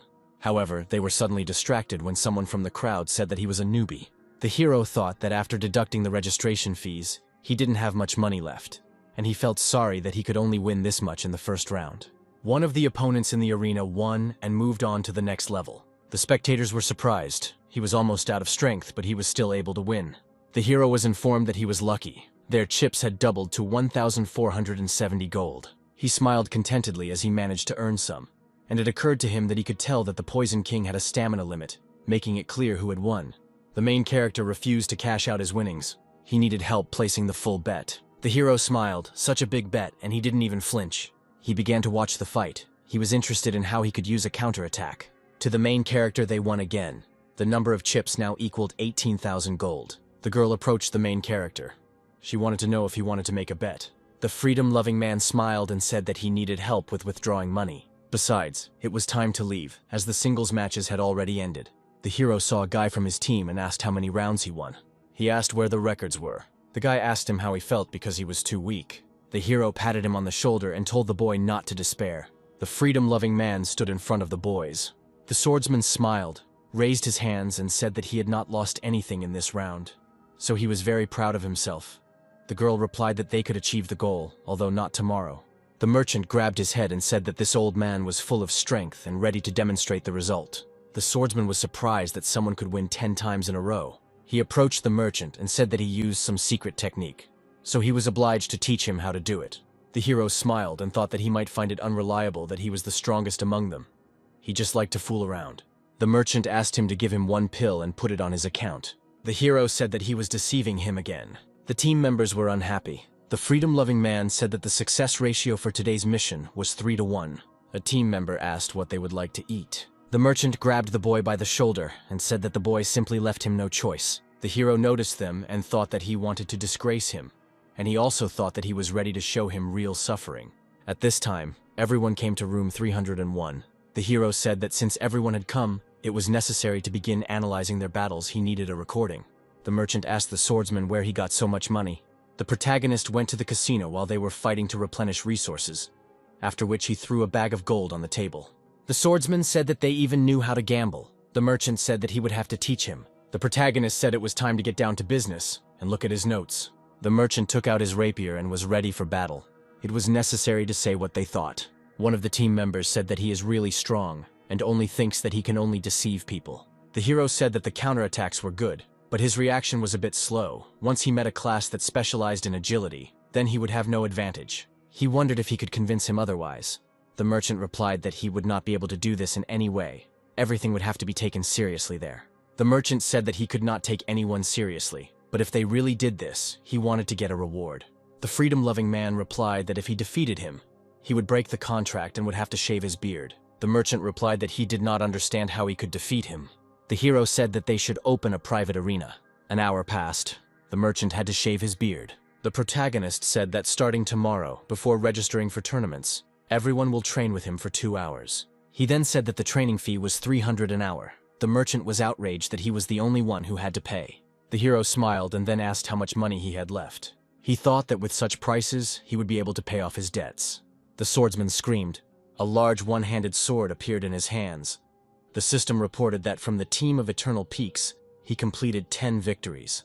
The hero grabbed the dagger. One of the team members stood in front of the opponent. He joined the tournament for the 3rd time. Although he lost, his results are constantly improving. At this time, the girl, she attacked the main character. The girl said that her opponent is a killer who has won 9 times in a row, and both candidates are aiming for 10 consecutive victories. The onlookers crowded around the screen. As soon as they saw the main character, they wanted to know who he was betting on this time. The hero looked down.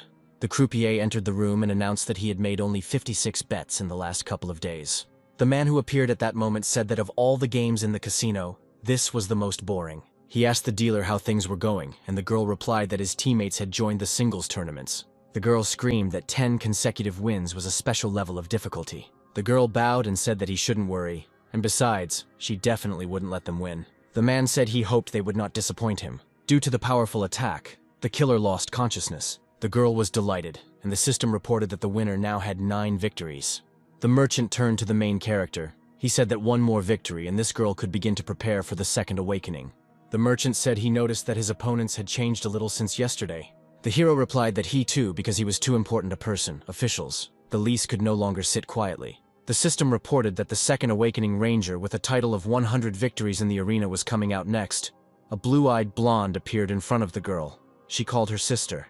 The guys who were watching her said that she was a candidate of the arena, a queen with a title of 100 victories. This girl was able to defeat her. The blonde said it would be better if she just gave up. The pink-haired sorceress said that she was excited. The guys smiled and said that they needed to place a bet. The merchant said that we need to not let the guy down and still make money. The hero decided to bet 20,000 gold on winning. One of the guys said that he should think carefully, since he was betting all the money. The other ordered him to shut up, because his training fee would be doubled. They started discussing his possibility of working at the arena.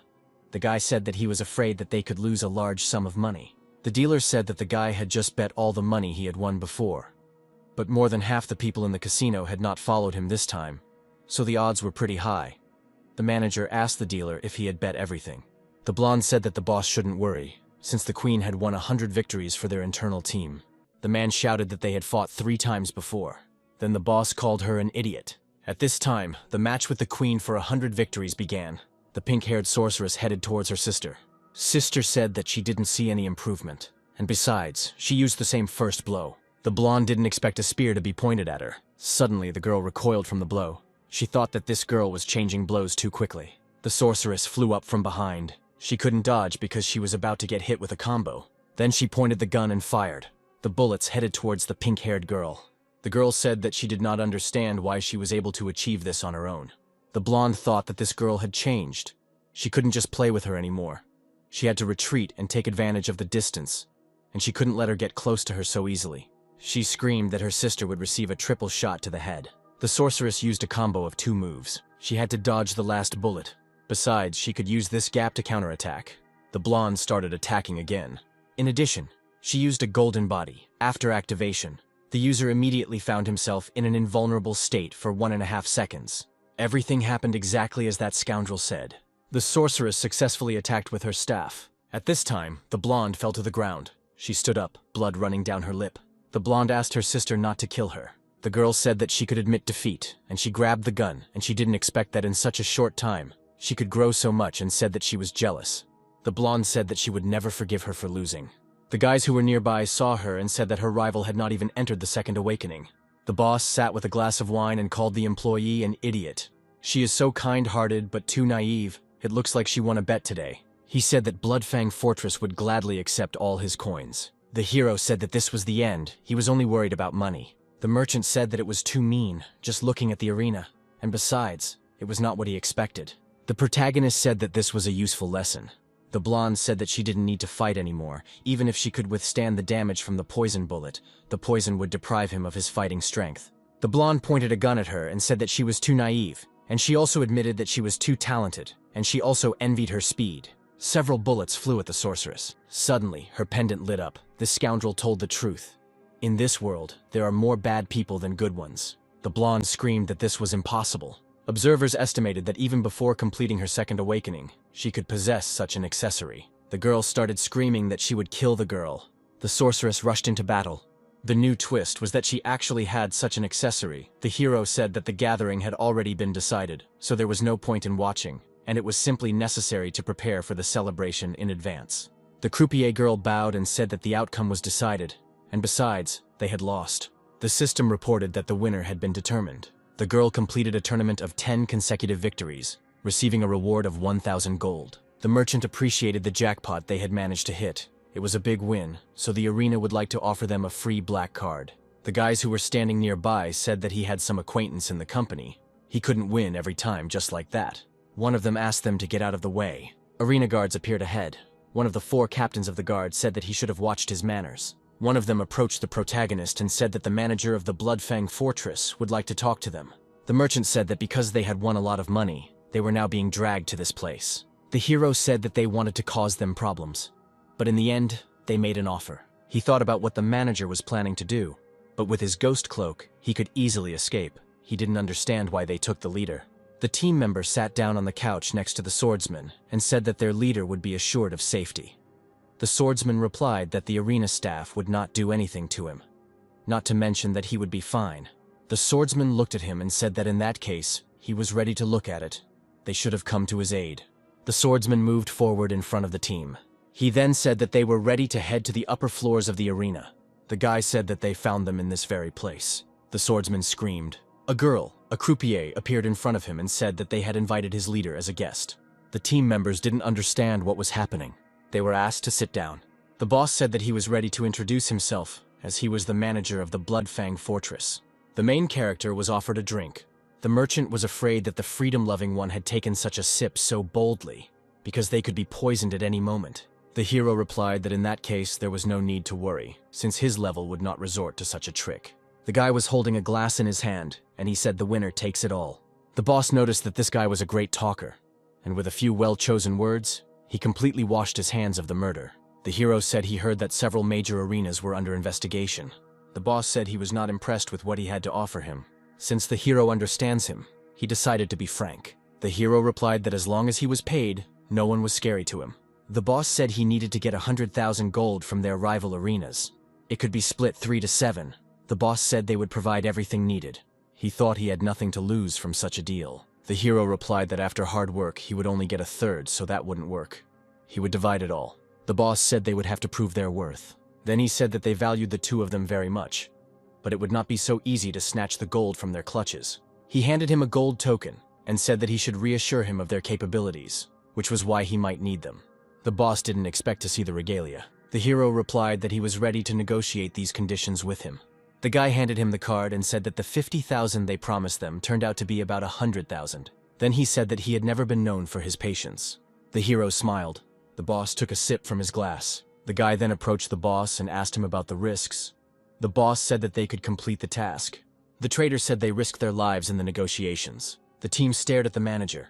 The hero calmed his boys down, seeing their anxiety. The boss confirmed that their concerns were unfounded. The merchant said he was willing to talk to them along the way. At this time, in room 301, the swordsman said that they would fight to the end. The sorceress said that they could put the money aside. The hero said that they had 2 more weeks to prepare, so it was necessary to disperse. The hero replied that they needed to level up quickly, as there was a lot of new things ahead. The hero ordered a team member to go to the Dark Brotherhood department and receive his assassin rank. The point was to achieve 100 victories. The hero gave him 10,000 and told him to buy a weapon. The merchant intervened. He wanted him to pay him for getting him out. He immediately reminded us of the sum of 9,000 gold pieces. At this time, in the City of Thunder, at the Prairie Stable, the guy saw a nice horse. The hero wanted to know the cost. The seller said that he would not be able to afford such an expensive animal. A girl greeted him and told him the price.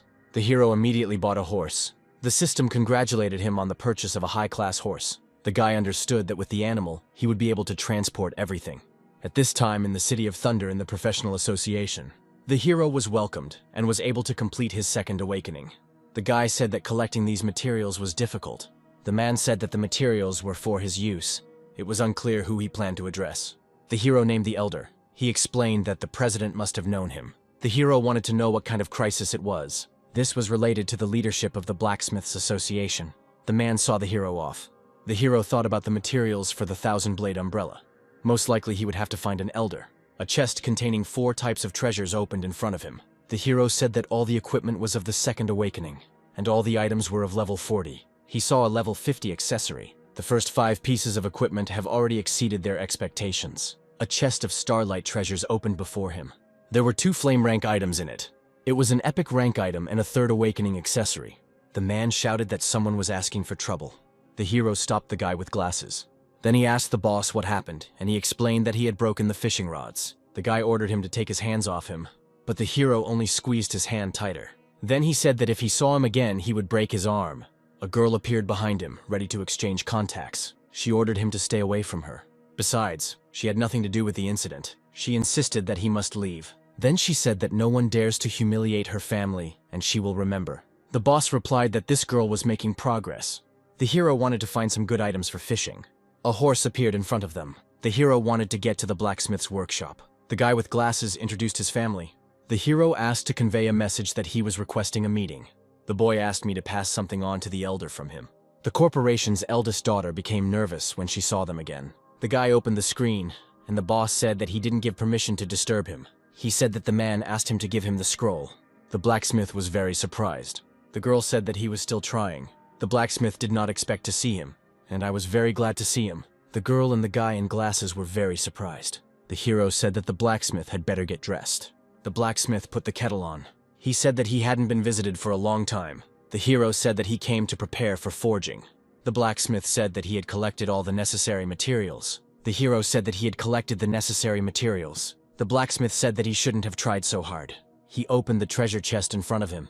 The hero appreciated it, but said that it was not enough. The blacksmith asked what he had brought with him then. The hero smiled. He brought him the heavenly flame of the bloody sun. He also had a whistle. The blacksmith was very surprised. He said that such rare items are not easy to obtain. The blacksmith said that the country was lucky to have such a genius. He said his forging standards had improved. The hero knew well what they were capable of. The blacksmith put up a sign saying that everything was closed for today. The guy had to apologize. Another introduced himself and said that he had come to the blacksmith for help, and he handed him the bag. The guy said he could pass it on. The blacksmith heated the furnace. At this time, a guy burst into the house and said that a young man from the Heavenly Peak City Blacksmith Association had arrived, and his father had sent them a letter. The blacksmith took the letter. Then he said that the young man should have waited for him. The hero asked what happened. He said that he came to the best blacksmith. The blacksmith said that every day he dreamed of participating in the creation of the 1,000-blade umbrella.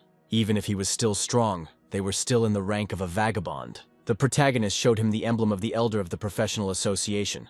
The blacksmith was very surprised. The blacksmith was surprised that such a young player had the elder's emblem. The hero wanted to discuss relations within the association.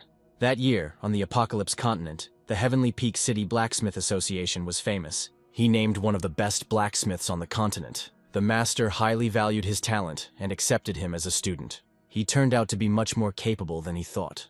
As a result, during the great tournament that could decide the future of the blacksmiths, he substituted the materials, so the blacksmith failed.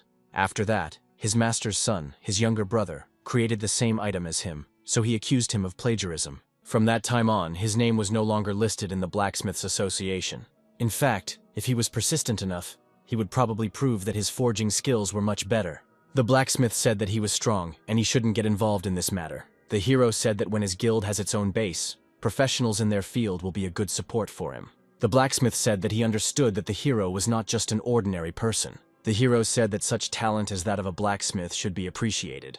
The blacksmith raised his finger. A deep thought came to him that until the wound in his heart was healed, he would never become better. The hero agreed. Then he took out a drawing and said that it was part of his weapon. He needed to add auxiliary materials. They needed to be added as shown in the drawing. The blacksmith asked him not to worry. He had been waiting for 3 hours already, but he didn't understand why the elder hadn't come yet. The blonde said it was a world-class masterpiece. The guy asked the young man not to worry. There was a blow behind them. Dust began to spread around. The young man's mouth opened in fear. The aura that was around him was too frightening. The hero opened the umbrella and said that they had done a great job, and the second stage 1,000 blades of glowing light umbrella was ready. This was necessary to sharpen the weapon and unlock all its abilities. The blacksmith was not going to waste time. As soon as he saw the weapon in front of him, he said that he had done just fine. Then he thanked the guy. The hero said that he needed a degree if he wanted to get promoted. The blacksmith said that his guess was correct. The hero was delighted. The young man looked out from behind the curtain and addressed the blacksmith. He fell to his knees in front of the blacksmith. The guest said that he was forced to contact them. The blacksmith gritted his teeth. The young man asked to save his father. The blacksmith said he needed a plan. The young man lowered his head. Then he said that he had a big gift for the Blacksmiths Association. The guy was delighted. The hero said that it had already been decided. He had 2 weeks to prepare. At this time, the swordsman and the merchant were discussing the number of victories that were needed. The swordsman saw a suspicious figure in front of him. In front of him was someone wearing a demon killer mask. Suddenly he took off his mask, and it turned out that underneath it was the face of a team member. The swordsman hit him and said that he didn't dare scare him like that. He said he noticed a badge that indicated a rank in the assassination organization. The swordsman replied that he should have spent more time at work. The merchant wanted to know if they had run away together. The swordsman looked at the merchant and said that he was not afraid of problems. The merchant turned to the young man and said that while he was missing, they had to suffer in this place. Then he called the main character a brat and said that he could become a good teacher. After these words, he turned his attention to the team members. He did not understand why they were silent. The merchant turned sharply from the blow. Suddenly, he had to turn around sharply and shout that someone was asking for trouble if they dared to approach him. It turned out that it was freedom-loving. He came back again. The team members were glad that their leader had returned. The protagonist said that it was time to show himself and shake up the continent. At this time, outside in the city of Skypeak, the guys were racing on horses. The swordsman was eager to find out why they were going to this city. The second task is to help his old friend get the post of president of the City Blacksmiths Association. The protagonist replied that he would take on this task himself. They headed forward. Soon they found themselves near the arena of Mountain Fog. The freedom-loving one said that it was necessary to form a temporary team. The guy came up to the counter, said hello, and said he wanted to create a temporary team. He handed him the coins, and the arena employee asked the name of his team. The freedom-loving man smiled and proudly said that his team was called Eternal Peaks. At this time, Team Heavenly Triumph was standing nearby. One of the team members asked the team leader what kind of name this was, and why Eternal Peaks sounded so arrogant. The guy in armor and with an eye patch said that these small teams weren't that capable, and their names meant nothing. The swordsman said that if they started a conflict, they could kick them out. They were explained that the team levels were divided into black iron, bronze, silver, gold, platinum, and diamond, Star Kings, 8 levels in total. The arena staff continued that this division was also used on the continent, so the protagonist's team was at the black iron level. If they wanted to rise to the bronze level, they needed to earn 100 victory points. And each victory would earn them 10 points, and each defeat would take away 6 points. The protagonist replied that according to this scoring system, they could advance to the bronze level if they won 10 rounds in a row. He handed over a bag of gold and said he would like to bet on his team winning the next round. The employee said that the hero can only bet on winning, not on losing. The hero said that back then he and his guys wanted the other team to be their rivals. The employee said it was against the rules, and they were at bronze level. The hero handed him another 500 coins. Then he said that what he wanted would cost him much more. An announcement was made over the loudspeaker that a team match was about to begin. The merchant was not going to tolerate insults. But then the swordsman intervened and expressed his concerns that they were acting riskily. At this time, another team headed towards the main character. The fight was about to begin. If any of the participants did not arrive within a couple of minutes, their team would be declared the loser. The enemy team's commander said that they needed to finish the battle in about 10 minutes. The main character was wearing a creepy mask with horns, laughed and said that 10 minutes would be enough. There were observers sitting in the stands, and someone sitting there asked who would fight whom. The freedom-loving team was at the 4th level of iron. It was necessary to remember that they had recently completed the second awakening. The other team was bronze. It had an average level, which was slightly higher than the others. The commander chuckled smugly and folded his arms across his chest. The start of the battle was announced over the loudspeaker. The battle was supposed to start in a couple of seconds. One of the opposing team members turned to his leader. He asked why there were only 3 opponents. He was worried that they might have someone with the invisibility skill, because according to the rules, there should have been 4 of them. At this time, the swordsman prepared to attack. They had a useless vagabond. He should have been invisible too.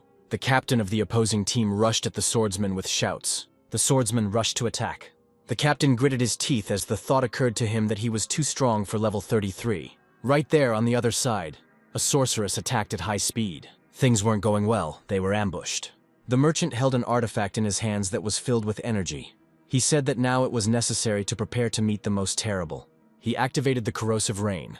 The captain shouted that corrosion dealt dark elemental damage to the target over time, and this ability could be stacked up to 5 times. The enemy pulled out a Gatling gun, whose name was Berserker, and said that he would shoot them. The main character snuck up from behind. He kicked him. The enemy dropped his weapon and flew forward. The red-haired girl fell to her knees at this time.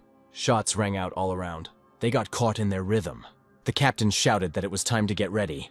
He said it was necessary to use a combination skill. The merchant said that it was necessary to break their formation. They couldn't afford to use such a combination skill. The enemy said he would not allow them to interfere. The captain raised his hand with the sword and activated the combination move that the team had acquired. He attacked them and told them to go to hell. The swordsman cursed. He decided to use his weapon as a shield. The freedom-loving man arrived in time and opened his umbrella, which successfully repelled the attack. The captain of the opposing team did not understand how he managed to repel the attack so quickly. The swordsman said that this new weapon that he and the elder created was very cool. At this time, the magician fought with all her might. The captain of the opposing team could only watch as his guys were being beaten. He didn't like it very much, but there was nothing he could do. Suddenly, the main character said that he was ready to teach him a lesson, and then hit him. Without removing his mask, he said it took him just 4 minutes and 10 seconds. The system congratulated the team of Eternal Peaks on their victory. The observers were surprised. Many stood up from their seats. Everyone was interested to know who was under the mask. Many thought that they were assassins, only they had the ability to hide their identity. The protagonist returned to the reception desk to place his bet on his own team again. The employee was surprised that he didn't even plan to rest after the fight. The freedom-loving man said that there was no need for this, and that it was necessary to hurry. The system congratulated his team on their victory. They received 60 points and 800,000 experience. Moreover, 10 wins in a row could raise their level to bronze. Evening came and the lights came on in the hall. The team walked down the corridor. The merchant turned to the hero and praised him for having managed to earn money in such a short period of time. The protagonist poked his finger at the system notification, and he received a message informing him that he was expected at the Lunar Hotel. He turned around and said he needed to go to the Blacksmiths Association to sort out some issues in the next few days. The swordsman wanted to know if he could take someone with him for this, and if his guess was correct that it was about getting the position of president. The boy told the leader that he could go on his own and not worry about them. The hero said that they would split up and continue. By evening, the freedom-loving one arrived at the place. He walked down a long corridor in brown tones. Soon he stopped at the right door, knocked carefully and said that he had come to see the elder. The door opened and a familiar face appeared. The man with the beard was clearly genuinely glad to see him. At this time, in room number 1001, the protagonist turned to the elder. It was not worth revealing his power to them yet. He said that if he went directly, they would be able to capture and lock them up. The elder exclaimed that this would not work if the Blacksmith Association found out. Then you would also be involved in this. The hero said that the Blacksmith Association was just a bunch of unawakened people. The elder lowered his head and said that he could go, but he had to promise that if the situation did not go as planned, he would leave there immediately. The freedom-loving man raised his palm and said that he simply decided to help, and besides, his family would remain under their leadership. The hero said that the two of them should rest for now. They had to wait for good news tomorrow. The elder replied that there was no need to worry, since the association did not yet know what kind of monster they would encounter tomorrow. At this time, in the city of Skypeak, where the Blacksmiths Association was located, the hero thought about the association. The freedom-loving man turned around and said that he was here to take part in the exam to become a blacksmith. The guys standing nearby were surprised that this guy was going to participate in the exam for high-ranking blacksmiths. A guy approached the hero and wanted to ask him a question. He wanted to know what rank he was, and it turned out he was indeed of middle rank. The guy said that he was qualified enough to take the exam. Soon they found themselves at the site of the exam for a top-ranking blacksmith. Soon, it was the protagonist's turn. The man with the scar was surprised that such a young vagabond had already become a mid-level blacksmith. He told him to come through and take a seat. The man looked closely at the main character.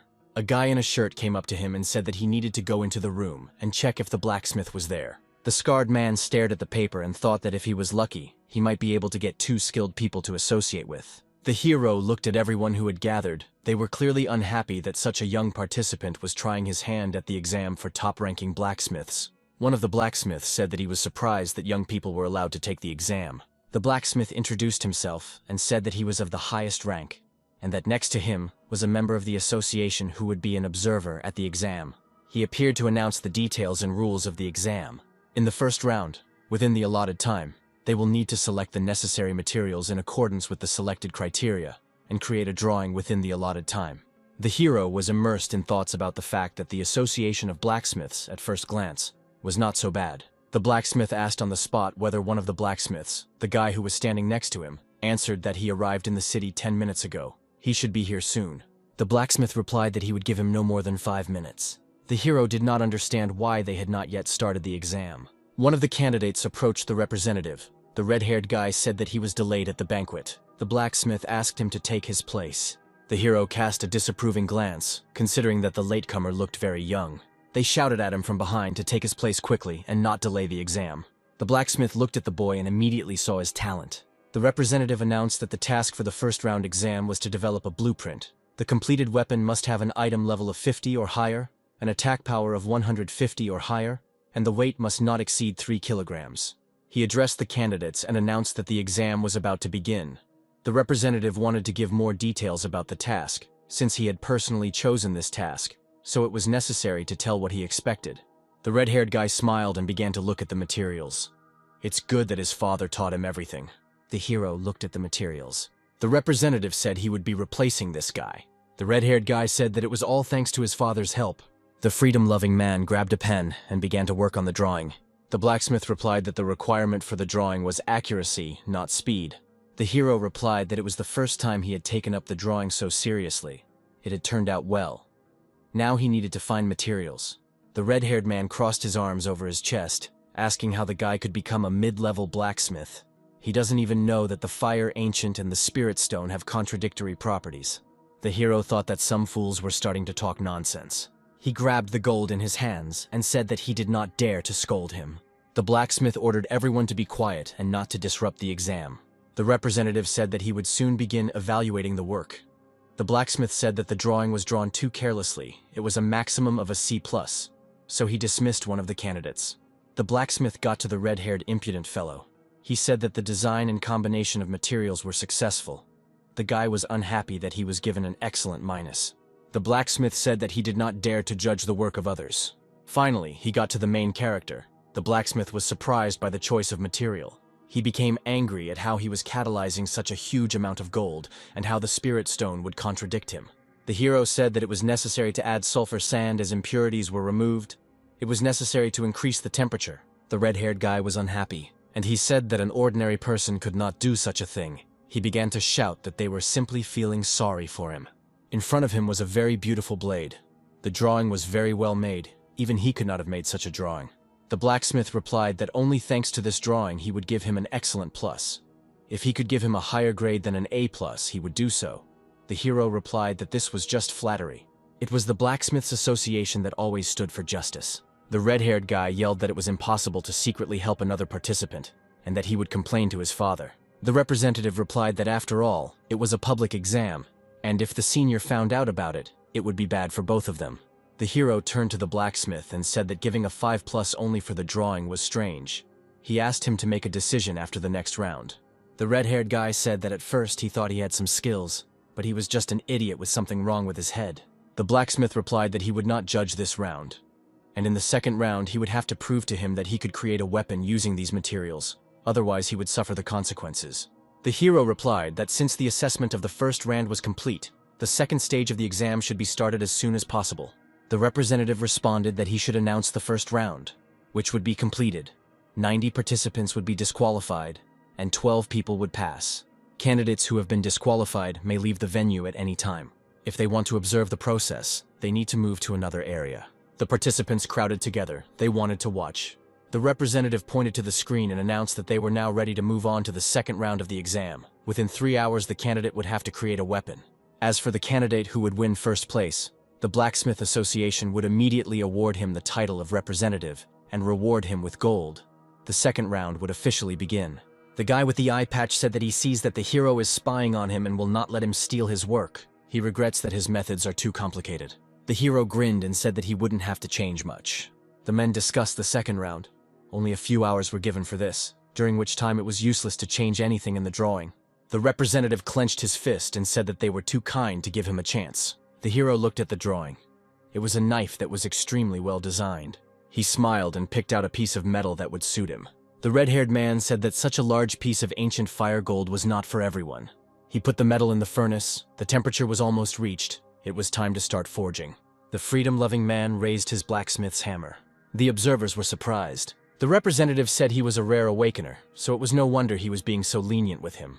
The blacksmith's hammer struck the metal. The hero began to forge. The red-haired guy said that he used the 4 forging techniques method.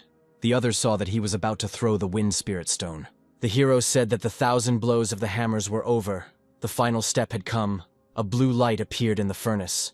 The object was glowing and ready to explode from its internal glow. The guy with the bandage said that he wouldn't succeed, but he didn't expect him to be able to become a blacksmith. The representative assessed the new forging method. It seems that he has invented too much for himself. The hero is almost finished. Very strong vibrations began to spread around, which were inherent only to the masterpiece. Finally, he grabbed the weapon, and he raised it up. It was his achievement, and apparently, it significantly surpassed everything. The blacksmiths were amazed that someone could forge the treasure. At this time, the elder of the Blacksmith Association was pleased that someone had appeared who was able to create a masterpiece. The president of the Blacksmiths Association showed up to see the new genius. The representative and the blacksmith opened their mouths in surprise. The freedom-loving man held in his hands an epic masterpiece of such an epic level. Especially during the exam, no one could have achieved it. The guy shouted that it was impossible. Observers said the skill in forging was clearly superior to anything they had seen before. The blacksmith shouted at the insolent man that the red-haired man was disgracing the Blacksmiths Association. The guy started shouting back that he had personal reasons for protecting the main character. At this time, the elder appeared in the room and ordered to shut the mouth. He waited for him to calm down. The hero saw the main culprit who framed the elder. Both bowed and greeted the elder. The red-haired boy said that his father came just in time. The elder looked at the main character and said that he was just a young man. The hero said that the elder could give a couple of pieces of advice. The elder was surprised and wondered who taught him. Then he praised him for his achievements. The blacksmith approached the elder and said that his information stated that he had found no information about this man. The freedom-loving man smiled broadly and said that his master was not so famous. The elder replied that the reward would only be given after the association had discussed everything. The hero said that he could convey a message from the association to his master, but he could not guarantee that the master would give his consent. The hero waved his hand and said that since the association had recognized his result, in a couple of days he would come to pick up the certificate and award, and with that he wanted to say goodbye to them. The red-haired guy said he was not ready for his father to let him go just like that. He was definitely covering for him for his own selfish reasons. The elder approached the blacksmith and thanked him for his services. Then he called out to his son. The guy wanted to know why the first place was given to the boy. The hero of the Blacksmiths Association belonged to his family. Suddenly he hit his son in the face, and he ordered him to be silent. He started shouting that the president was already old, and that his post would soon be handed over to someone else. The elder asked him to be patient for a little while until he took his place. He narrowed his eyes and said that an investigation was needed. The boy obediently agreed with his father. At this time, in a hotel called Luna, the hero met with the master, who praised him for being able to forge such a masterpiece, especially with the help of materials that were created during the exam. The blonde thought that for a 20-year-old, he had enough qualifications to pass the advanced blacksmith exam. The hero stood in front of him He said that he could no longer contact him. The young man said that during the exam, his creation had already alarmed the leadership of the Blacksmiths Association, so recognizing his results was not so difficult. The hero said that if that was the case, he was ready to conduct an investigation. The blonde folded his hands in greeting and said that he was ready to go through all the tests, if only everything would work out. The freedom-loving man said that time was short, and it was necessary to get down to business. 2 days later, the freedom-loving man said that he should receive his 10,000 gold as a reward for first place. The blacksmith said that money was more important. The hero said that he is a pragmatic person. The blacksmith said he was ready to take him to a meeting with the top officials of the association. As soon as the protagonist joined the association, getting a certificate or the previously promised 10,000 would not be a problem. The hero stopped and looked at the manual. The elder stood up and asked what agreement he and the master had come to. The boy replied that his master had refused to meet with him. The elder grinned. The freedom-loving man lowered his head. The elder was dissatisfied. The blacksmith who was conducting the exam asked if he was really an elder of the Thunder City Association. The hero took out a cross, which proved his membership in a professional association. The elder said that he was interested in why exactly they came. He wondered why he hid his identity. Moreover, he must clearly understand the relationship between them. 2 bald-headed musclemen appeared behind him. The elder looked at him. The master still had to show up. The elder recognized him as his disciple and began to rejoice. The master called the elder shameless.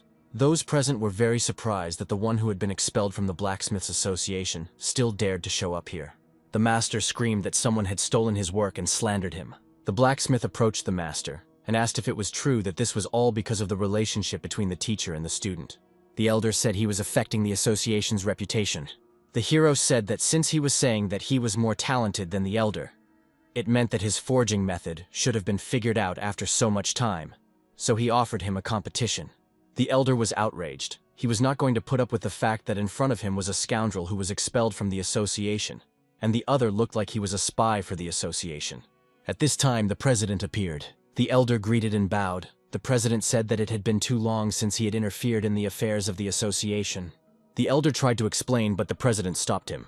The master called the president by name and said that they had not seen each other for a long time. The president pointed to the main character and said that he wanted to know about this man, especially since he was the elder of the professional association, and he was interested not in revenge, whether he was sent. The master said that the guy in front of him was his student, thanks to whom he had risen to the rank of a scientist. The 2 behind the elder began to whisper. The elder yelled that everything he said was not just to gain sympathy. The master said that he had no evidence, and besides, he could only blame himself. But he didn't come here to swear. He just wanted to participate in the examination for the rank of a scholar. The elder began to shout that he had no right to bring a stranger here. The hero frowned and replied that they had evidence.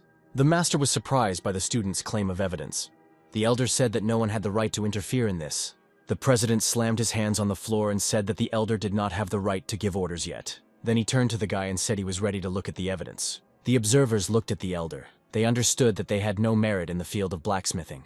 The elder began to shout that one drawing was not proof, even if he had the perfect forging method. There was a pause in the air. The president said he clearly wanted to start a riot. 2 knights in armor grabbed the guy by the shoulders. The freedom-loving man said that considering ourselves heroes in such a situation is not particularly fair. Suddenly, a column of energy appeared around him, scattering them in different directions. The red-haired boy saw that the guard had fallen unconscious in front of him. The elder shouted that this guy not only had amazing skills, but also strength. The hero turned to the elder, asking if the president could handle such an impressive elder. The president said that they all needed to calm down. Suddenly there was an explosion. The elder understood what kind of force he would have to face. Everyone stopped for a minute. The hero looked around at those around him. The thought came to his mind that this person's strength was similar to that of a Fourth Awakening expert. One of the observers said that stealing your own student's work was too much. The elder began to demand that the teacher and student help him regain the president's favor. The president replied that from today onwards, the City Blacksmith Association has revoked the membership of the elder and his son. They will no longer be allowed here. And in addition, the master will become a candidate for the next president. The elder was grabbed by the arms and led away. He screamed that no one could do this to him. The president turned to the master and said that they had underestimated him, so they would allow him to take the scholar rank exam. The master couldn't believe that he deserved this post. Someone from the council said that with a president at the level of a scholar, the association would prosper. The president turned to the main character and said that he appreciated his plan with the drawing. The guy hesitated, but smiled. The president replied that he was already old, he didn't have much strength, maybe he could last another 6 months, and then he would have to retire. The hero asked him not to worry. The president left the room, his only concern being who he could hand over the Blacksmiths Association to. The president understood that until the association was in the hands of a master, he would not be satisfied. A couple of days passed. The council members approached the master and informed him that their president would soon be leaving his post, so he was counting on the master. The master stood there, perplexed. The main character approached him. The master was eager to share the wonderful news that he had officially become a blacksmith of scholarly rank. The master took the boy by the hand and said that they needed a drink. The man asked him if he was leaving. The guy replied that business with the association was finished, and he would need to return to the arena to meet his teammates. The blonde man squatted down and said that their family was unable to repay the vital duty he had performed for his father. From this day on, if he had any assignments, no matter what they said, his family would do everything they could to fulfill them. The hero smiled and said that he was too polite, but he would need help. The freedom-loving man understood that the eldest of their family had already taken the post of president. The boys smiled at each other warmly. The blacksmith asked the main character if he had the means, since if he found his entire family, it would cost at least 20,000 gold. The guy replied that if he hired the future president. The master assured the boy that he was not giving up the post of president. And besides, he was a blacksmith of scholarly rank. The guy received a notification that there was a problem that needed to be solved. The hero only notified the others that it was time for him to return to the team. At this time, the others gathered. One of the men said that the members of the protagonist's team had destroyed 5 great arenas. In total, they had won about 85 victories in a row. The chief was not surprised that the city wanted to see him again. The guy approached the gate. 2 guards were waiting for him. One of the guards asked who was in front of him and what he wanted. The hero quickly scattered both of them and warned them not to let him see them again. The swordsman discussed battles and counterattacks, and they spoke as if victory depended on him alone. The hero said that they were so good at fighting that they only deserved house arrest. A sorceress appeared in front of him. The guy replied that everything was fine with him. The team wanted to know what was going on here. The boys knew they couldn't lose. The hero replied that they destroyed 5 great arenas and placed bets in the casino, thanks to which they managed to win a huge amount of money. He hung his head and said they wanted to finish this thing with 1 match. The hero said that they had problems, and for them, this is a good opportunity. His attention was drawn to a man in a dark green frock coat. He was eager to meet the team leader. It turned out that it was the boss of the Misty Mountain Arena. A sphinx was sitting on his hands. The man said that they had been waiting for him for a long time. The guy turned to him and said that he was the team representative. The man with the mustache wanted to know what exactly they had ordered them to do. The main character did not understand what was being discussed. By betting on consecutive wins, then entering a tournament of consecutive wins, he suggested that they might deliberately destroy their arena. The man said he was afraid the arena might do something against them. The boss said he didn't care because they had damaged his business, so they would have to make up for it.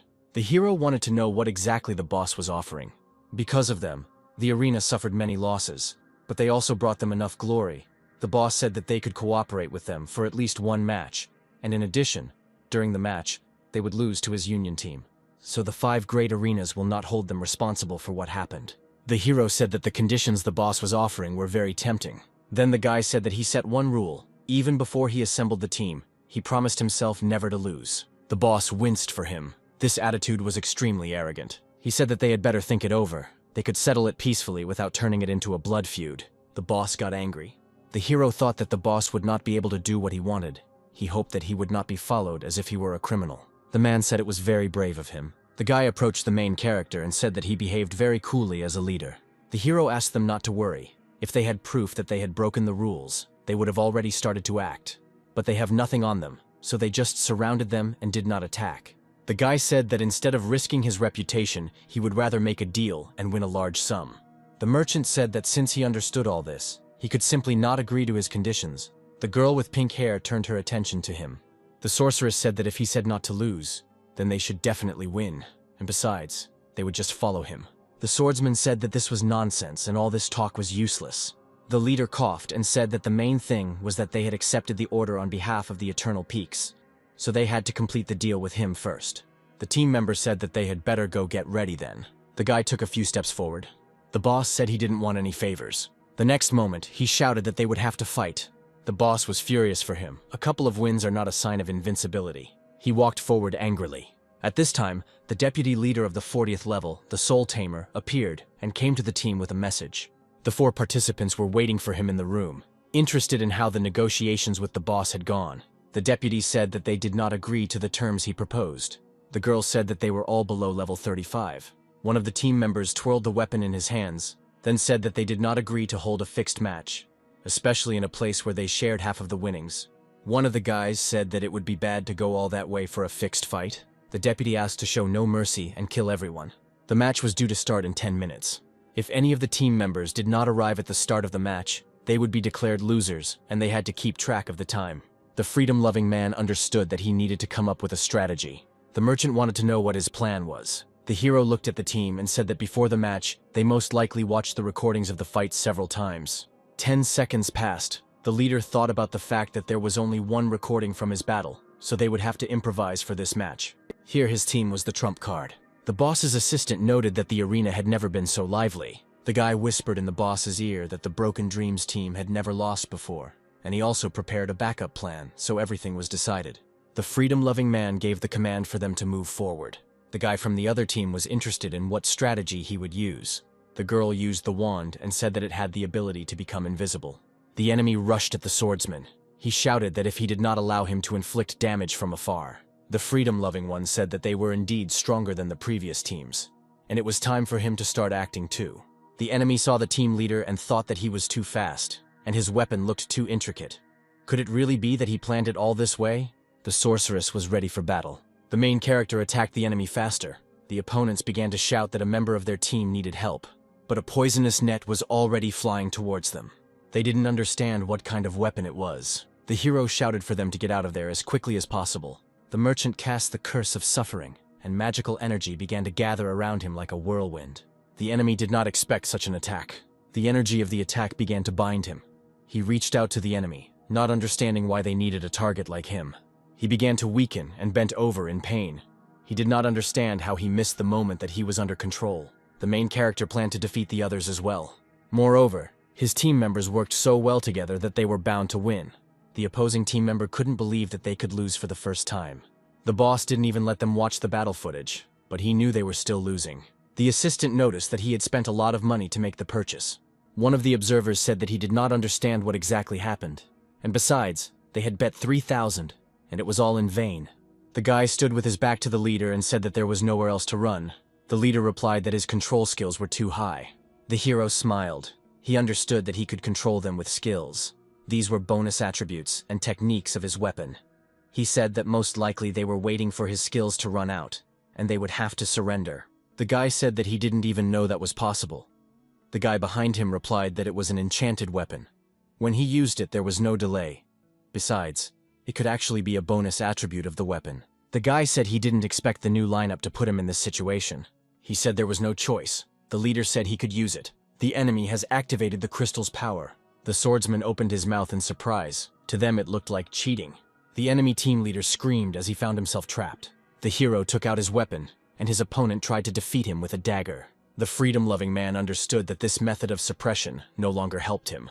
The enemy team has activated their shared power. The protagonist's team's merchant said that they could take control and restore their strength. The enemy, with burning eyes, said that they had information about their weapons. It was not worth expecting that they would be effective. The girl with the staff ordered everyone to take their positions. The hero smiled and raised his weapon, an umbrella, above himself. Most of all, he wanted to show off his new technique. The merchant saw the epic level magic staff in his hands. He knew it was an epic level magic staff. He knew how to use magic skills. The hero said that he knows many different techniques, so he is ready to teach them a lesson. The enemy screamed at the hero to leave him alone, and he began to defend himself. One of the opponents said that the blow was blocked and now it was their turn to counterattack. The enemy team leader said that a simple vagabond who had just gone through his second awakening could not use the chain reaction formation. The black hole sucked in enemies and also dealt dark damage to enemies. It lasted for about 5 seconds and immobilized all enemies. The free-spirited one said that the hardest parts of the chain reaction spell were the control during the casting of the spell, the means which was also the tool. The opponents were under the influence of magic. The boss started shouting for the team he was betting on to wake up because there was money at stake. Suddenly he started kicking his assistant for assuring him that his team would win. The protagonist's squad said that they were ready to deal with everything else. The observers were beside themselves. especially those who had placed bets and lost. The boys lay on the ground like trash. Those who were for the team of Eternal Peaks rejoiced. The hero was glad that the first battle of the Eternal Peaks was over. Soon they moved to another place. The team of the Peaks was hunted by guards. The swordsman turned to the leader and said that they had to somehow get to the city border. The thought that help would come soon got stuck in my head. The blonde guy watched everything while riding a horse. One of the guards said that these were people from their Bloodfang fortress, so they reached the border of Skypeak City. The guard approached the leader and asked what they should do. He said that now they know that they were sent from the Bloodfang to settle scores. The swordsman turned to the leader. The blonde guy said that they received their letter. Besides, they were waiting for them here. The plans were to return to the fortress. The Lord was waiting for them. He asked the boys to go earn some money, but instead they started causing a ruckus once again. It was hard to believe that they had won 86 games in a row. The merchant turned to the leader. At this time, the boss handed the main character an envelope and said that he needed to hide somewhere 30,000 gold. The guy smiled. The boss said he could handle any problem, but clearly not this one. The boss said he told me to keep my head down and go make some money instead of stepping on the faces of the great 6 arenas. At this time, the boss's assistant came to him and said that they had problems. According to reports from the front lines, people from the Misty Mountain Arena, the Tailing Sky Arena, and other arenas appeared in the Thundercloud Wave Canyons. The boss couldn't believe they were here because of the Eternal Peaks team. The hero was surprised by their speed. The boss replied that he would overcome any trouble, but he could not do anything against the union of 6 arenas. He then said that he made a promise and had to pay them back to try to get into the top 10 arenas next year. The leader replied that he didn't expect such loyalty from him. The main character wanted to propose something. The boss asked him to hurry up as they would be here soon. The guy invited the boss to join him once he created his guild and conquered the base. The boss said he wanted too much. Besides, he believed that he was sufficiently qualified, especially with his subordinates. The guy wanted to know what he was dreaming about. The boss said that he dreams of waking up whenever he wants and counting money. He pointed his finger at the guy and explained that now he would help him achieve his goal. The hero replied that if he followed him, then very soon he would fulfill his dream. The boss threw his hands up and said that he shouldn't give up everything and trust him alone. The hero's lips spread into a smile. The freedom-loving man said that he could show him that he was influential enough and again invited him to join him. The boss said he would have to figure out if his influence was enough. The guy said he would help him deal with the great arenas. The boss replied that then he would definitely join him. The merchant told him not to rush into such statements.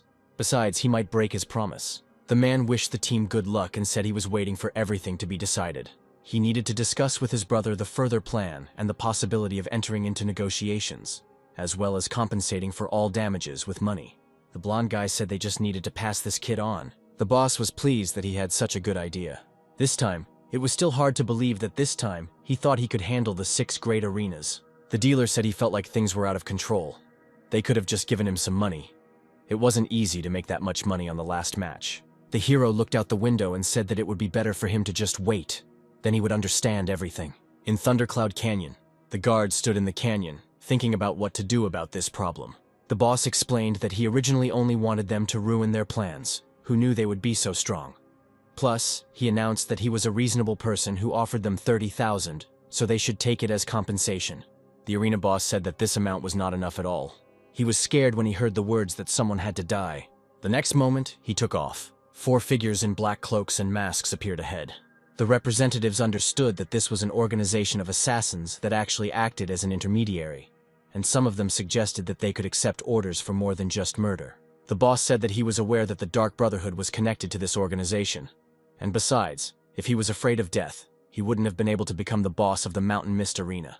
The man in the leopard vest and tie caught himself thinking that the Dark Brotherhood alone could not solve this issue. At this time, representatives came. The elder of the Third Awakening Association said that he represented the professional association to settle the issue in the interests. The bosses understood the eyes. One of them asked who invited the association. They have no place here. The blonde man said that he was the elder of the Skypeak City Blacksmith Association, an advanced blacksmith, and he represented the Blacksmith Association to settle this matter.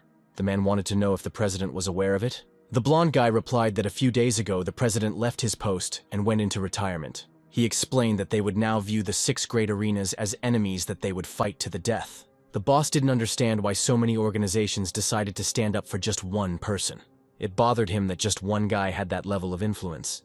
The man muttered through his teeth that the feud with the Bloodfang Fortress had only just begun.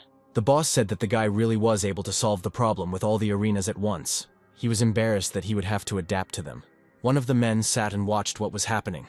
It seemed to him that everything was over as soon as the dust rose in the canyon. The man said the guy sent him a fishing rod saying he urgently needed help, so he ended up running as fast as he could. The freedom-loving man remained in thought. The merchant said that the boss was behaving in such a way that they had better be prepared for anything. He crossed his arms and said that everyone loves to brag, and their leader is no exception. The merchant saw the boss and realized that their affairs were really bad, since he came to settle accounts with them. The boss approached the main character and asked how he was doing. He gave a thumbs up and said he was a really handy guy. Then he smiled and explained that he had simply underestimated him. The team members were surprised. The freedom-loving man looked at the boss and reminded him of his promise to join him. The boss said that if the guy resolved the issue, he would definitely join him and keep his promise. Suddenly, he said that he needed to discuss something with him. The boss put his hand behind his head and said that joining him would not be a problem. The guy stood and looked at the boss. The man said that he gave his word and could not take it back. He then turned to the blonde and announced his decision to leave the arena to him. He had a feeling that together with the main character, he would be able to reach new heights. Some time passed. The swordsman from the peak team was unhappy that he had to wait so long. The merchant said that the boss would not be able to work on par with them. So most likely, such a person would easily leave them. The boss apologized for being late. He had to transfer assets worth several million. The swordsman noticed the boss. The team leader announced that the boss would now be their manager and an official member of the team. In the future, they were all supposed to be teammates, so they all had to take a red packet and go to him. The hero grunted and announced his intention to discuss plans. An envelope with documents for a meeting with the mayor of the city of the spiritual moon, a place for registering a guild on the continent of the apocalypse, appeared in front of him. The boss noted that the leader had thought of everything. The men began to smile. The mayor's office of the city of the spiritual moon was responsible for resolving guild issues. The hero looked down, as expected from a candidate for a manager. This is exactly what he was waiting for. Soon, at the city hall of the spiritual moon city, he handed over his VIP pass and said hello at the reception. The girl was surprised that a guild of such a low level had to register. Usually those who had a lot of money did so. He needed to officially name it and submit an application. The girl wanted to know what region they would like to indicate as the initial base, he said. The Dark Forest. The girl replied that the Dark Forest was an abandoned base where many demonic beasts lived, and the transportation there was inconvenient, so she suggested that he choose another place. The guy thought that he was lucky that others hadn't taken over other guilds yet. The girl explained that membership fees would increase depending on the size of the guild. A notification about the creation of a guild appeared in front of him. When he returned back to the team, the swordsman was eager to know how everything went. It turned out that they had a guild crystal. Now all they had to do was go to the base and place the crystal to officially create the guild.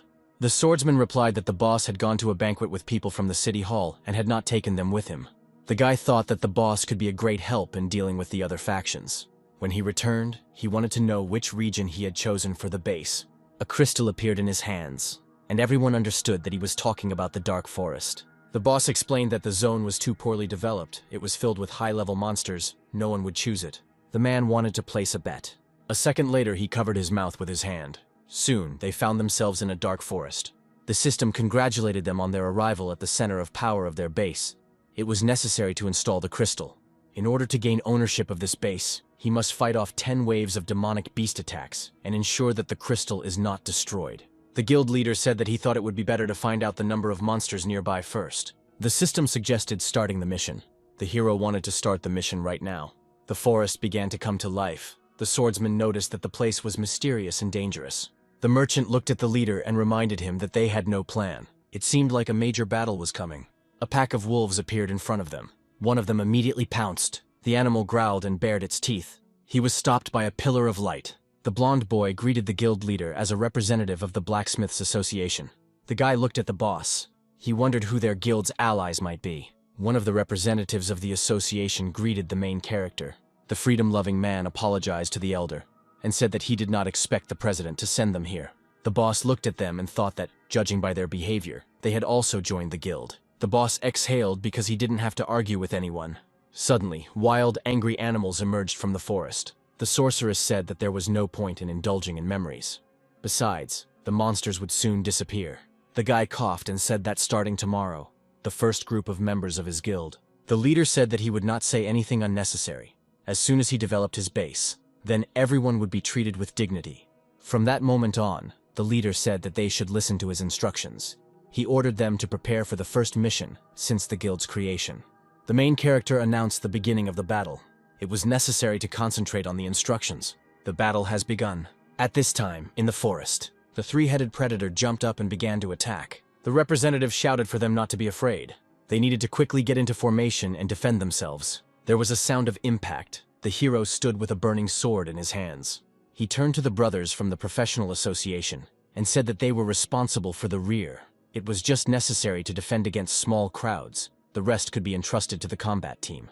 The top team continued the fight. The girl said that 2 people should defend the south side. The boss also attacked the monster. He was ready to leave the western and eastern sides. There was chaos all around. The system sent congratulations on the successful defense against the first wave of attack. The second wave will arrive in 30 seconds. The boss said that with these monsters everything is as easy as pie. The boar was already rushing towards them, and the system reported that there would soon be a second wave of monster attack. The hero raised his sword and shouted that it was necessary to continue the fight.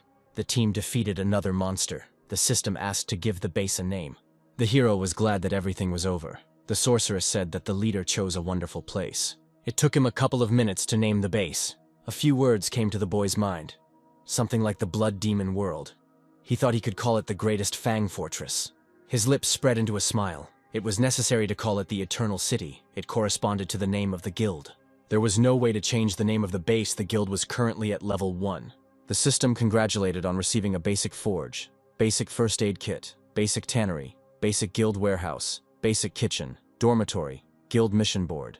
The guild received about 1,000 units of wood, 1,000 units of stone, 500 units of food, 300 units of metal, 5 units of leather, 400 units of medicine. The guy said that it was necessary to expand resources and raise the level of the guild. The girl said that she felt like her stats were growing much faster. The hero thought that something was wrong in this place. As expected, the world tree was still in place. The tree of the world is some kind of unique object. The guy took the knife and said that it would help him with medical procedures. The blondie said that this treasure is specifically for blacksmiths. Based on his experience, this juice really does have medicinal properties. Besides these 2 benefits, the most important ability of the world tree is that it emits a breath of radiance that can transform the surroundings. The hero smiled and thought that in his life, this place was a hidden Easter egg in the game. Now this place belonged to him. The system had leveled up. She congratulated on the successful transformation of the new passive metal regeneration. Soon everyone gathered. The hero forged weapons. He used a special elixir and said that everything would be ready soon. It turned out to be a spear of divine light. The hero, holding the new weapon in his hands, was interested in what they would say about it. The guy said that after he collected enough materials, he would help them forge a masterpiece-level weapon. The blonde said that it was indeed forged from elite-level black crystallized iron. The hero replied that it was all in the drawing. Then he turned to the team. He wanted to talk about this issue after the guys had rested. He smiled, because he understood that they would do the work themselves. The representative waved his hand at the hero. The hero did not understand what was happening and why another one had gone crazy. The guild leader was handed an elixir. The swordsman asked to bring people here to collect all these war trophies. He said that killing monsters here would be much better than in other places. The leader understood that if they continued in the same spirit, then in 6 months the guild would become much stronger. A month passed, during which time the guild collected a decent amount of resources. The hero said that they had worked hard over the past month. The guy decided that he could sell them for a good price. The blonde stopped the leader and said that he had a gift for him. They had been using the guild's resources to improve the weapon for the past couple of days, so they decided to create a robe for him. The robe fits perfectly. The sorceress became embarrassed, because as soon as he changed his clothes, he became even more beautiful to her. The blonde said that now he definitely looks like a real leader. The hero smiled. Then he approached the girl and said that he would return in 2 weeks. She raised her light eyes to him, and suddenly she kissed him on the cheek. And she ran away screaming for him to be careful. The swordsman said that he envied him. Soon, in the auction house of the city of the spiritual moon, the hero stood in line, as expected from a mid-level auction house. His popularity was a little scary. He decided not to wait and cut in line. Of course, some were outraged. The freedom-loving guy took out his VIP card, said hello, and said that he decided to sell a couple of items. The guy was asked to go to the VIP lounge registration area. The others thought that he was most likely from a very rich family. The entrance to room number 203 appeared before him. He found himself in a beautiful room. A stunning blonde came out to him, greeted him, and said that she was responsible for everything here. The freedom-loving man said that he came with a black card and introduced himself as the leader of the Guild of Eternal Peaks. He explained that he had some inventory that he wanted to sell, so he offered to look at the samples he had brought. The girl opened her mouth in surprise. No one had shown her epic-level items for a long time. The hero said that weapons and medicines, as well as other ammunition, would total about 100 units. As for the level, it was either the same or higher. The girl was surprised and asked again about 100 units. She said she would help him organize the auction. The guy was happy. The girl explained that a price limit would have to be set. She meant that with such high quality of goods, they should set a price limit. The guy said not to worry about it. The girl said that their goods were of a high enough standard that she would help them organize an auction. She was surprised that the guild member did not recommend making preparations. The hero said that he understood the rules of recruitment. It was just necessary to do everything in accordance with his instructions. The girl thought that she liked not only his equipment, but also him. At this time in the Hall of Adventurers, he looked at the screen. Everything was just like in the game in his past life. The hero thought that his guild, a first-level one, dared to collect a fee. People thought he had gone crazy. A first-level guild that had just been founded. It was most likely just about money. The guild leader winced as expected. Finding suitable candidates would be difficult. There was a player in armor standing nearby. It turned out that in front of him was an archangel of the Second Awakening. The others discussed how only a fool would fall for something like that. He shouted that if they were so cool, then 300 gold was not a problem for them. The protagonist stood nearby and listened to the archangel's threats that he would rip their throats out if they spoke without permission. The archangel asked if the guy wanted to challenge him. The freedom-loving one looked at him and said that he believed that he would find a worthy opponent. He felt arrogance from him. The guy said that in the game in his past life, the archangel was in the top 3, and he developed a style called the attack tank. The hero understood that at level 42, he simply lacked good equipment. Now he just had to wait for tomorrow's auction. He was worried that the guild auction might be postponed. At this time, the Second Awakening Blaster was scolding the first-tier guild for taking a place in the auction house. He shouted that the elder said that they would put the guild's goods up for auction. The girl replied that it was the manager's decision. At this time, the assistant for auction affairs approached the guild leader. The hero had to look at the plan that was drawn up for the auction. The man approached them and said that he came for an explanation, because a first-level guild had no place at the Fire Dragon auction. The auction was supposed to take place today. The assistant was surprised that she was even bothered with questions related to guilds of such a low level. The hero demanded an apology from his assistant. The elder intervened and said that he would explain everything. He explained that the Fire Dragon was a third-tier guild. It was unclear why they were included in the schedule. The girl turned to the elder and said that she was good at shifting the blame onto others. The men were surprised. She said she would report to the president. The elder accused the assistant of organizing a first-level guild. At this time, the president of the auction house appeared. He asked those present why the auction had not yet begun. The girl said that the president arrived on time. The elder told the president that the assistant had seized the first-tier guild's space for profit, and the president replied that it was his idea. The guild leader said he didn't have time to worry about corrupt bosses. He was wondering when the auction he paid for would start. Otherwise, he will have to go to another auction. The man said it was a mistake by their auction house, and he gave it to his assistant. The elder called out to the president. The president said that no one had the right to insult such a client. The men could not object. The president said there would be an investigation, and he ordered the elder to be taken away. He asked the rest to act in accordance with the rules. People began to gather in the hall. First came the dragon summoning sword.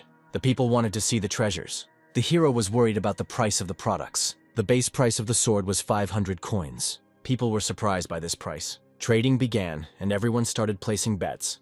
And the sword immediately flew off the auction block. The auction host said that there would be more interesting items to come. Next came the magic staff. The price was 3.5, and the first bid didn't take long to arrive. Next came the elixir, then the blade. Then she asked everyone not to be nervous. People began to resent the fact that there was a price cap. The hero understood that epic weapons should not be given to everyone, and just like that, his attention shifted. There was an archangel in the hall. The hero wanted to do him a favor. Next, they presented a shield. But not everyone could buy the shield.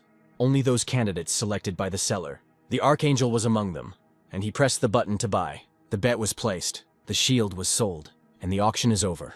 The hero earned 80,000 gold, and the assistant offered him 2 more auctions. The guy wanted help in exchanging funds for resources and dimension storage rings. The assistant was surprised by the quantity. The resources were beyond what was expected of such a weak guild. The hero replied that he did not want to reveal himself. The plan was to gather resources and level up. Soon, at the bar, everyone was discussing epic items in the auction. The weapon was produced in the Eternal City. The archangel heard the place where the weapon was forged. The guy stood up and remembered their location.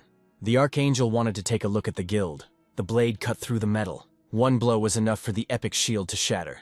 The Fire Dragon guild leader said that he spent a lot of money. He heard that the guild leader was only level 36. He appreciated the forging, but the level of the performer was low. He was angry. The guild member apologized to the guild leader. They had to make careful use of the guild base. The man said he wouldn't let me down. At this time, at the auction house, the assistant gave me the money and the card. The hero was pleased. He smiled and said he would be glad to cooperate. The city's auction house was always at his service. The freedom-loving man headed towards the fortress.